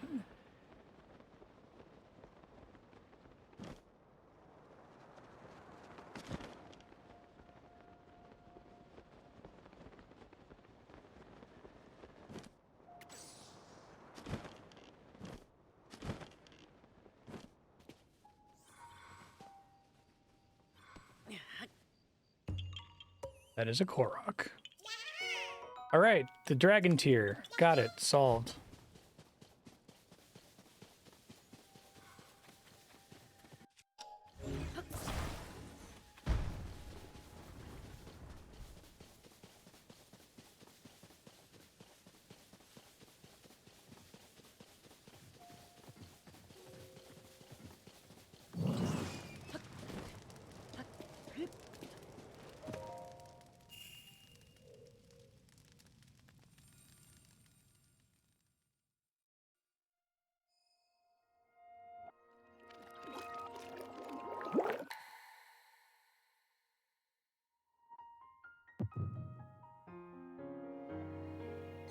Cool.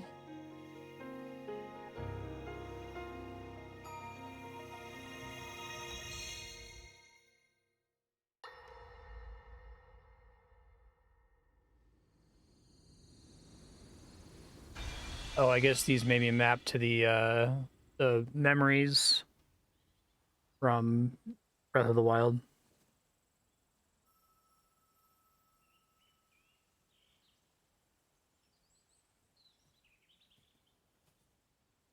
What? Oh dear.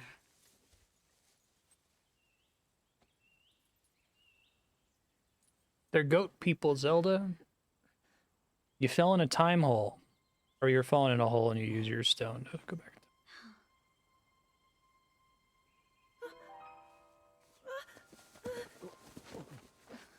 Where am I? We didn't mean to startle you. I'm sorry. It's okay. My name is Sonia. And could we ask what your name is? I am The daughter of King Rome of Hyrule, Zelda. What an unexpected answer. We are the king and queen who founded Hyrule, after all. Or at least we were the last time I checked. You gonna figure this out quick? You two founded Hyrule? And you're the king? My name is Rauru, King Rauru of Hyrule. King Rauru? And Queen Sonia? But that must mean...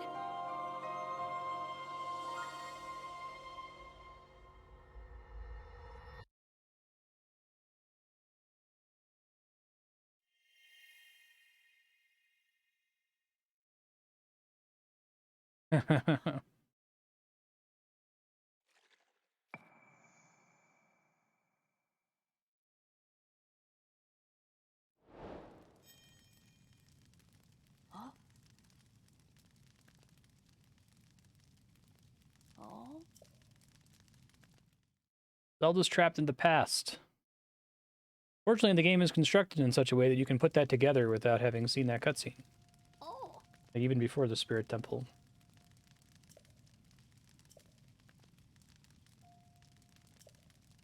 They did a good job of that, I think, not requiring the story to be told in a linear fashion.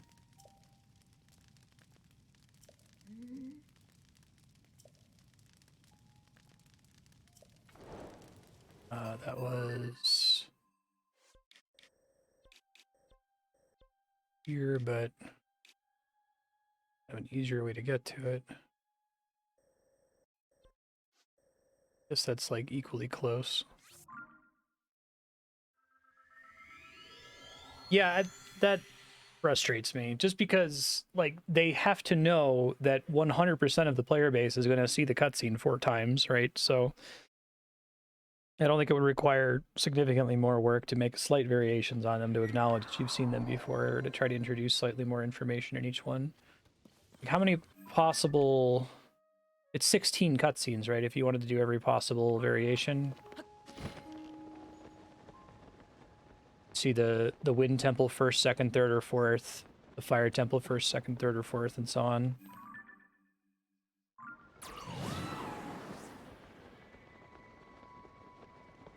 Yeah.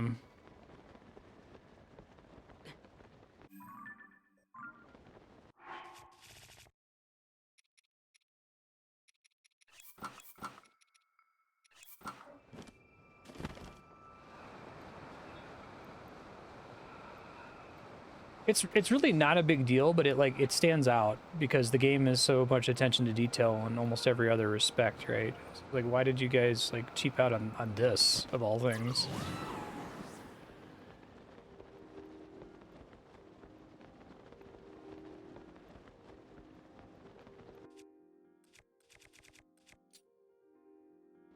I think in a game that's as like incredible as this, mild critiques come out sounding way nastier than they actually are, but that does surprise me.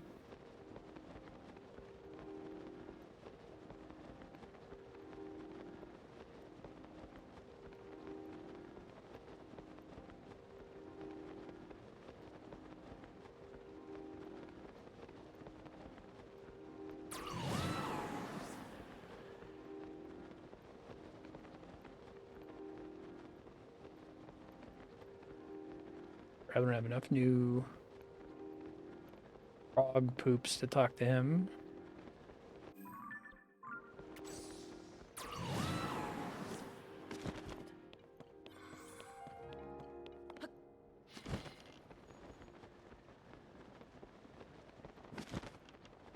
So were y'all, I remember y'all made a comment a while ago, like, oh, if you press the R button instead of the paraglider button, you're more maneuverable. Was that to try to get more Stardust to spawn?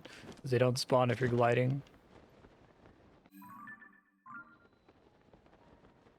I'm really glad I found this first before being directed to it. Really neat.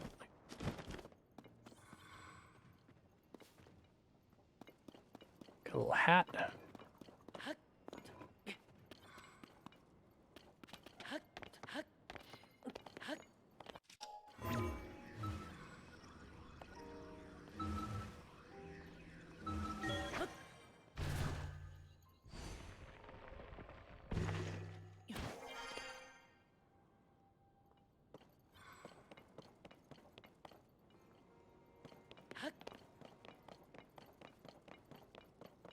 I feel like the maneuverability difference is only noticeable when you have the skydiving suit on.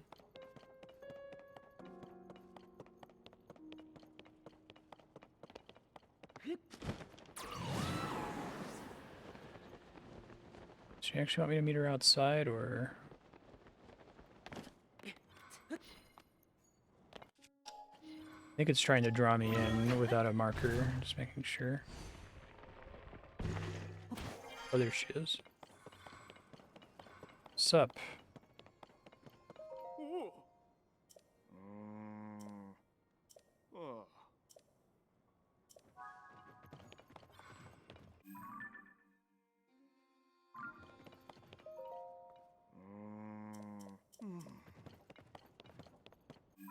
Bye.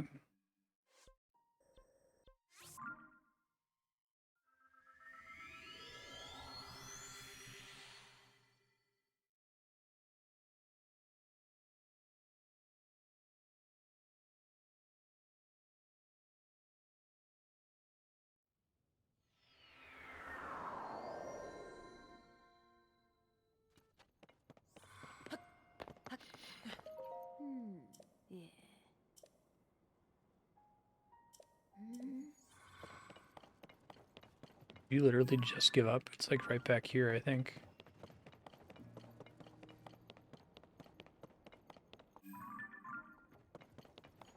This way.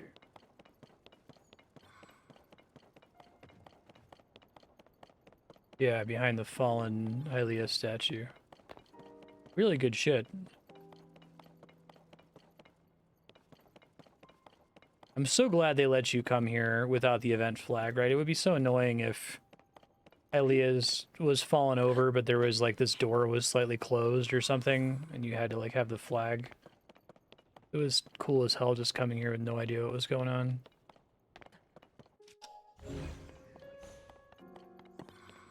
Expected one of those to be lit up. Let's see.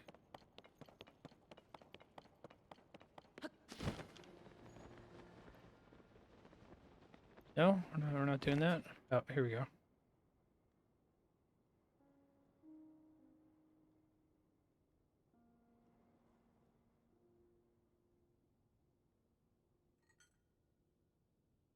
Ah. Yeah, that is weird.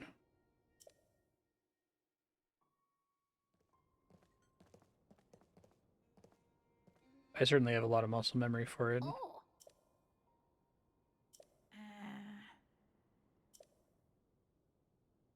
Mm.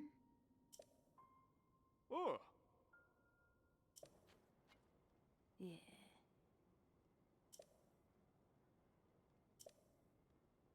Oh. Mm. Oh.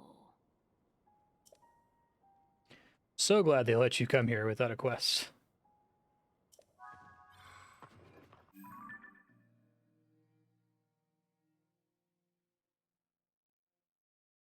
They appeared after the upheaval when Princess Zelda went missing, and then the dragon's crying with memories of her. Okay, got it. Rito wants me to go to...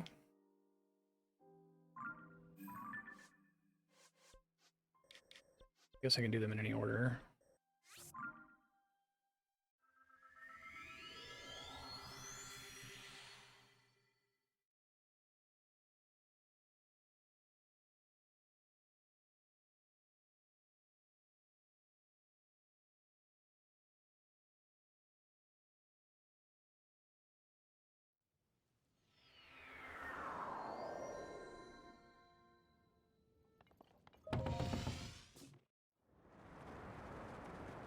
I think that animation's that bad, right? Because you skip it. It takes like 4 seconds to get to that point, but...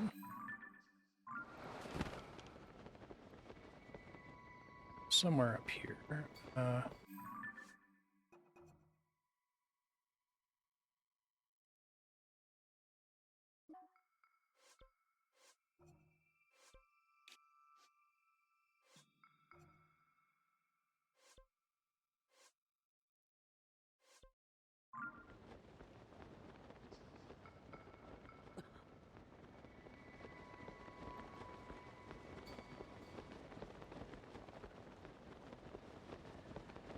Seeing these things all the time.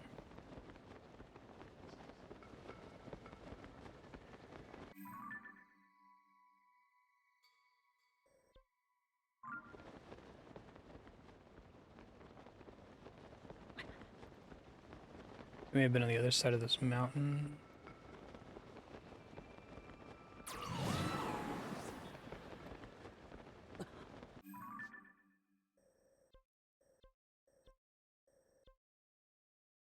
Check up here. Yeah. Subtitle it Tears of the Kingdom. Yes, seriously, after 79 hours.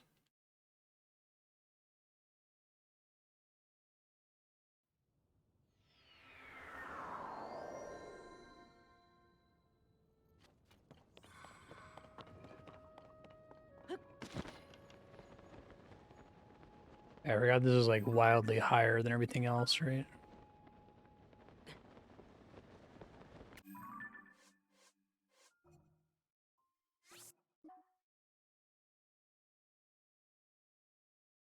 All the way northwest and then middle northwest.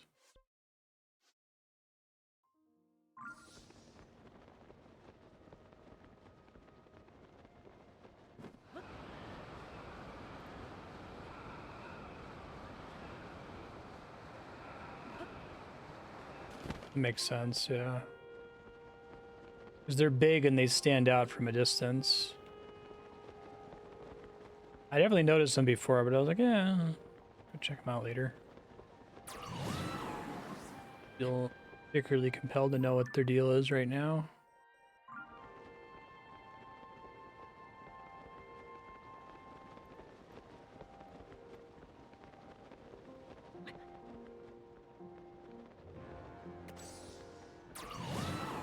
I thought there were shrines near most or all of them. Oh, this one might be in a cave. Mistake.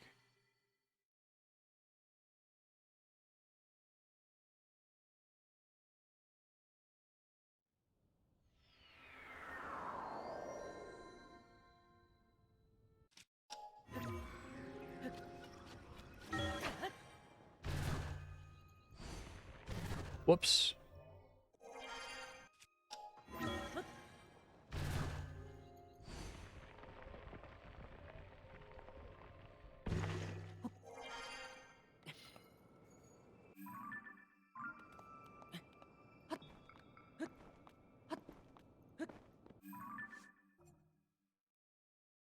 That's too far over. Try climbing the mountain and looking down. I remember seeing a couple interesting patterns up in the snowy area.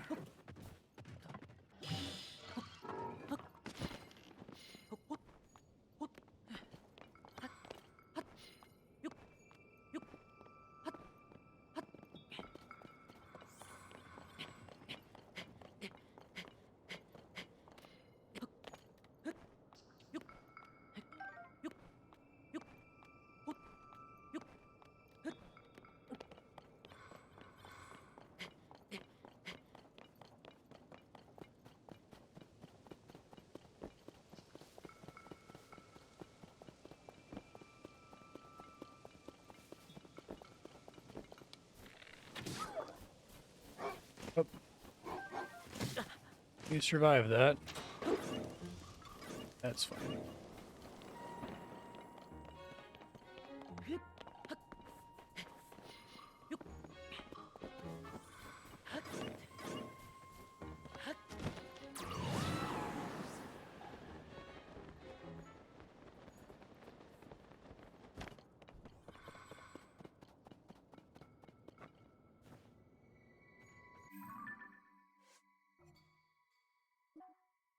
Should be... It's like way further down, isn't it? It's like just east of this little pool here, so it's like somewhere over here, I guess?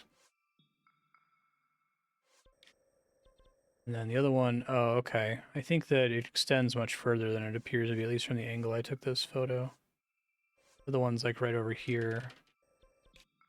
That's the one I just did. Oh, it marks it on the map once you find it. Oh, okay. That was part of my confusion then. So it should be like over here then?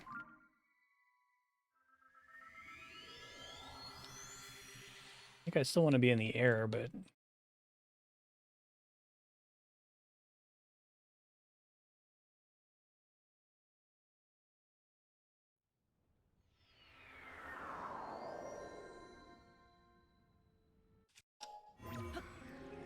rude.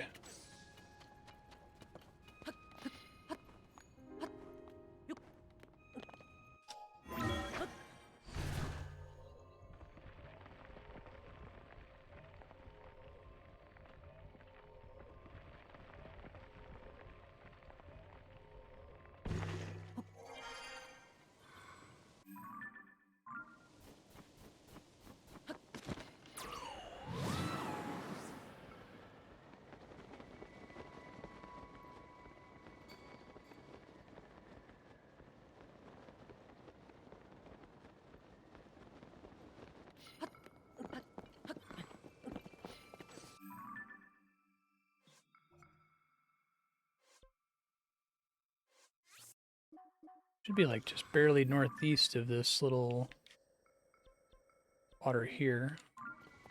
Keep going this way, I guess.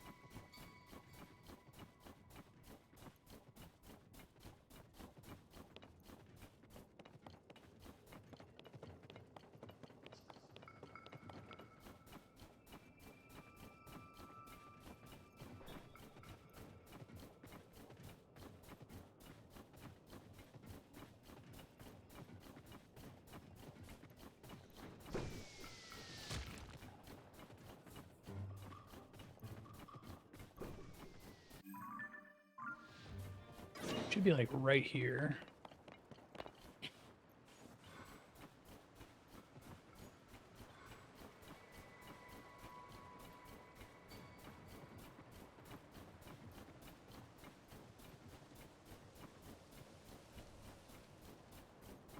Like an island right above me, is there? No. I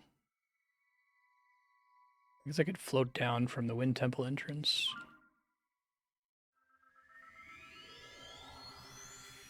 Kept seeing these a million times, now I have to look for one. I know there's the easy one is the sword in the southeast corner.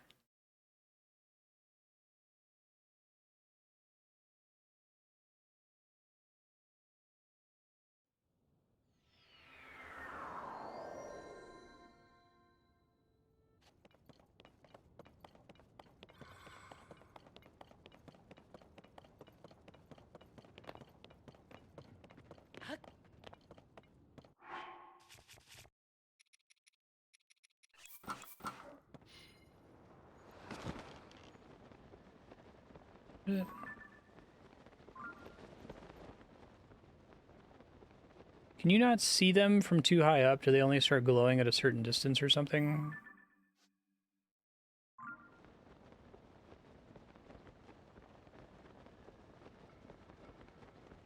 Right, that's at least one of the things.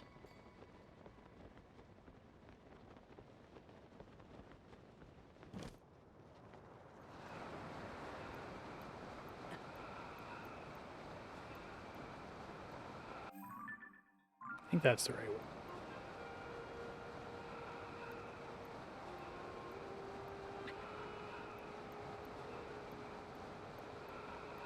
That's cool.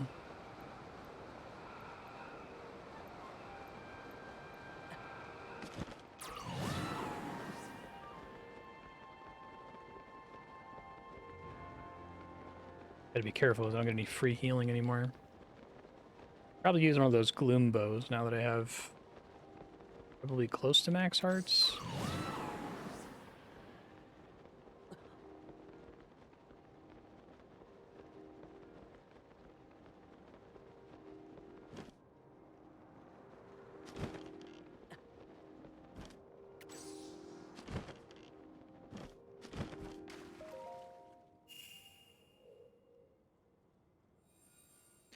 Not the biggest fan of like the glyph they came up with for the rewind power. I think it's meant to look vaguely like writing, but I don't know.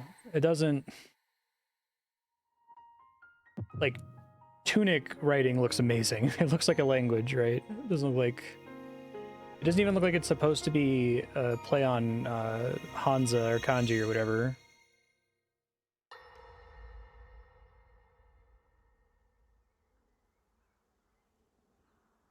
There's a bed in Lookout Landing you can sleep in for free. Right on. As I thought. This is not the world I know. A time so far back in the past, it's become legend. The legend of... So it's true. This is really the era of Hyrule's founding? Your presence here is just as strange to us, Zelda. So this game didn't have voice But if acting. you, like Sonia, have a secret It's a stone, stupid thing to be are able annoyed by. manipulate time, then your story makes sense. Oh? I believed her right away. You needed the secret stone as proof, Rauru? I can feel your light power within her, as well as my time power. Additionally, I sense that we share a blood connection. Great, great, great, great, great. Wow, that's great. I see. In any case, Zelda, you had said that you needed to return to your era as soon as you possibly could. Why is she less goat-like? In my time, something terrible is happening. I need to get back there. But how do I do that? I don't even know how I got here in the first place.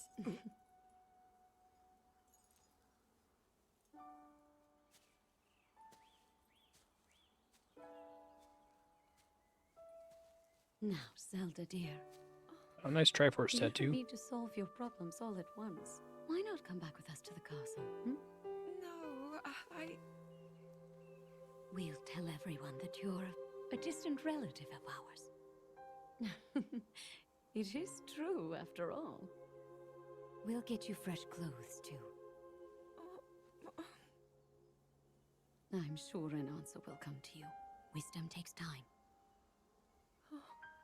I kind of got the sense that, like, the Hylians were descended from the goat people, and that's why they have pointy ears.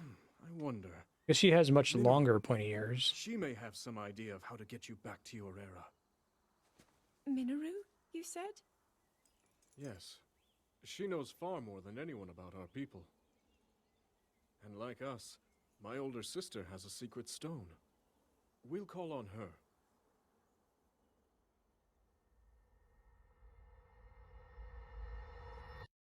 Cool.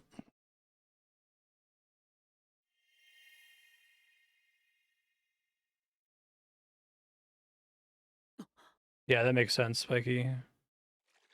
Andrew has been doing that in Dragon Quest XI, and I'm so used to hearing all the voice acting play out because of stream that it like makes my eye twitch. But that's what I used to do before I started streaming. I always just read the text and then advanced it. Okay.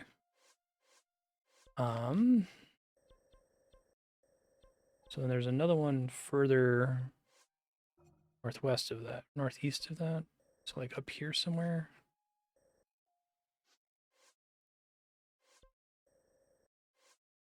Just west of the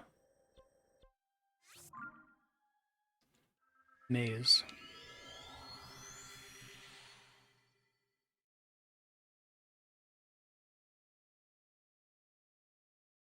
Oh, okay. Yeah, I take them as being like goat aliens.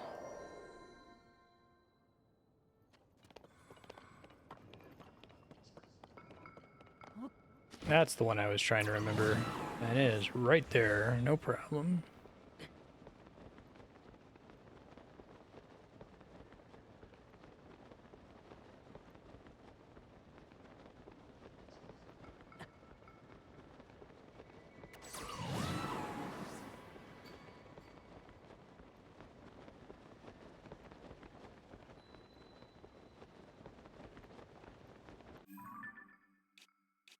I wonder...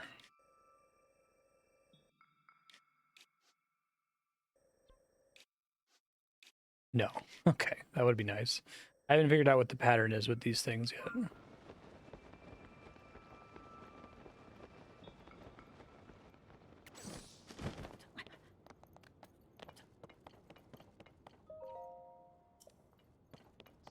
Still can't read Hylian, because Link is a dummy. He's a STEM major, not a language major.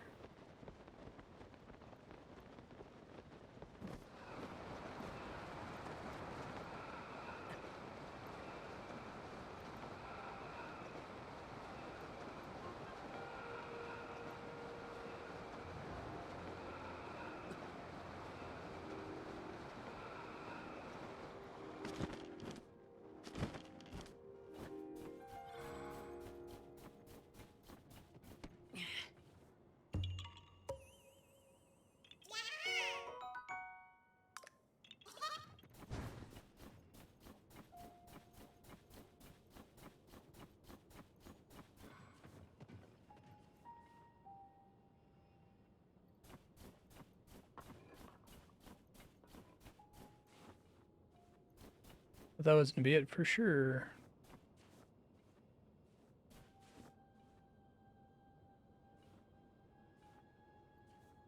Like it does change there. Or is it constantly fluctuating like that?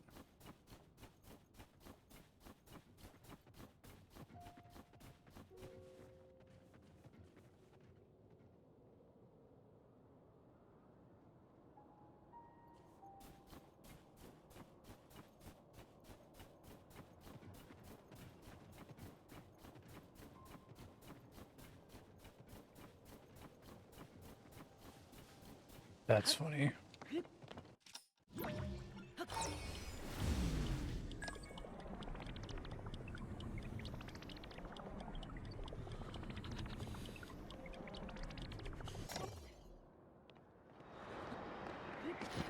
They very intentionally make a bunch of teardrop symbols on this one. It's pretty fucking mean. Alright, well.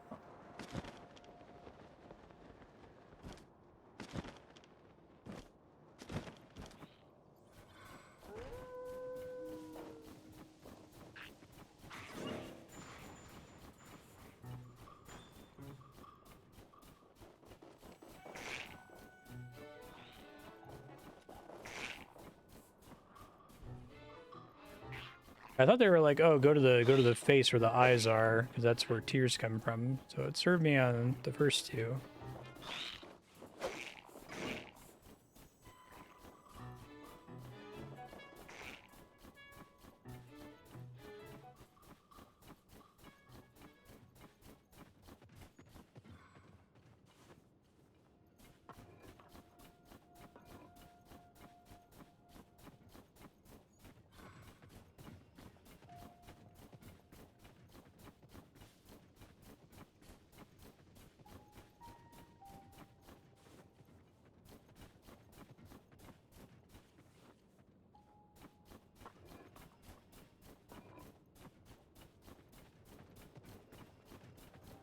Get on that rock again if I can. It's not.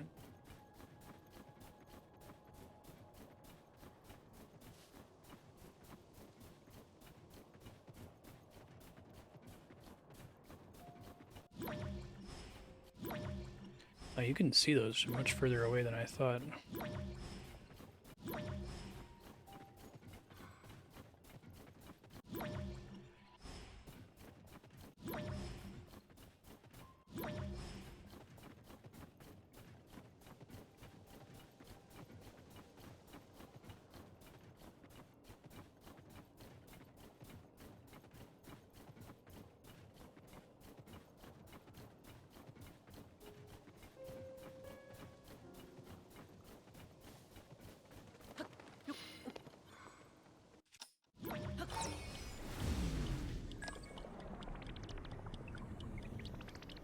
Rewind makes it extra difficult to see, and there's like a cloud cover here.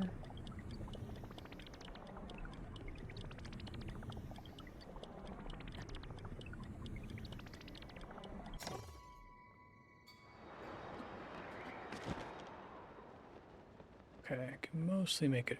Oh. No thank you.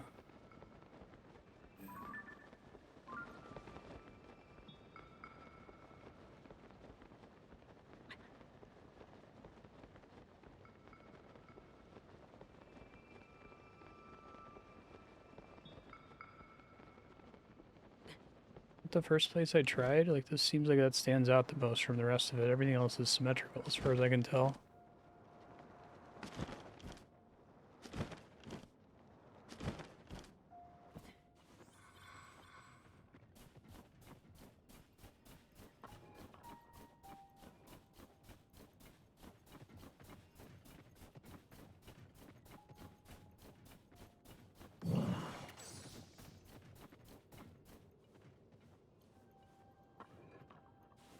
Not the actual eyes.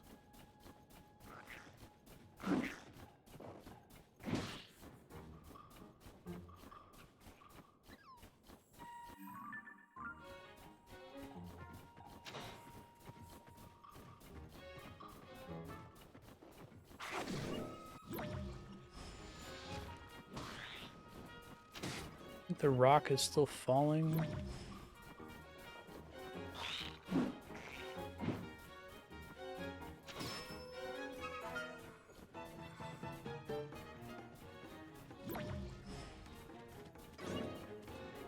I guess unless is the tip that I can't do this unless if I do them in a specific order or something.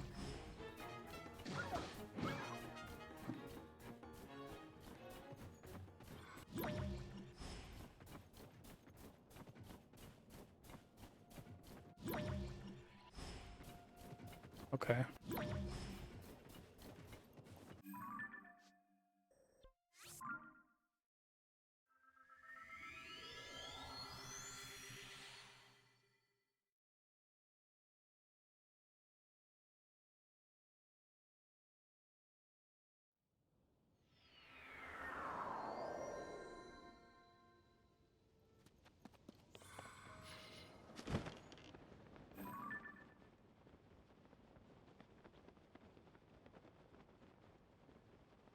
Seriously, cannot tell. You said they all had multiple tiers. I just happened to go to the right one before.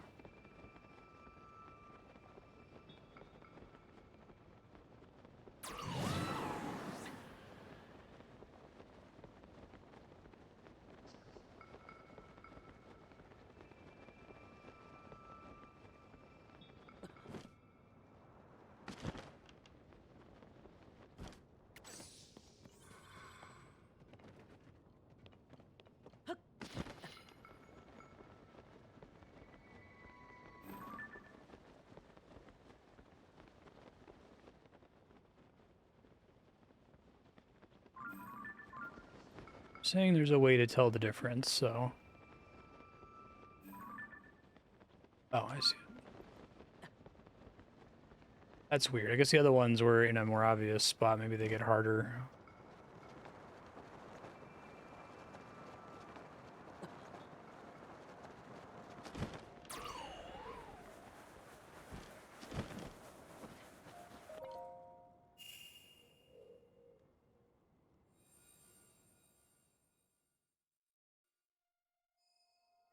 No, the first one I went to, I was originally going toward where I thought the tier was, and I got distracted by the rock and thought maybe the rock was supposed to be something significant. But I was planning to go up by where the eye was, since it said the obvious place, like where a tier comes from.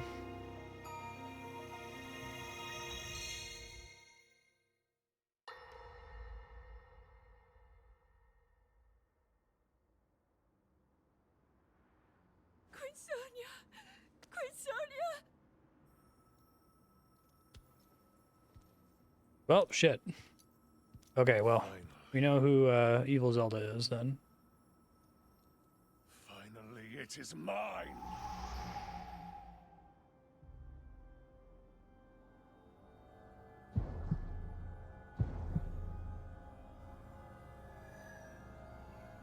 Yeah, have it in his head.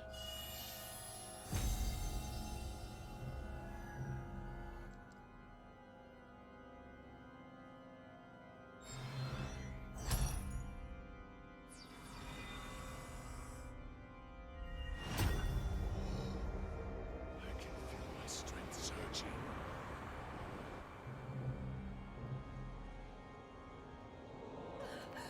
I guess she still has her.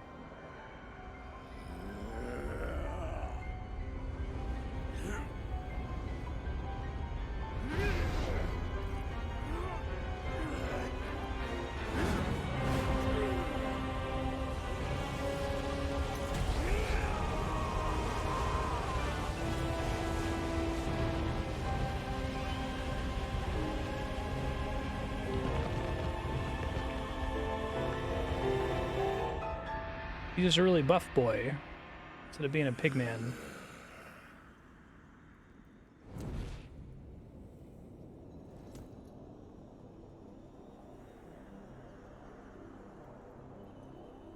Be nice if everybody else's stones did that instead of just like, you know, letting you blow a little bit of air or splash somebody. I guess Junobo is pretty powerful.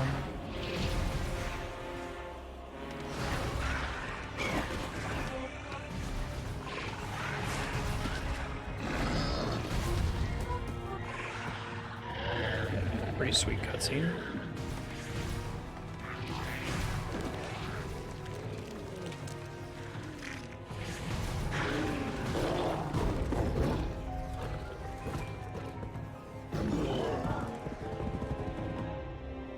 Oh, that's awesome, Spiky.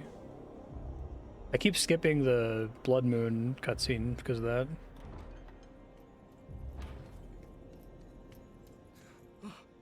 Sonia! You were too late, Rauru. You took for granted the godlike power you had in your hands. Do you now see the potential you squandered? As for her, she is merely the first victim of your arrogance. You tried to control me, Rauru, and you will die knowing that you failed. Get it done! Prince Sonia needs you.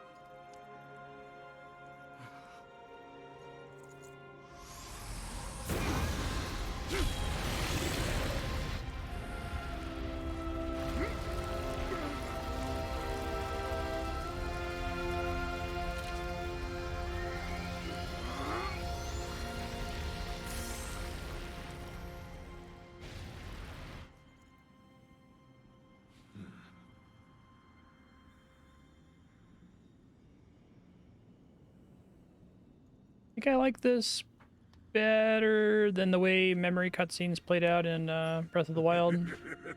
But I kind of like that the memory cutscenes in Breath of the Wild were just like, hey, this is Link and Zelda's relationship.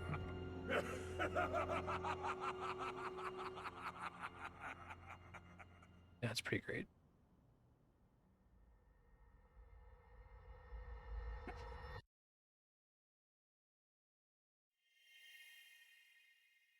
Ganondorf has the power of game memory. You probably shouldn't be wearing that mask during those scenes.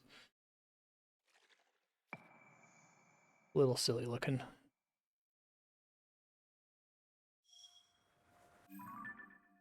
Okay, yeah, it's pretty late. Got it.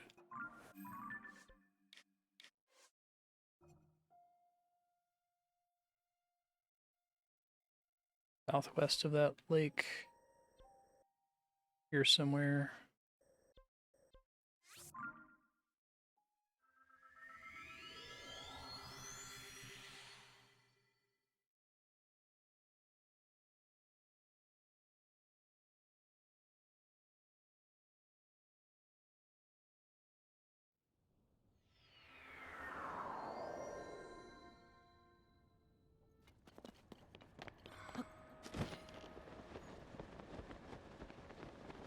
Always end up at the Death Star Shrine. How long it takes to get out of here. Maybe it's possible to climb on top of the shrine and ascend onto the ceiling of the thing. Okay, so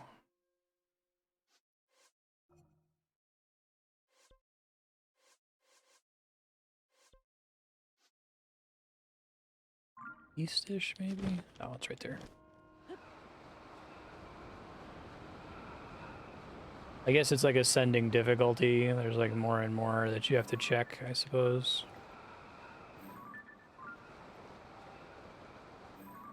God. It's the bottom one.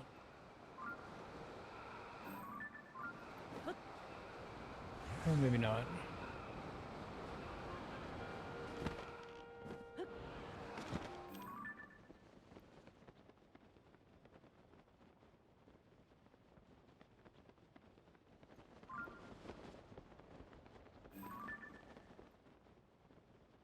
Oh, I see.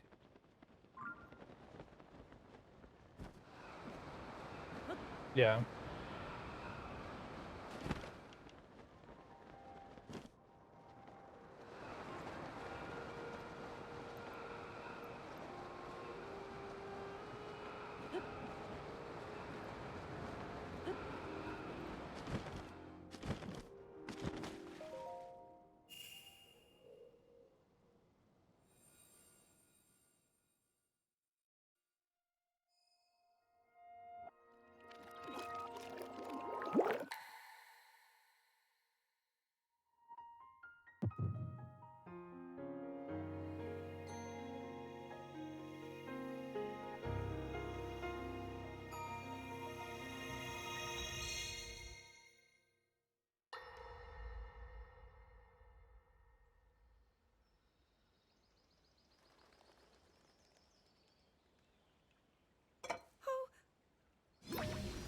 Good fucking job, Zelda.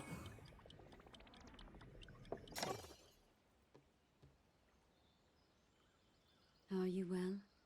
You seem a bit distracted. I apologize.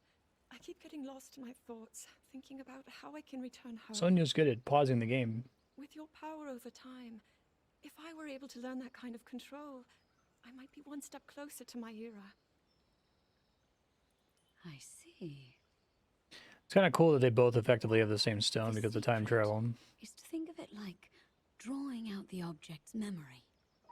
Literally. You ask the object where it was, how it arrived where it is now, and then you coax it back to that original moment in time. The object's memory. I'm sure it will become almost like second nature, and you will be able to find your way home. But Zelda, there is more on your mind than just that. Huh? You, of course, do want to get back to your time. But you also desperately want to help us out in this era. Am I close to the truth? How did you know? I do not believe it is possible to keep anything secret from Sonia. Oh, your concern is very sweet, Zelda. But listen. Yeah, exactly. You can focus your attention on returning home. After all, you possess more than power over time. You have a sacred power that can dispel evil. I like the Both little these powers will help you protect Hyrule your Castle own music in the era. background. That's nice. Music in this game is great. Queen Sonia. And of course, you must make it home safe to put Link's mind at ease. Link? Cast Rewind on That yourself. is not a name I have heard. He is a royal knight. He had been originally appointed for my protection. But later, he became a hero by saving both me and Hyrule from a great evil. Oh, a hero is he? He is so very dedicated, and he refuses to back down from any challenge. He is very strong. He dicks around for like His heart is 65 beating hours. true. For months. Even though I Ah. kept asking him. I can see that you have absolute faith in him. Hearing you speak so highly of Link, I find myself wanting to meet him as well. Indeed. I would also like to meet him. He must be quite the brave, courageous knight. What a picture Zelda paints of him.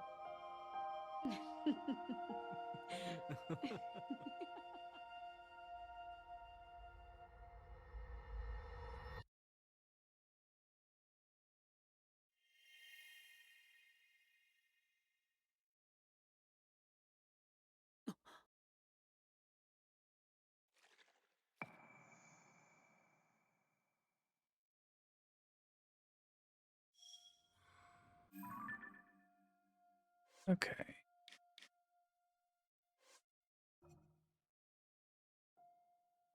North of a small body of water down here.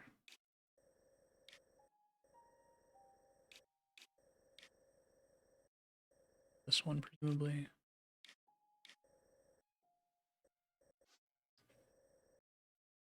Yeah, so like here, there's not really an island you can go to above the Gerudo area, right? Tower seems like the way to go.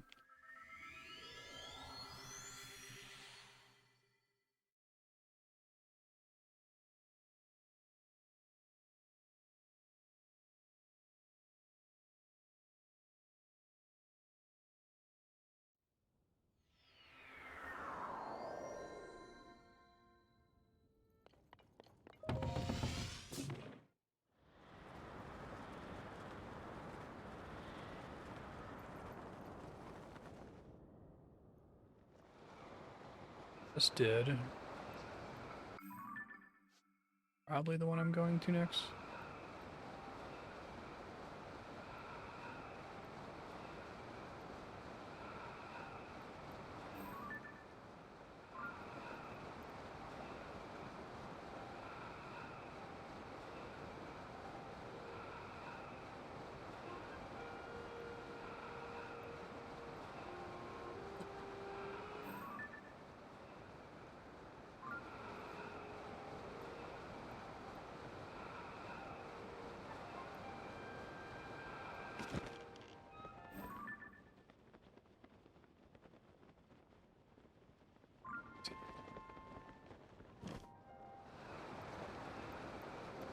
actually looked like there was a gap in it when I looked at it the first time.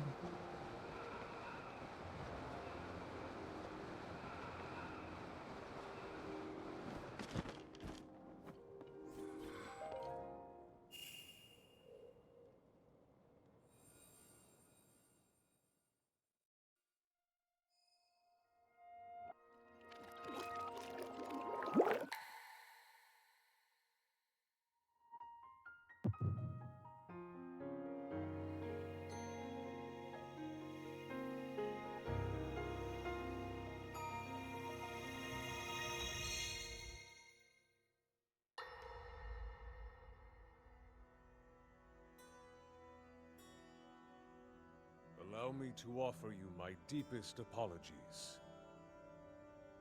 On behalf of the Gerudo, Yeah, this definitely feels like for taking so long to kind of accept your repeated reimagining invitations. Zelda story, which is cool. It is our desire to be accepted into the protective embrace of your kingdom. Like, it feels Serve like it faithfully. A JoJo welcome appeal. um, I Steel will Ball accept your Run vow of is fealty to the kingdom the rest of Hyrule. JoJo as Breath of the Wild and Tears of the I Kingdom are to the understand that rest a of single Zelda. male is born to the Gerudo every 100 years. Receiving such an appeal from you, a hero to his people and a king by birth, well, it is truly reassuring. It is my honor. When your Zonai ancestors first descended upon these lands long, long ago, they must have seemed to be gods. And now you rule as king, and have taken a Hyrulean woman as your wife. Your Majesty has certainly risen above your admirable lineage. Really don't Most think Matt impressive. Mercer's a great choice for Ganondorf, to be honest. It is He's fine. unfortunate that the noble He hasn't been Zonai no talking longer normally grace before, this so I didn't world realize with it. their presence. All except you and your sister, that is. Even if something were to happen to me, both my kingdom and the peace it brings, these will endure for generations. He was doing a lot of to yelling come. in the other cutscenes, so it hit it a little bit. Your actions today are appreciated, Ganondorf. I look forward to your future endeavors. You may leave. Your Majesty.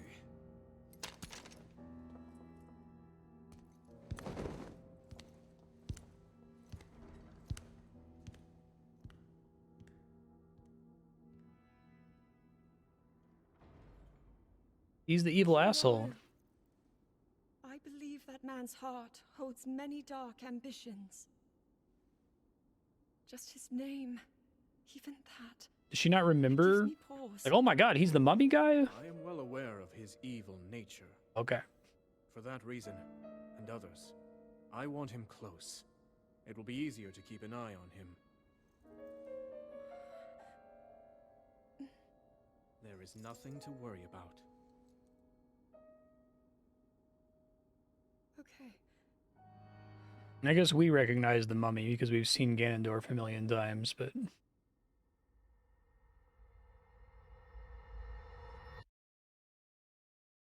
Yeah, I saw this freaky mummy with your hand in his chest. What was up with that?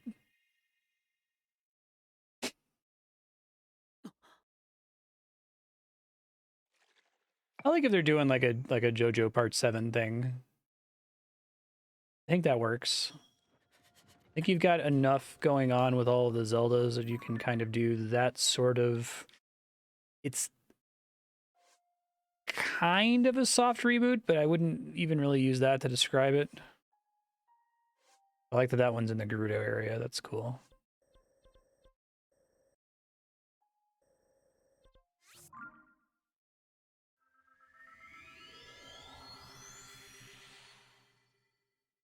That's like it's there's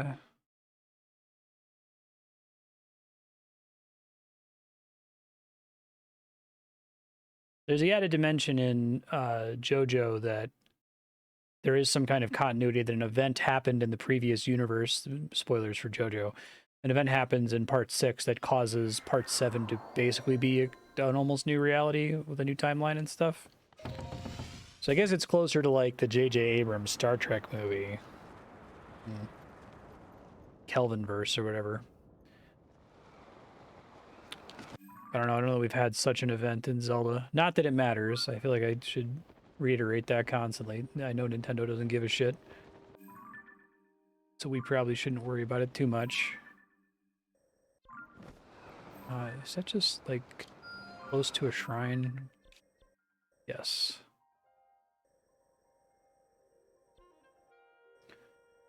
Star.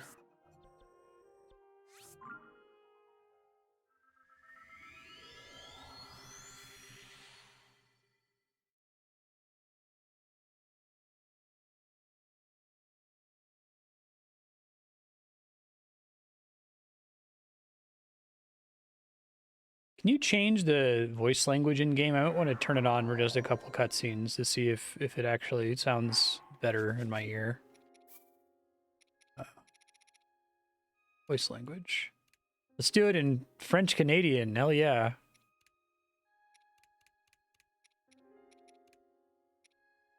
Oh, is it left of English? Okay.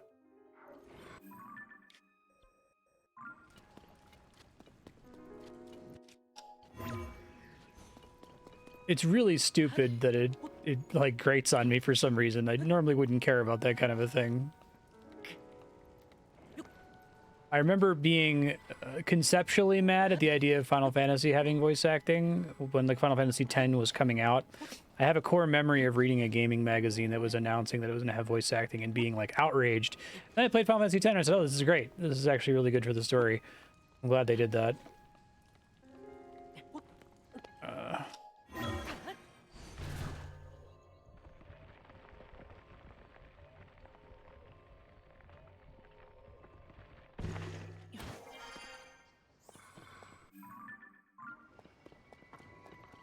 Probably should have just kept like flying through the air rather than bothering with this.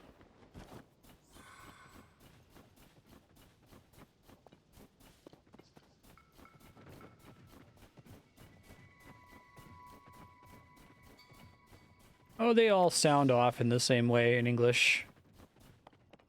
And I guess I'd like to hear what Japanese Ganondorf sounds like, because I don't hate Matt Mercer. I think he's a fine voice actor. And I'm also separating the element of anyone that Matt Mercer voiced just sounds like Matt Mercer now. I can do that separation in my head.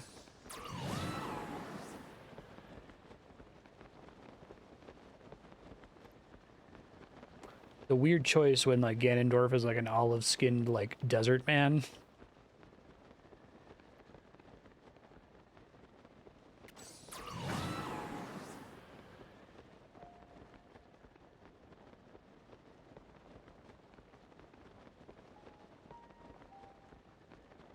He doesn't really seem to be doing like a character. He's kind of just like I've heard him do a character before. There it sounded like he was kind of just doing Matt Mercer.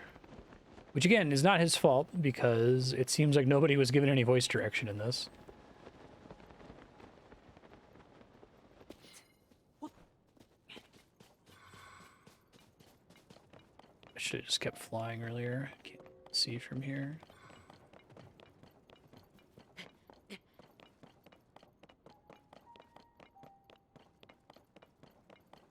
Oh, that's interesting.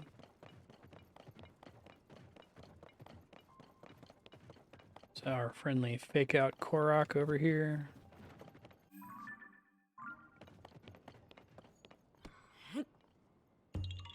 The real tier of the kingdom.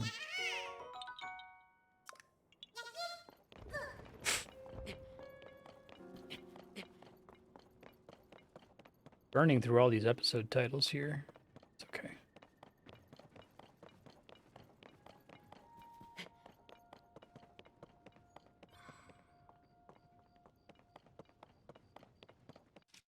Are there any, what I was previously calling tiers around here? Falling rocks.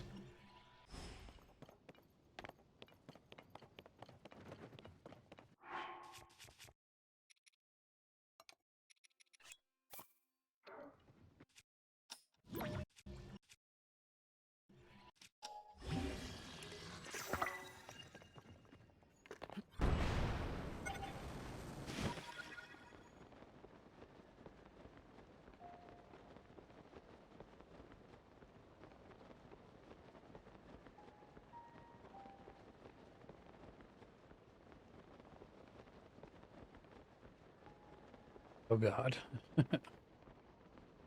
Hope not many.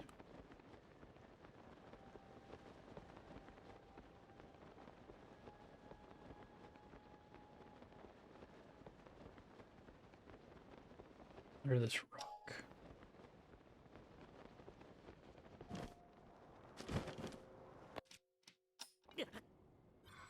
Ow.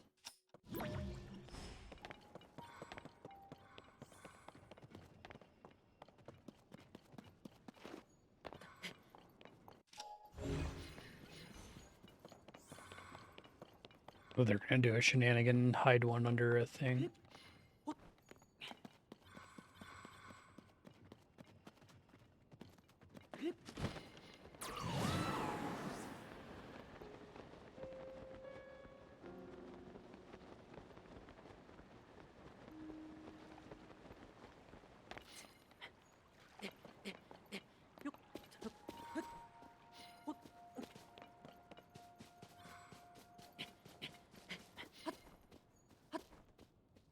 Need to look at this one from across the lake or something.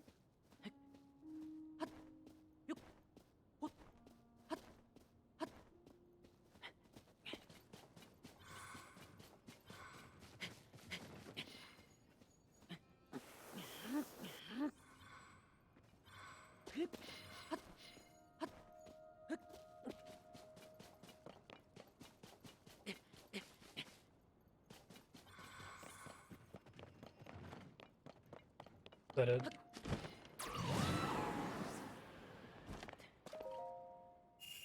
First try.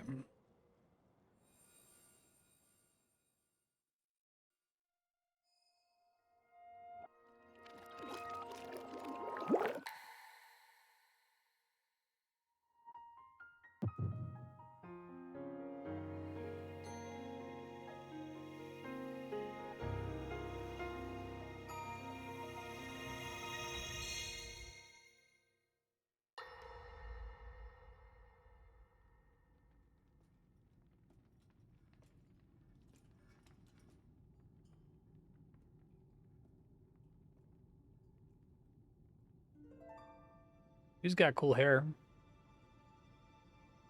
ソニア。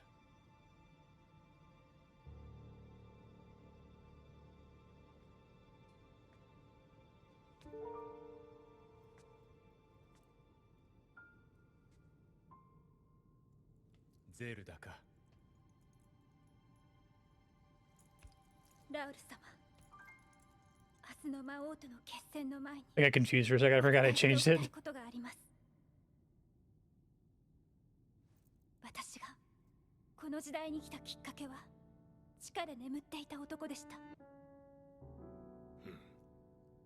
それで Kind of look like that 敵に guy. より変貌したカノンドロフの姿を見たとき、私は確信しました。地下で目覚めたのは彼だと。あの男はついえなかった。私のいた時代まで生き延びていたのです。明日の戦い、残る全軍による決戦で魔王ガノンドルフを倒すことはできません。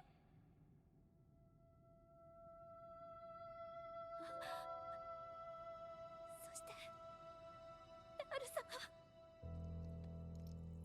A couple of these kind of felt like they were doing the lip flap thing in English, where they were like trying to match their timing to the cutscene, which is unusual. I feel like they haven't had to do that in years in video games, right? Maybe because these are all like choreographed あ scenes. れは我がおごりにより生まれた。その過ちは償わねばならぬ。そして何よりも私はハイラルの王だ。王は民を国を守り育 Yeah, there were む parts they would have like の an awkward pause, and it sounded like the English voice actor was like rushing through lines, which usually sounds like trying to match lip flaps. ラウル様。もしもあの男を倒すことが叶わぬ時は、君の言っていた大魔の剣を持つ剣士リンク殿に全てを託そう。しかし、それは君がこの世界に現れなかった未来。Raru at least still just kind of sounds like a guy, but I'll listen to a couple more in Japanese.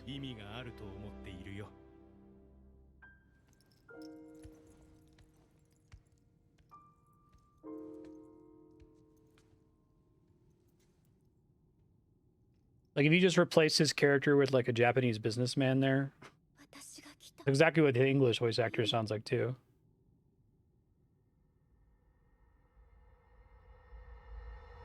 He's the CEO of the powerful Hyrule Goat Corporation. That's funny every time.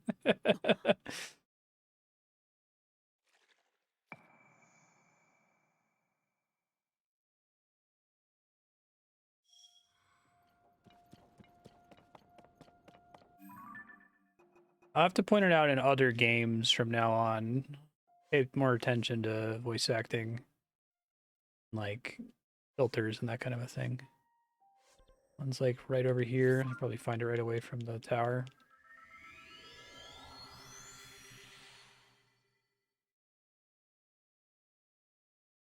You think that wouldn't be the case, right? Because like everybody sounds like a guy or a lady, right? Like that's what human voices are, but something about this game in particular, I don't know if it's the lack of voice direction or the way the cutscenes are composed or it being weird that we're used to hearing Muppet sounds in Zelda, so it's weird hearing people talk.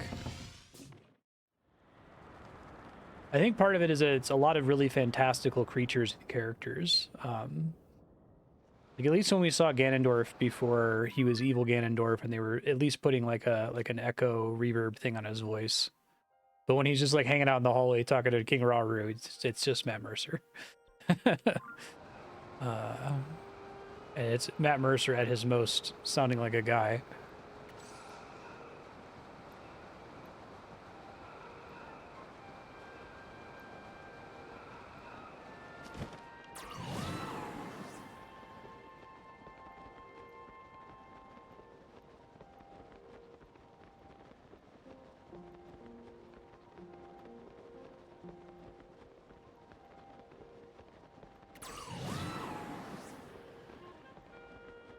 I can probably think of plenty of anime and games with Japanese voice acting that will like take some extra steps. Even like Persona, right, would do for certain creatures and especially for like demons would make sure that they would put like filters on their voices. Even that SMT4 on the DS. Like I wouldn't say that game necessarily had, you know, ultra stellar voice acting, but I bought that all of the supernatural creatures were not just a guy. This one's extra mean, isn't it? Guessing the one I need is obscured by a tree. I guess I could just like cut the whole forest down. Or I could just stumble into it. That works too.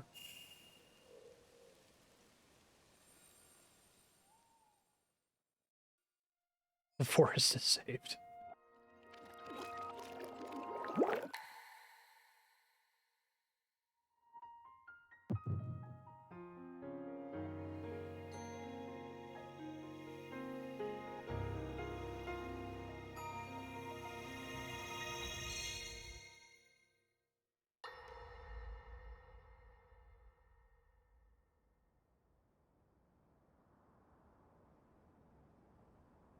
Ganondorf, I get to hear him in Japanese now.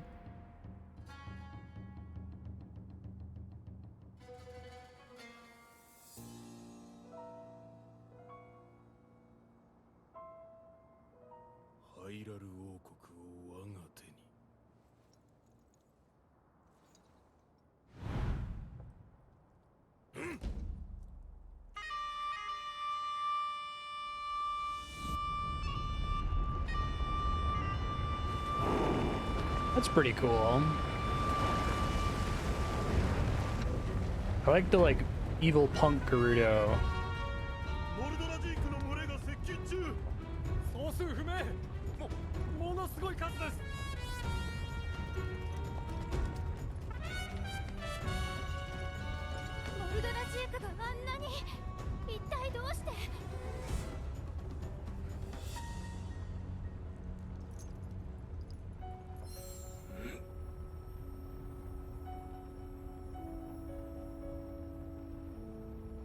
I'll pull the soundtrack for this game at some point. I think the cutscene audio is really good. Boss fight music's really good too.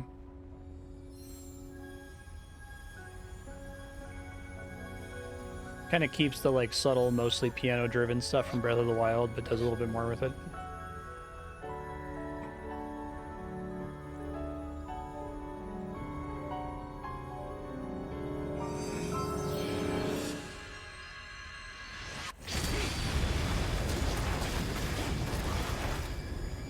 It's pretty good power.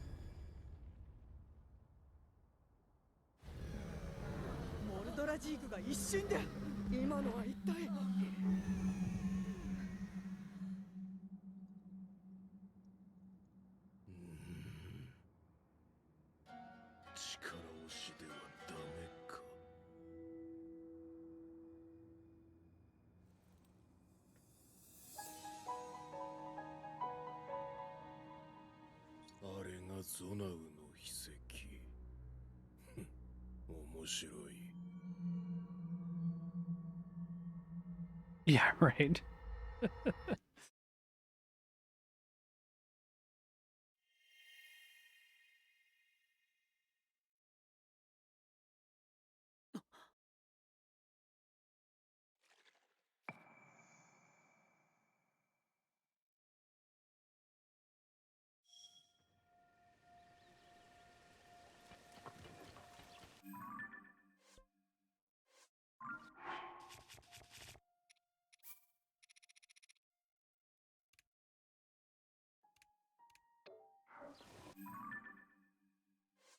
He sounds okay. I think I prefer him to Matt Mercer a little bit. No shade on Matt Mercer. I think he's a great voice actor. Does a lot of good work. I know some people like to throw shade on Liam O'Brien, and even I wouldn't even throw shade on Liam O'Brien. He's fine too.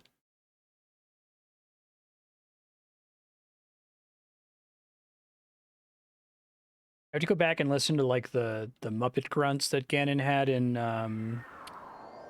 I guess in Wind Waker primarily, but also in like Twilight Princess.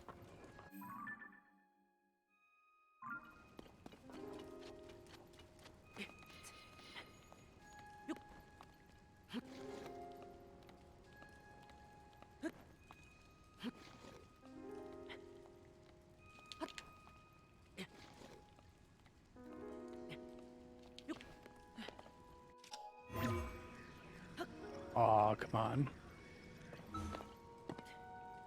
Why does Ultra Hand lock me onto the platform I'm standing on?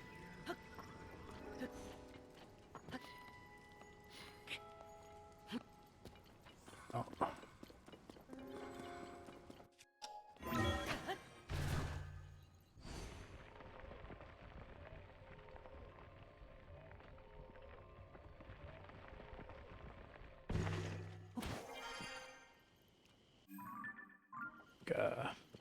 GLaDOS's voice, right? A lot of it's in the performance, but a lot of it is in the like weird, like glitchy delay effect they put on it.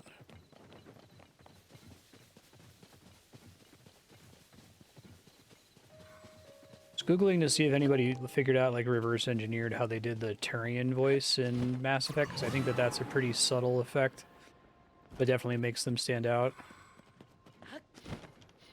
One was saying you put a distorted version of the original track, and then you layer them on top of each other.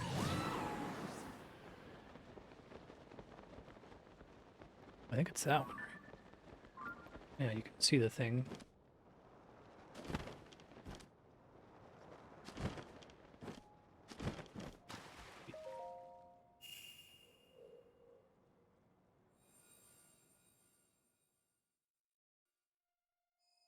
Oh, that's funny. I hadn't thought of that time axis.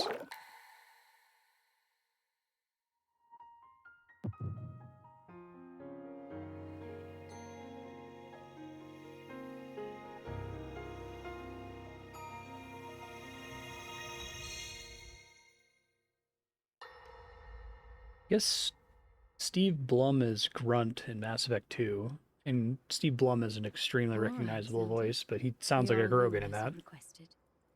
What was it you wanted to discuss with me in private? You are far too trusting.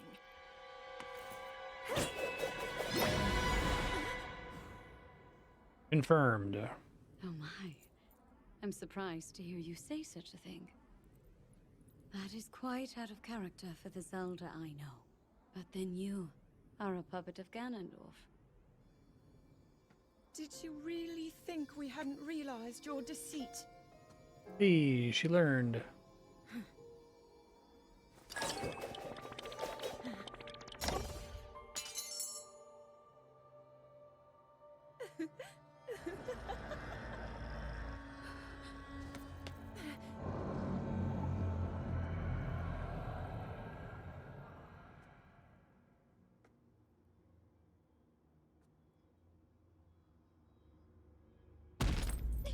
There we go.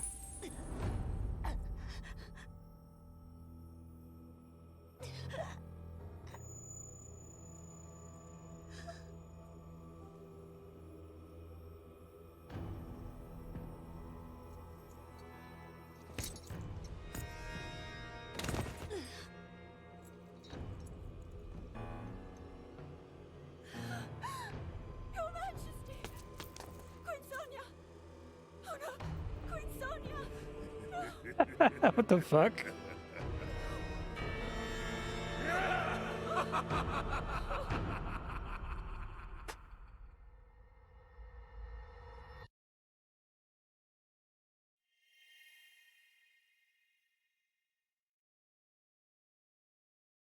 Oh, is that good traction online? Lucky he was really trying to make that face happen. A little extra.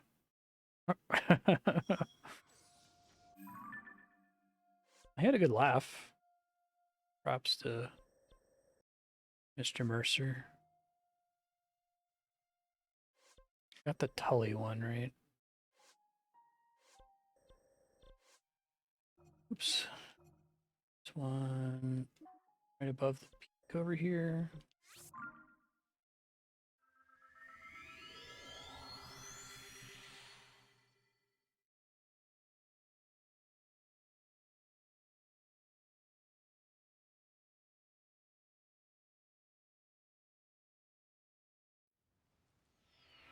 Yeah, I'm pretty glad, like, I'm sure that it's fun to get these and do them somewhat early and have some more context for things later on in the story, but it's really cool that I got to pretty much explore almost the whole game world without seeing these and having to kind of piece together what was going on from other context clues. And I like that they went to the trouble to make it, like, able to be pieced together in that way. So far, I think I've been pretty right. I think the... Well, no, the Zelda Dragon thing got confirmed. I was like 99%. The cutscene just shows you that that's true, but then later Minoru does it with her little flashback scene. I guess that hasn't been completely confirmed in one of these yet.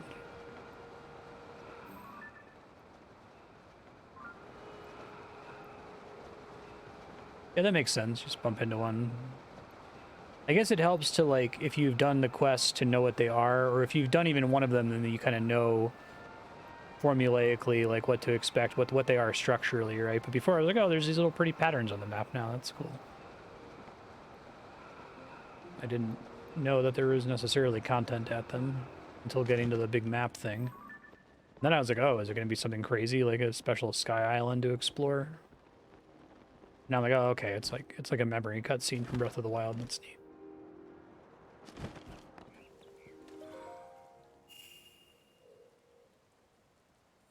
Oh, they're not interactable until you do the quest? That makes me a little sad. I think it would be cool if you just stumbled into one. Right, because in Breath of the Wild you need the camera to do it, but you can still visit the locations without it.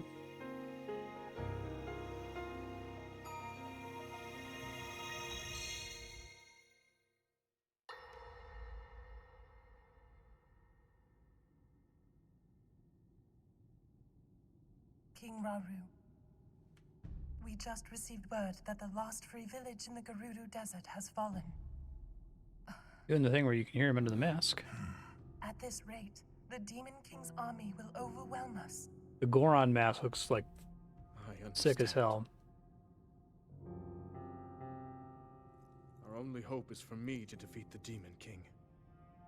Rauru, the Demon King. He is not someone you can stop by yourself.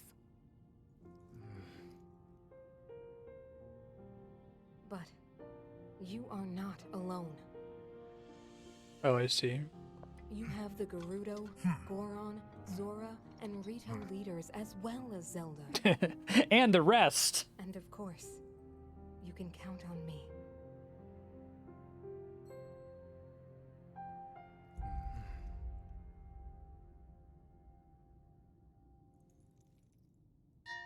There's something I'd like to show you all.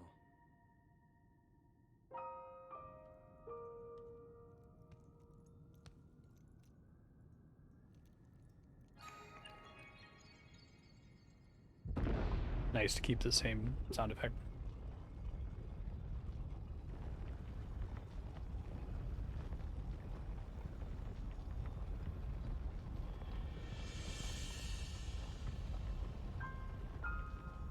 Zonai. Sacred stones.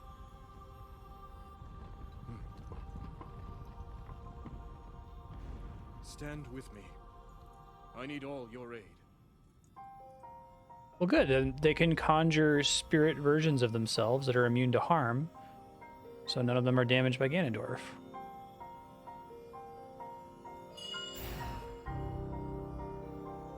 They definitely can't make a giant death laser, though, or, like, invent the Moblin.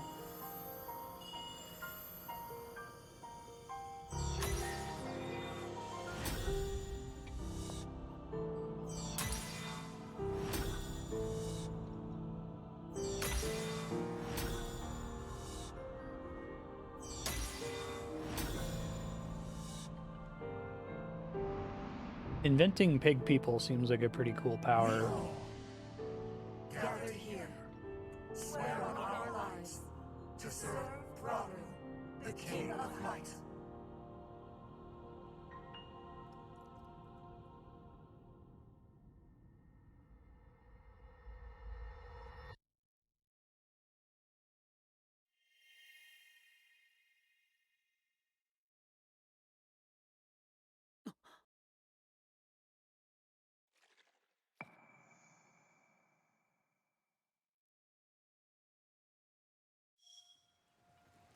Might try to leave one of these unexplored.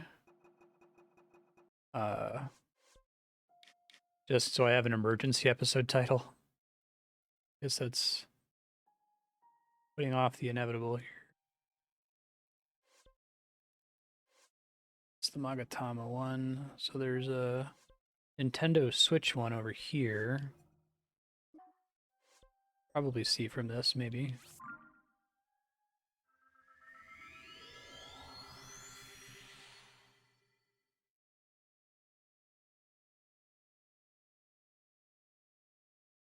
This one's just like inexplicably a commercial for the Nintendo Switch, the console you're already playing on.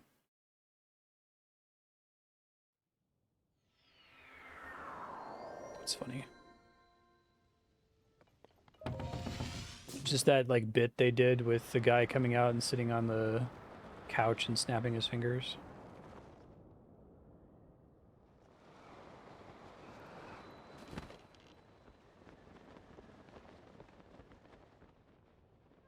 Might need to study. Up there it is.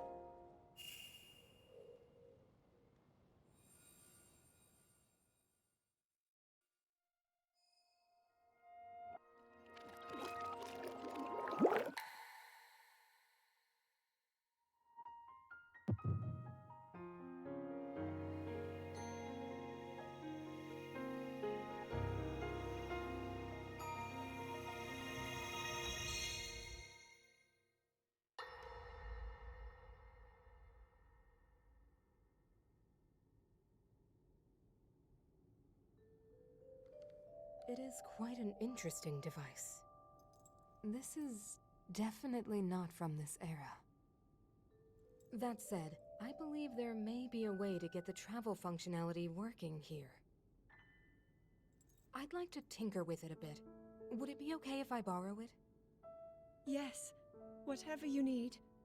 I really appreciate your help. Then I'll hold on to it.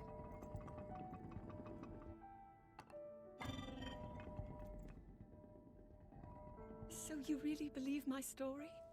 That I came from the future? I never doubted you for a moment. Minoru. Minoru's know voice of a way actor. we could help to return Zelda back to her time.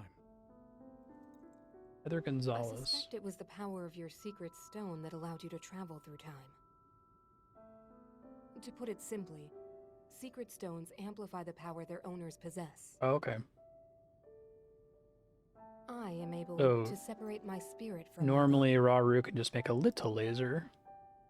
my body. Rauru can repel or Ganondorf can just destroy make a evil with baby his power pig. of light. And Sonia, she can control time. As for you, I can sense both light and time powers. Oh, that's good. But your secret stone seems to amplify your time power. Time power. Ultimately, the secret stone only amplifies your power. It doesn't suddenly grant you mastery and control. That's still up to you. Just picture Ganon practicing That at home. He's means going, if you don't and he's just like already know making how this to get really tiny yourself moblin.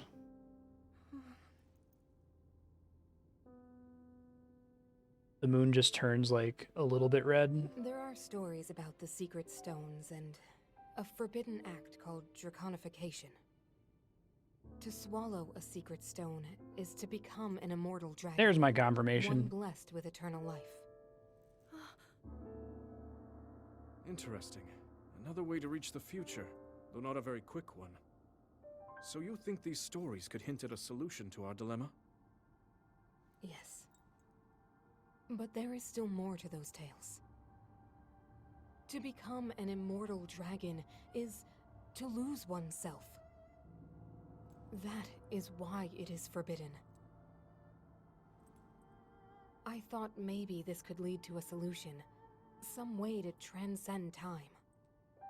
But if you have to sacrifice your heart and mind, sacrifice what makes you you.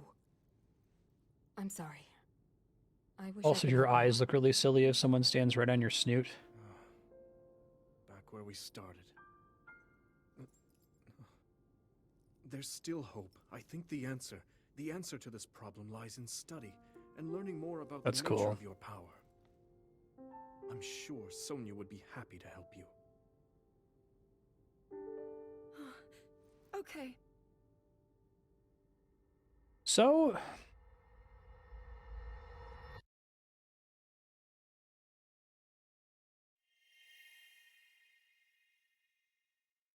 I have to think on this more. I'll give my final thoughts when we get to the credits, because there might be more to come. But I think I roundly don't like any of these cutscenes. They're exciting, right? Especially the scenes with like Ganondorf and the meme face and stabbing Sonya and stuff. But I think almost all of this information is shared in a much more subtle way. You can kind of put it together almost like Souls style, just through normal play and paying attention to things. 1, 2, 3, 4, 5, 6.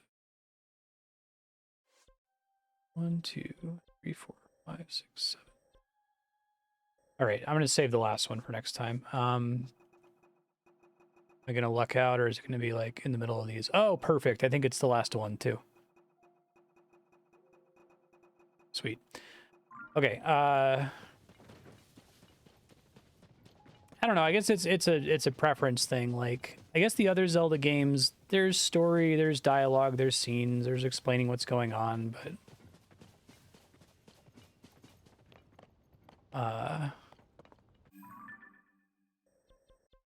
let's do sky stuff. What we got? I got another 20 minutes left or so. Islands, I guess I haven't killed the thing up there. I'll go in that direction. Probably the best way.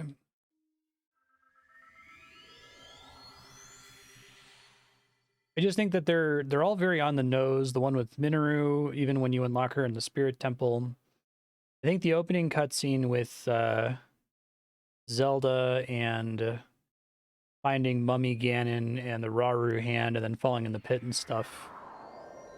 You know, they had a couple like more brief lower dialogue scenes, like getting the Master Sword and seeing when you handed off the sword to her and all that, but like it doesn't really clarify exactly what's going on. Probably because they want to make sure that you only put it together when you've seen the other cutscenes, but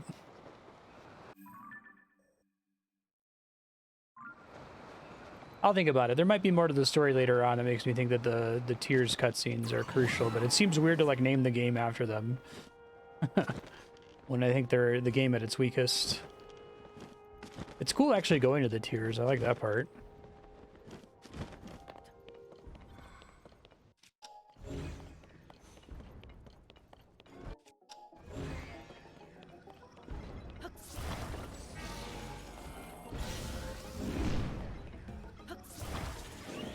There we go.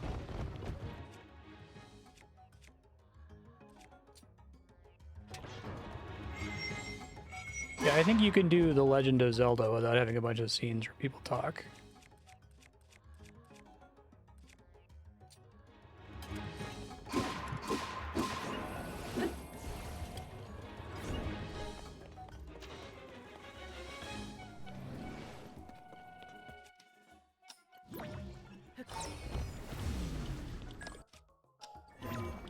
Shit.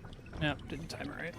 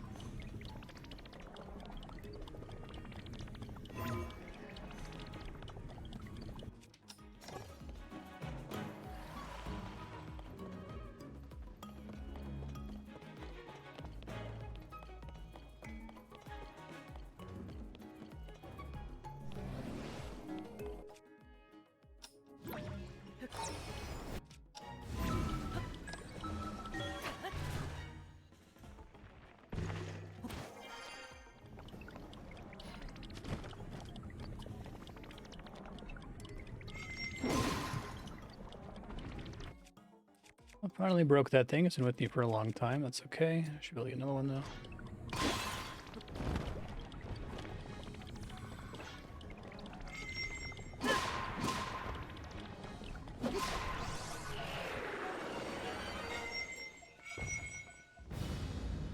I thought two-handed weapons did a weapon spin. They're doing like a...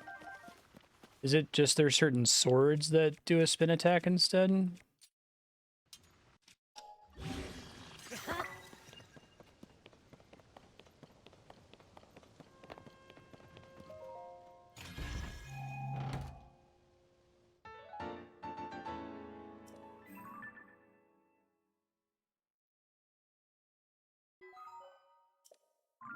No problem.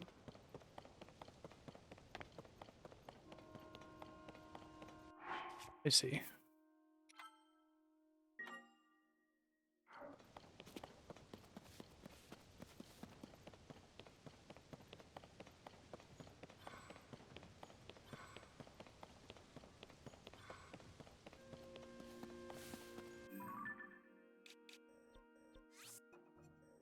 Check the other stuff in the area here.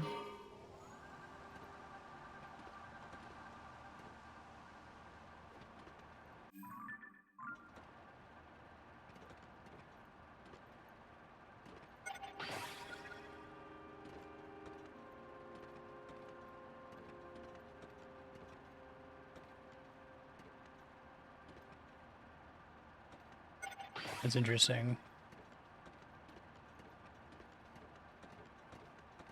I feel like the game, like, I was not expecting several times they just switch to a two-handed weapon and then have it do a spin attack. Like, did they patch something, or do I just have some weird weapons that are technically two-handed? I never noticed before.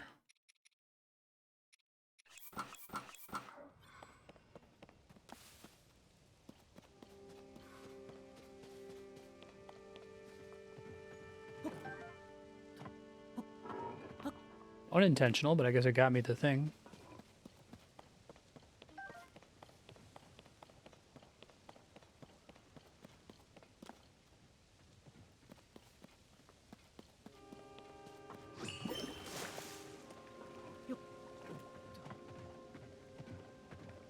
It's gone.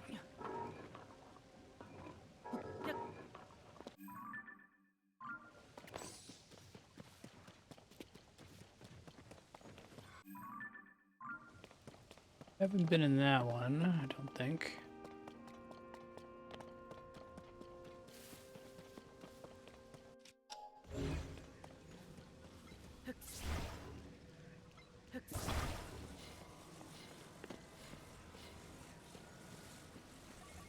Oh, really? Like in the icons, you mean?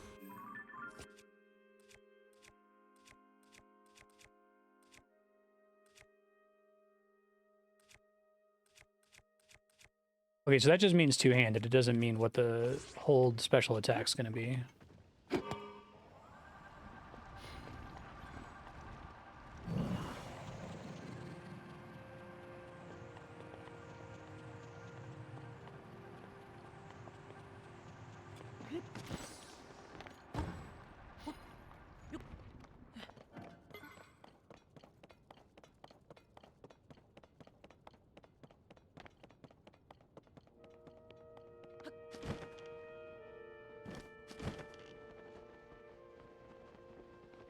Oh, this is fun.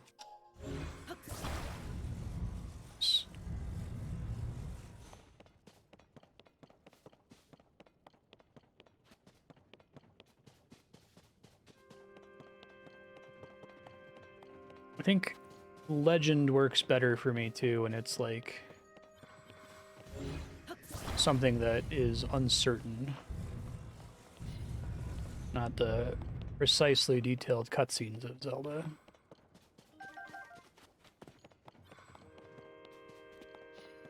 I think a lot of the other stuff in both Breath of the Wild and this do a good job of creating that with like the weird area names that aren't exactly named according to what you would expect. I don't think that ever lets me through. Okay, so is there something on the other side? That must be what this is for.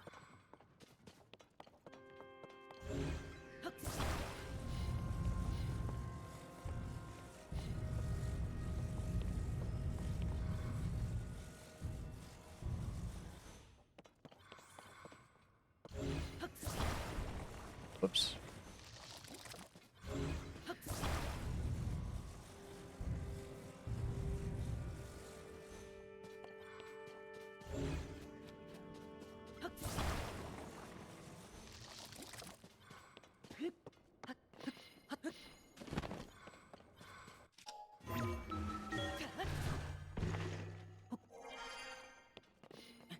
Oh, oh, oh, oh.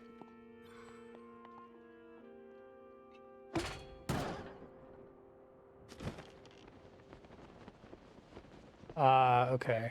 Let's see.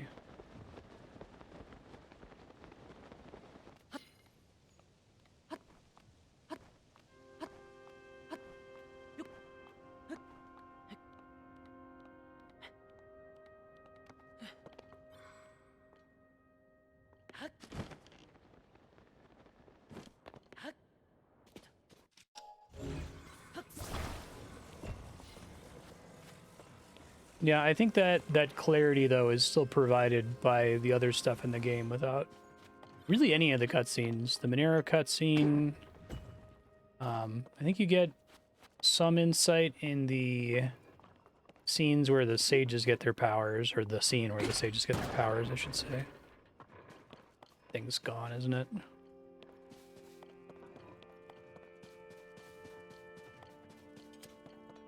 It'll like respawn in here if it falls to the ground, right? Okay. It's a cool puzzle.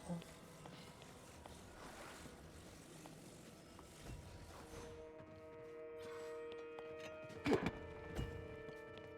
don't know if it just needs to be somewhere slightly different so that it launches better. Same problem.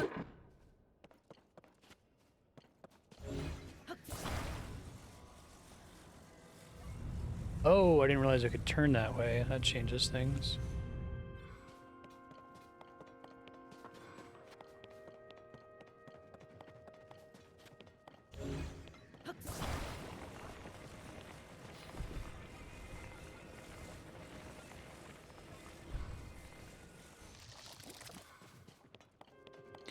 Ah, there's a stake there holding it down. Is that like the post playthrough interpretation that people have? The whole what to think about the name of the first game? Well, could work if I rewind it.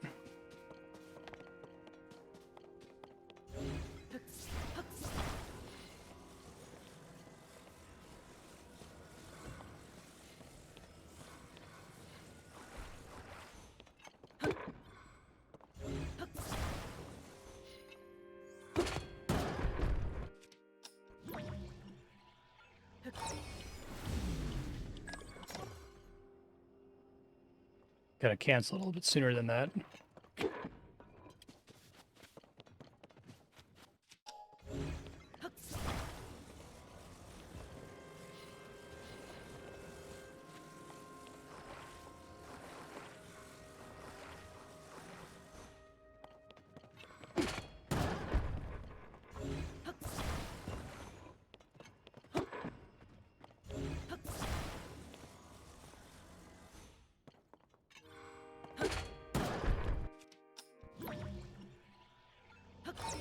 Okay, like the exact angle it's on matters, it seems like.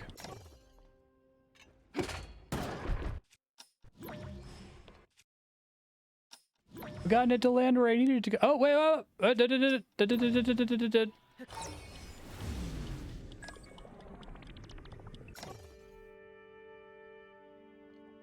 calculated. Perfect.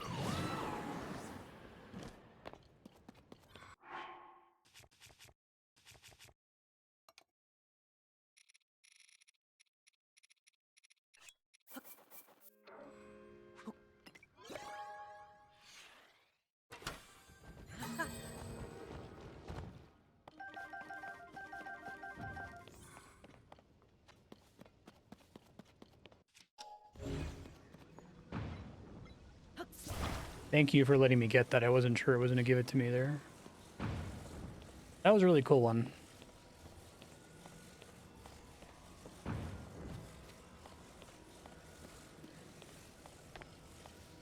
Oh yeah, I have to like tell it.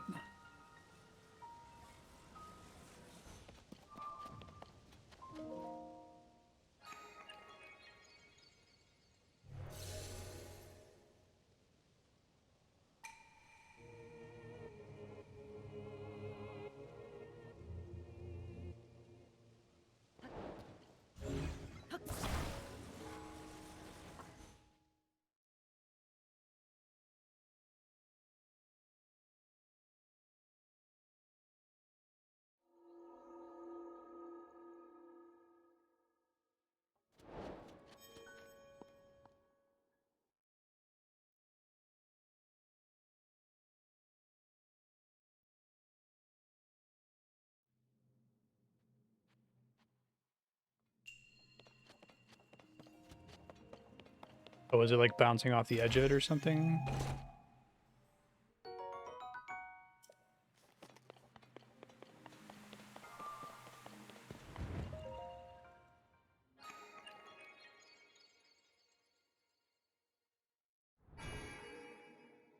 Good, please. Oh, I didn't mean to.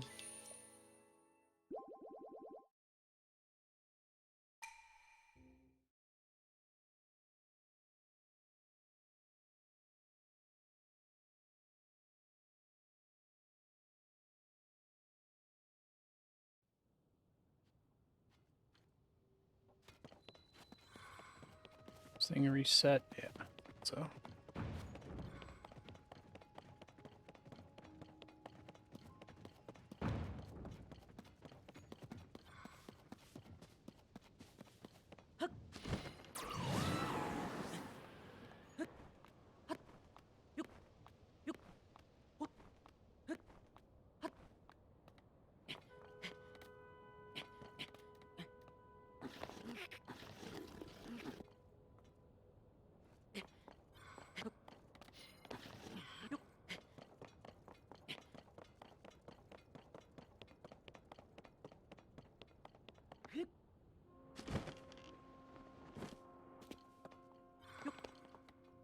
Must have just barely nudged it then, right?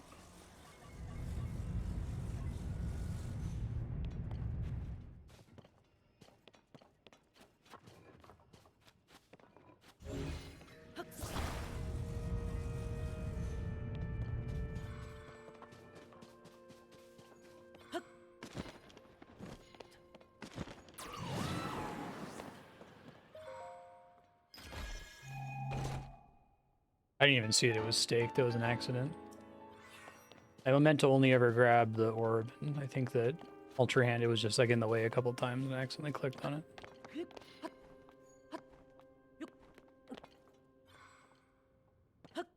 Okay.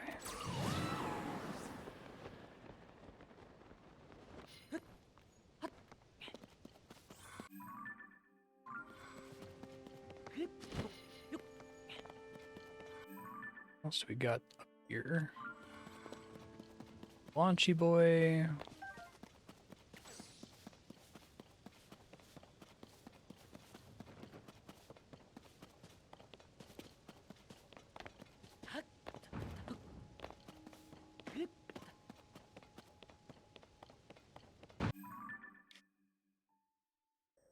Try to go for islands that don't have shrines in them that look like they might have shrines. So, if I ever did anything with this.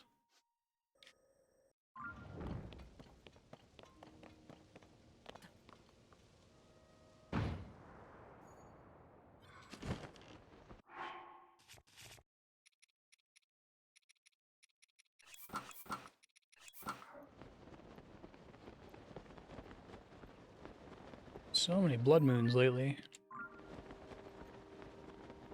I'm gonna need a machine to get up there, aren't I? Okay.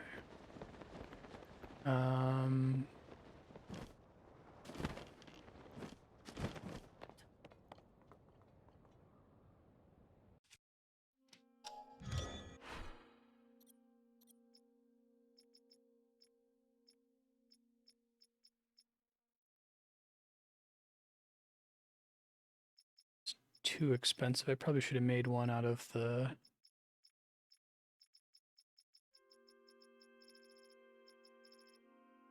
Oh, I was stuck on that for a while, huh? That's pretty funny. Knowing that it remembers it even though you can't use auto build in the shrine.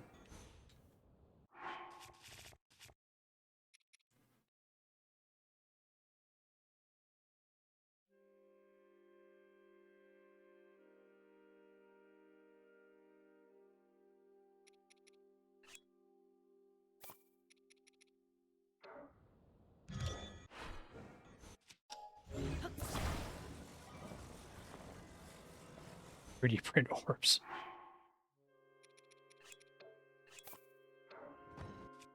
Don't you dare fall off the edge there.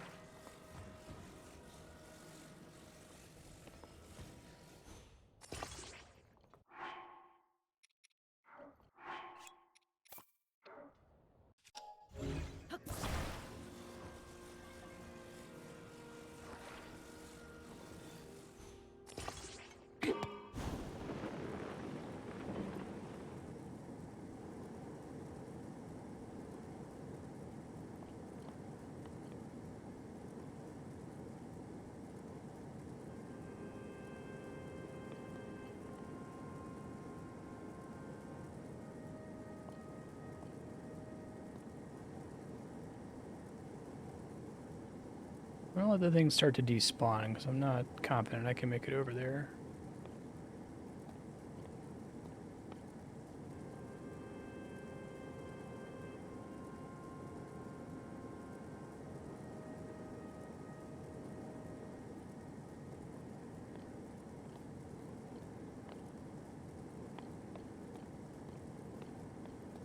Not great. Not a great situation right now.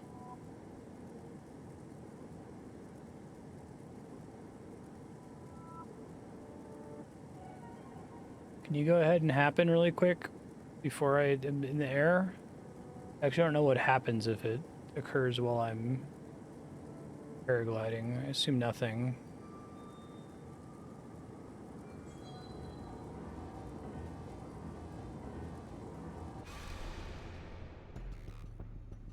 When and the glow of the blood-stained moon. Don't you dare start falling immediately, device. Okay, good.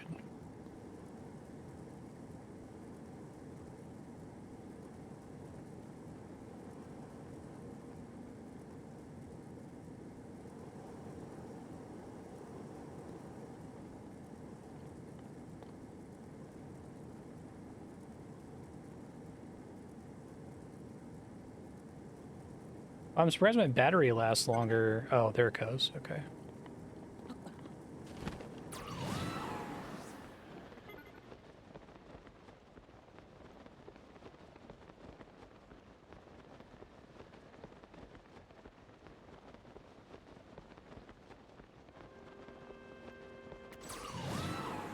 More beautiful orbs. This will probably be the last one I do, and then I should probably wrap. Technically, I have about 5 minutes left, but I could go up to 20 before the VOD becomes a problem.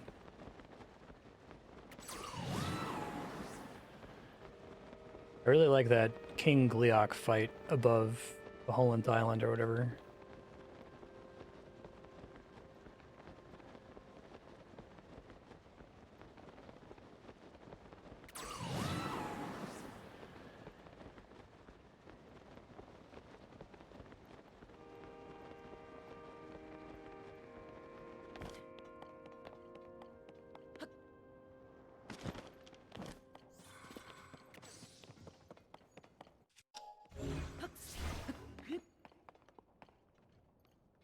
Interesting.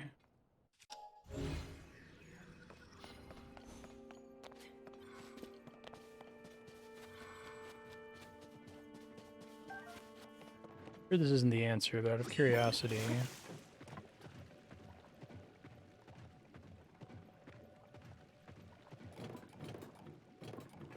It is not heavy enough. Okay.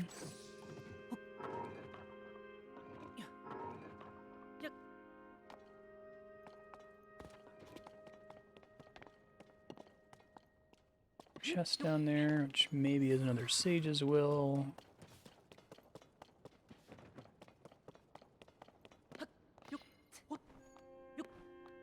Oh, that's crazy. First Gleok fight was a king. What the fuck is with Luminite Island? This is cool as hell. I'd like to see more of this.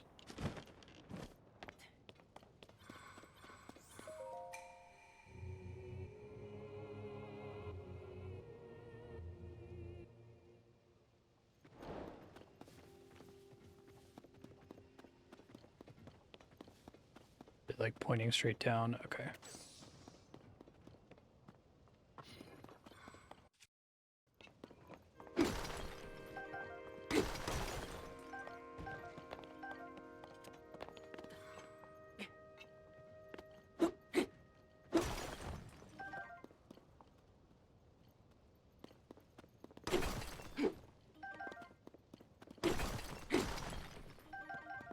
Get something super heavy.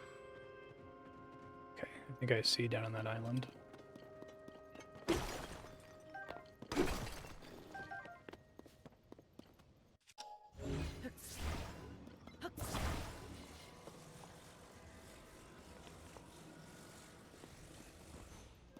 Camera.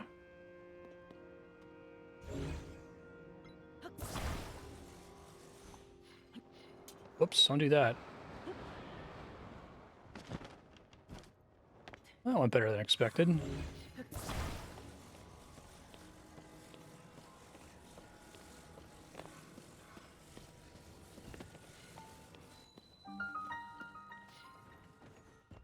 Thought I was gonna have to like chase it down and then like try to slow it or rewind it in midair. Stop it from flying off the edge.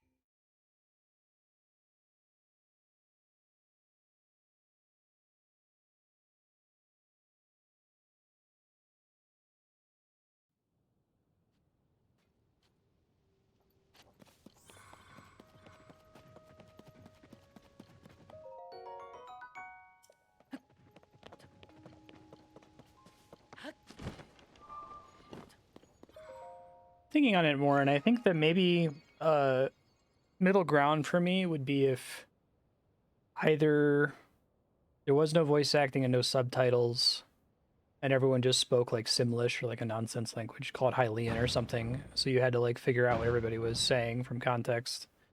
Or just there was no talking. Just all those scenes, pretty much the same scene, right? But without any dialogue.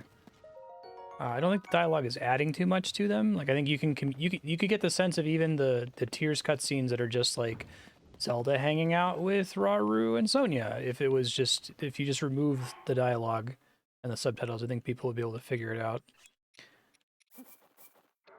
I don't know. I don't think that everything needs to be like that. I'm okay with it a lot of the times, but there's a feeling I have that I am not able to articulate super well. That something about the cutscenes feels like it feels too much.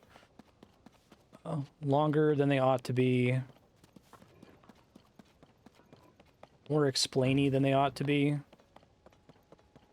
And it kind of clashes with the rest of the game that like goes out of its way to not do that.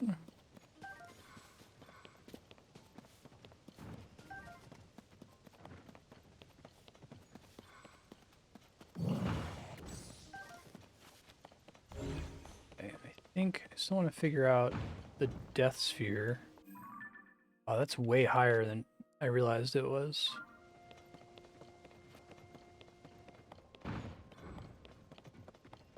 I want to try to get...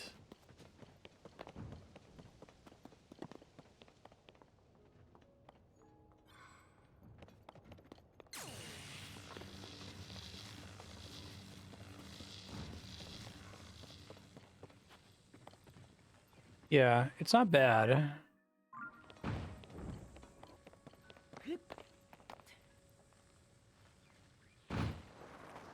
Yeah, that's exactly what I think. I was going to say that it feels very reactive to criticism of Breath of the Wild.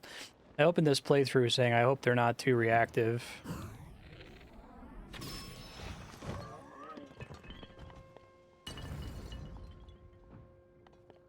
Okay, this is probably a good stopping point. I gotta leave myself future Marstead notes. Future Mars said you want to try to get inside the sphere. There's like a heavy thing you have to weigh down. You might be able to just do it with items and stuff.